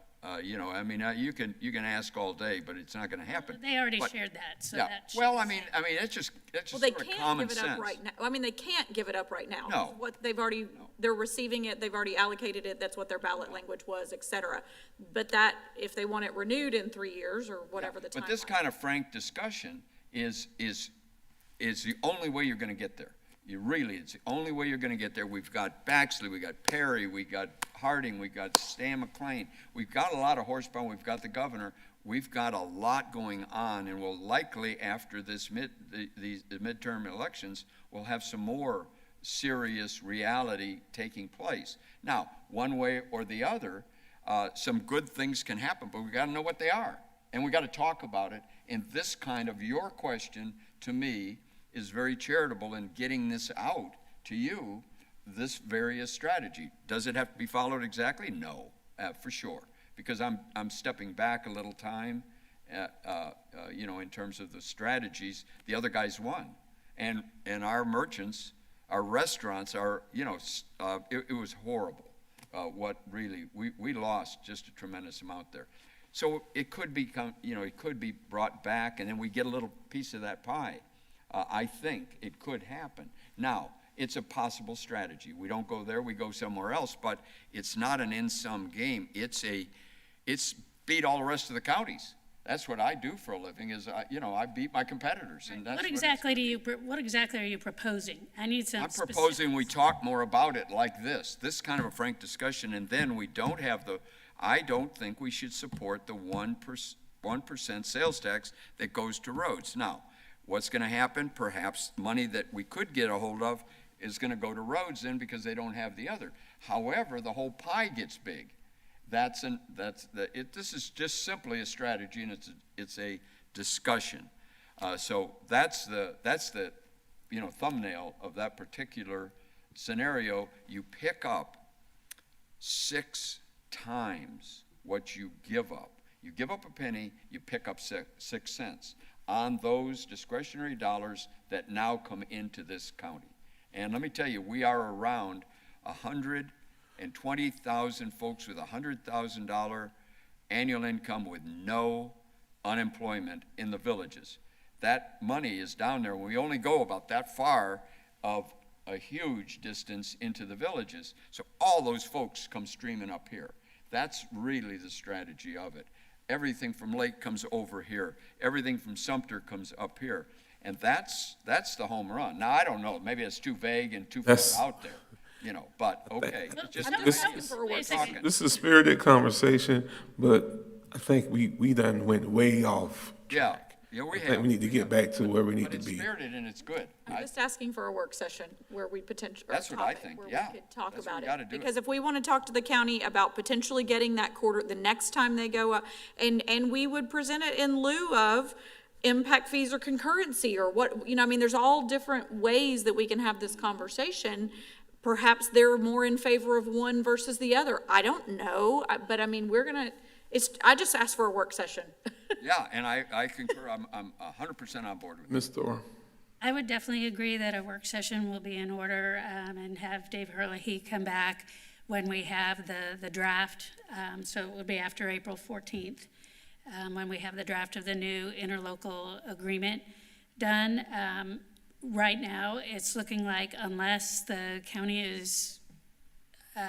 understands that together we rise, that their comprehensive plan, and they're going to have to be willing to amend their comprehensive plan. Which they can at any time. It's not a specific time they have to do that. But that is the bottom line, that unless and until that's done, we can have all of the innovative, creative strategies in the world, and our schools end up continuing to become more and more overcrowded, and more time goes by, and there's only 180 days in the school year. So, you know, the eventual goal, and I think we're starting to make progress towards it, is this recognition that amongst all of the governmental entities, that we rise together as a community.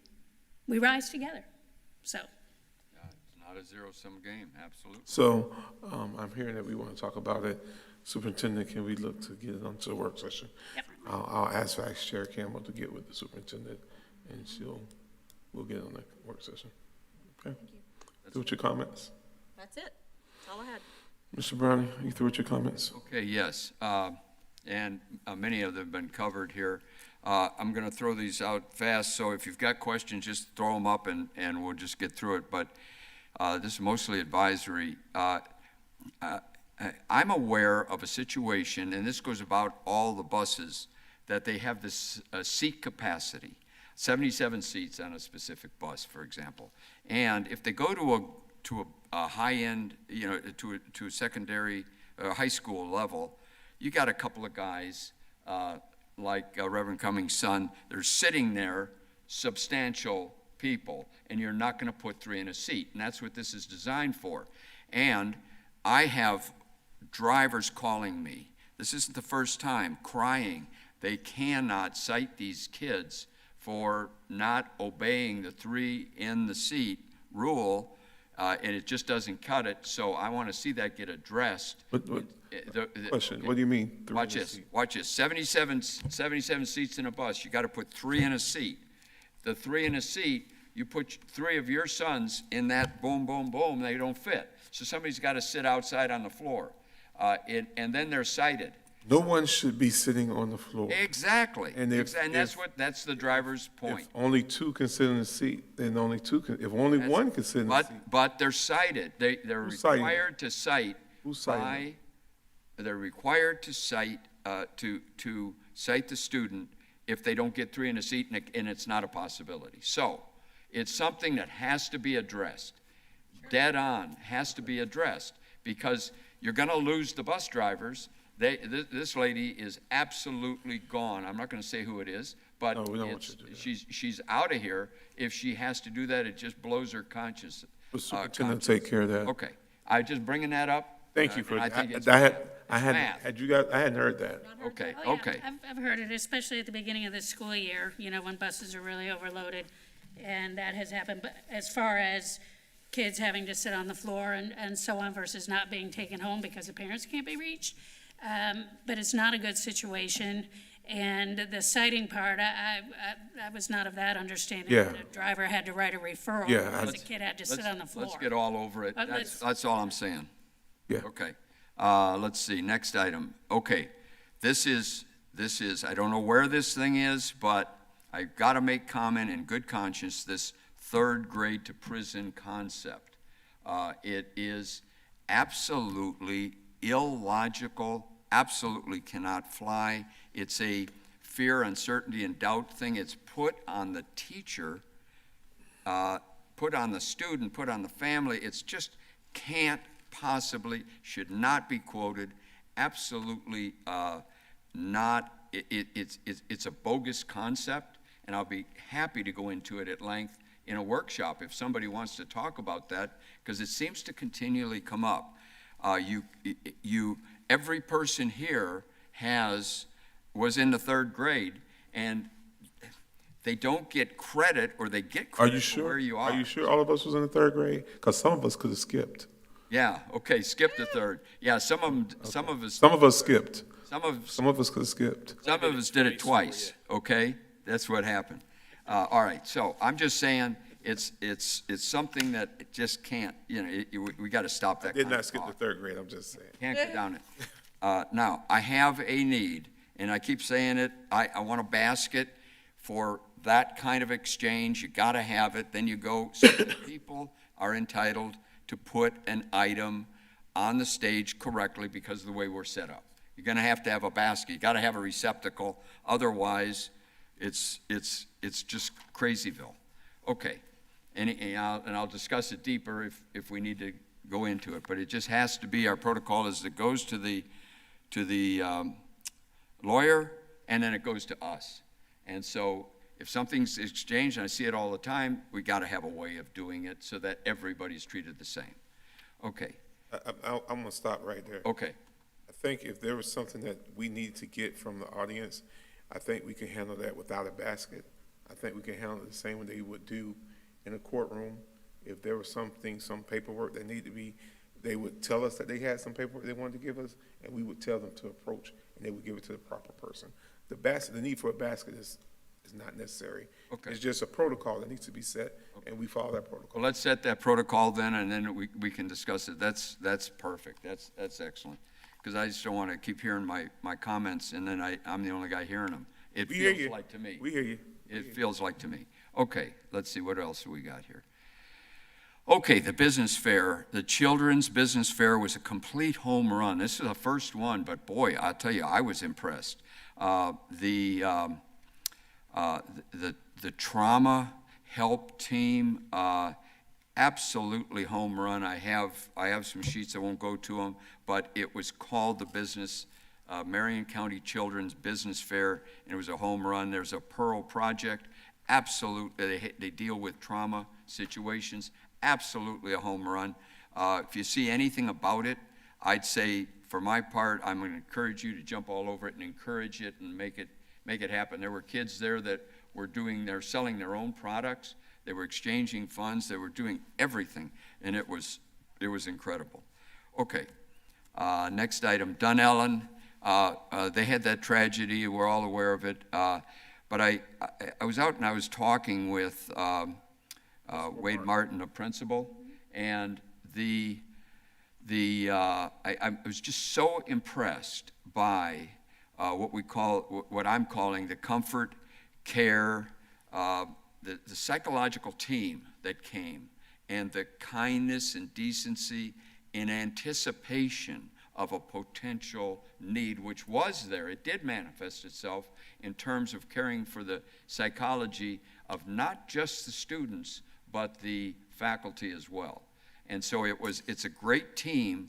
I do like a positive note, and I've noted that I don't call those people crisis, because the crisis was some other time. This is comfort and care, and it's like a soft room that's used in juvenile justice, but it's a psychological, it's a steadying, it's a stabilizing, it's beautiful, and we have that. I want the people to know that kind of caring deep down into the psyche of all these people actually took place real time. So certainly it doesn't end the tragedy, but it certainly helps not have future tragedies or some, it's such a caring, appropriate thing. Okay, next subject is the Stanton-Wearsdale, the walk-in zone, Title VI. We're running out of our 65th year anniversary. I want to use that if we can. I did speak with the County Commission yesterday, day before I guess, and I was very, very clear, very adamant that I was speaking for myself, only for my own district, District 2, not for this board. However, I was telling them that we put the school there. It's really on us. We put the school there. We used the road. We had county maintenance of that road. We had all those things during essentially 100 years. Is not 100 years, it's 65 years, but a long 100 years in terms of the 1904 to 2004 for that area, because the roads were there and they were operating. And it was black and it was treated a different way in 1904. In 1956, it was treated differently. And today, it's still being treated the same way, and that has to end. But it's on us. And I was telling them they're cooperative. They jump on that. It's like a long driveway, really, for an estate. These are not a big deal. And we can solve it, and it's safety, and it's walk-in, and it's Title VI, and it's all that. So I won't go on long time on it, but I wanted to report. I felt all five they're fine. They're good to go. They'll just solve it. It's trivial, really, in terms of money. And we also raised the money. We have it sitting there. It's HUD money. We can do it. So it just has to be done. It just has to be done. All right. Next item, and we touched on it. DeSantis with the House Bill 1557. We have a complete powerhouse in Senator Perry, Senator Baxley, House Harding, Stan McLean, senior people with the exception of Harding, and Harding is insinuating himself into the picture as a junior, and he's utilizing that power. So we have a unique moment, and everybody has access. I have no extra access.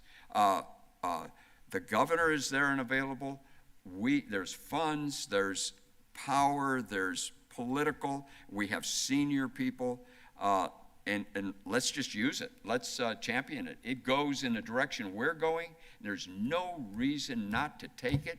I'm meeting Saturday with those players, and I bought a whole table. We're bringing people down. This is in the villages, but it's a big deal. It's a huge opportunity, and we can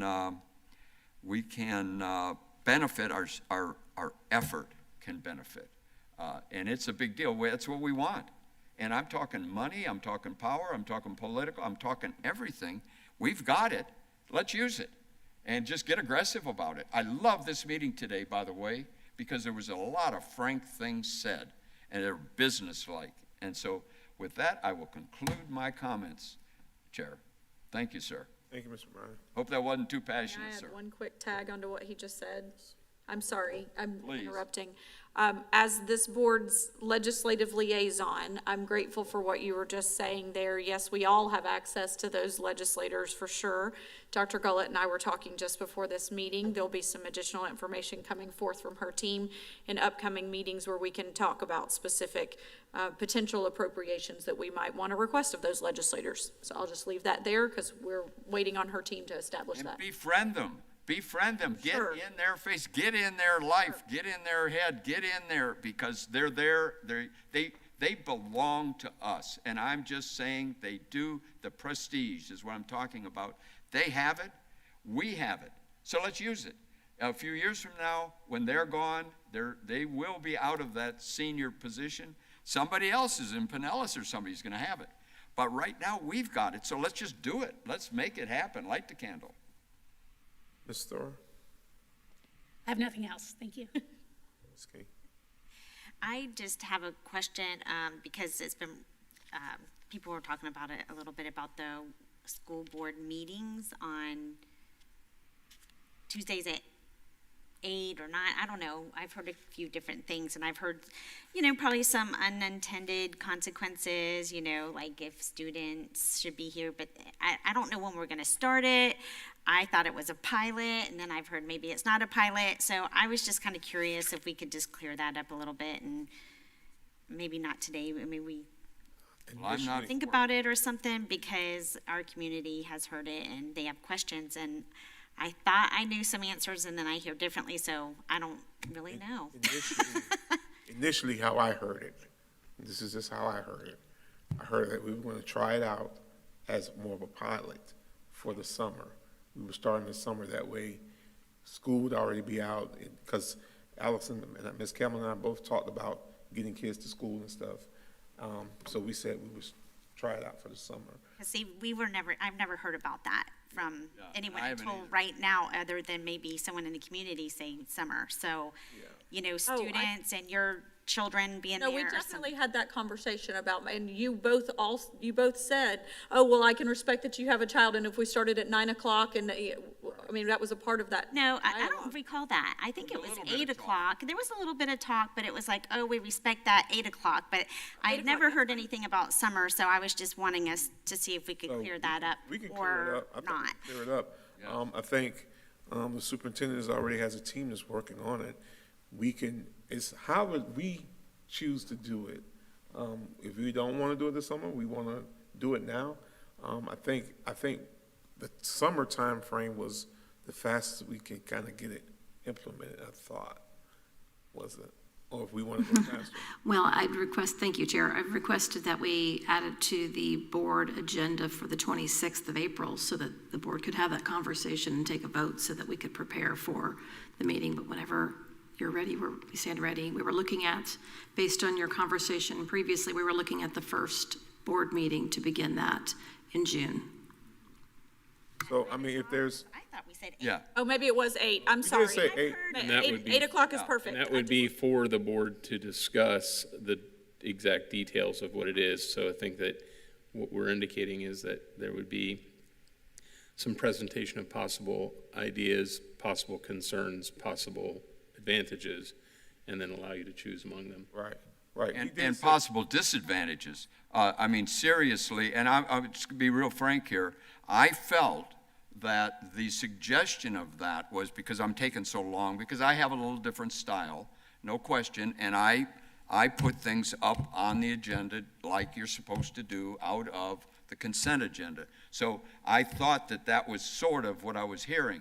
And I would just say that if we cut out some of the rah-rah kind of extra cheerleading stuff, and I'm not trying to point fingers or anything, I'm just saying, if we stopped a bunch of that and we went business-like, we could continue on. However, I'll do it the way the board wants it, but I'm telling you, my instinct is that you will lose traction with the people, and people will not go. You've got to have no life at all if you're going to go and watch this on some kind of a C-SPAN thing. You've got to have no life at all. I'm just telling you.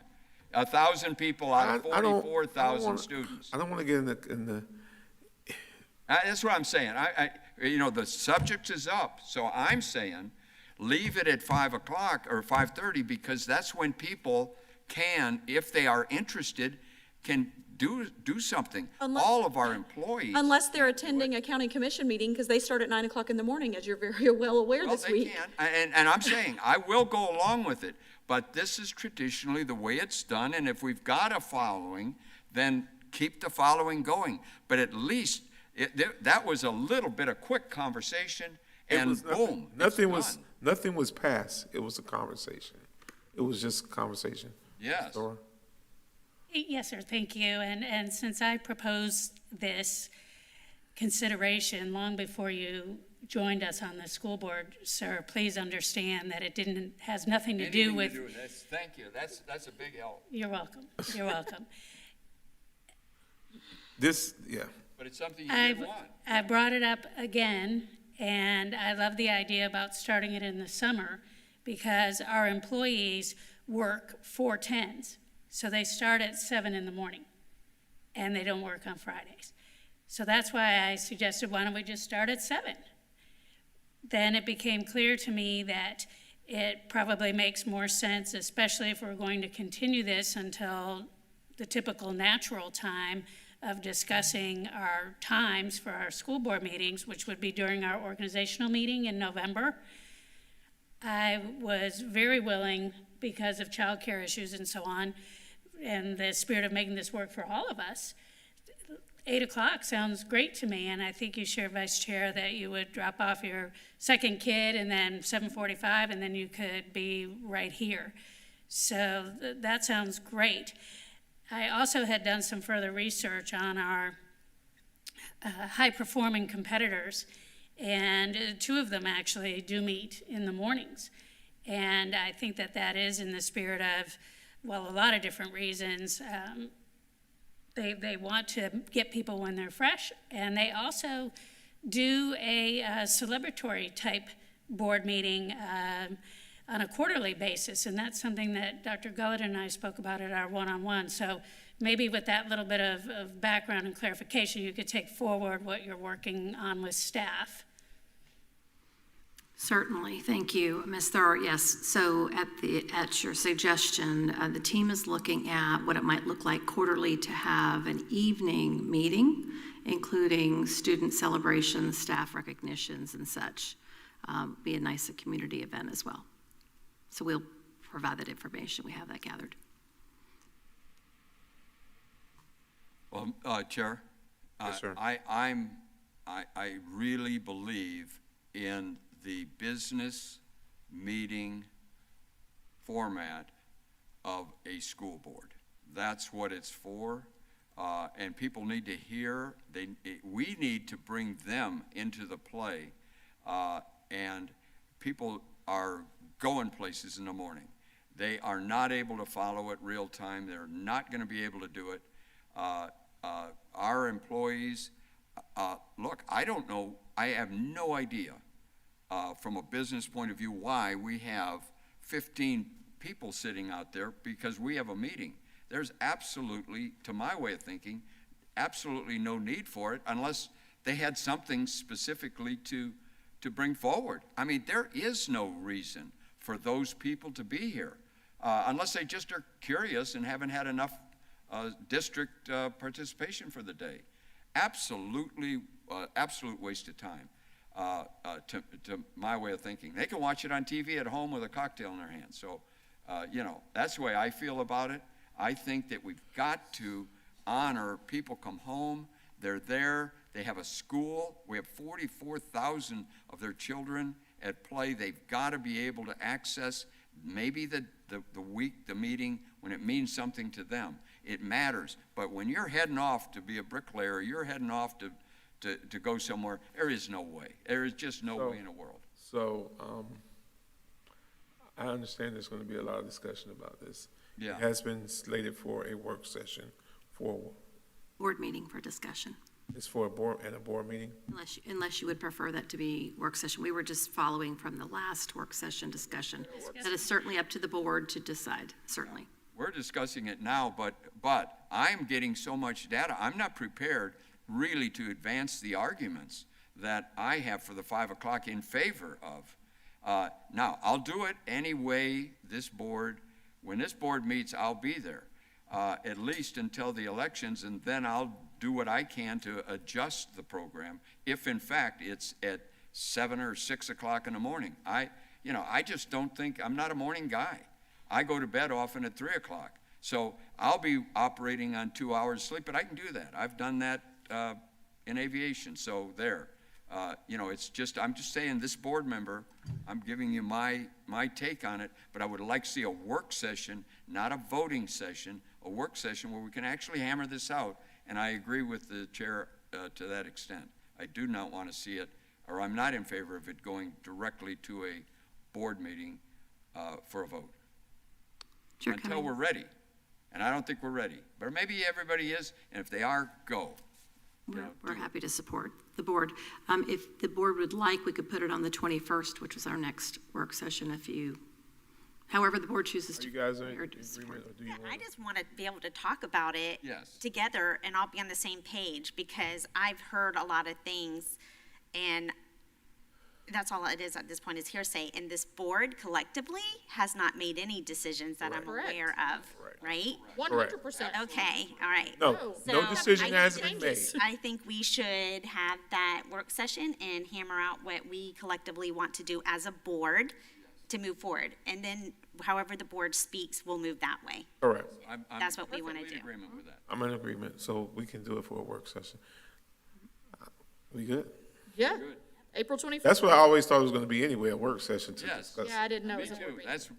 That was my. And if we're talking about starting this in June, which would be the natural time, then, and it's already out there in the community, we definitely need to discuss it and come to a consensus sooner than later, because otherwise it's just going to become the no news of the day that people are going to be talking about. And to advocate for the other side, for years, we have shut out our night workers, we have shut out our medical folks. I know personally medical folks that would love to attend our board meetings more often, but they simply cannot because of their work schedules. And in this day and age, with so many people working remotely, so many people with flexibility with their hours, the fact that we have so many distribution centers coming in, our medical field is exploding. We have a lot of people that don't work Correct. 8 to 5, 7 to 4. And so I think it's high time we honored them a little bit Talk too. about that. Yeah, and I'm in agreement with, we talk about all that and. Okay, I'm And good. advocate it, advocate the positions. Ms. King, anything else? That's all I have. Thank you. Thank you. I'm going to be very brief. I did want to, and Mr. Browning kind of already brought it up. I did want to let the family at Dunellen High School, the Hernandez-Perez family, know that they are in our prayers in the accident that happened last week. The mother is one of our staff members, and so we should be continuing to lift them in prayer. And that was a tragedy. Mr. Browning mentioned about the crisis team that went out there. He called it Care Comfort Team. We have a tremendous team that does what they need to do in all of this. We've had some great discussion today on so many different levels. I just know that we're heading towards the end of the school year, and we're getting ready for summer school. And my biggest push right now is that parents know about the summer school, and they get their kids into a place where they can be successful. We as a district are gonna have the things to help them to be successful, but we need the community, everybody that's touching these kids to help get them there so they can be successful. So with that being said, glad to see all you guys. I've been gone for a while. I'm leaving in a few minutes. And so I don't have anything else. Meeting will be adjourned at 149. 1:49.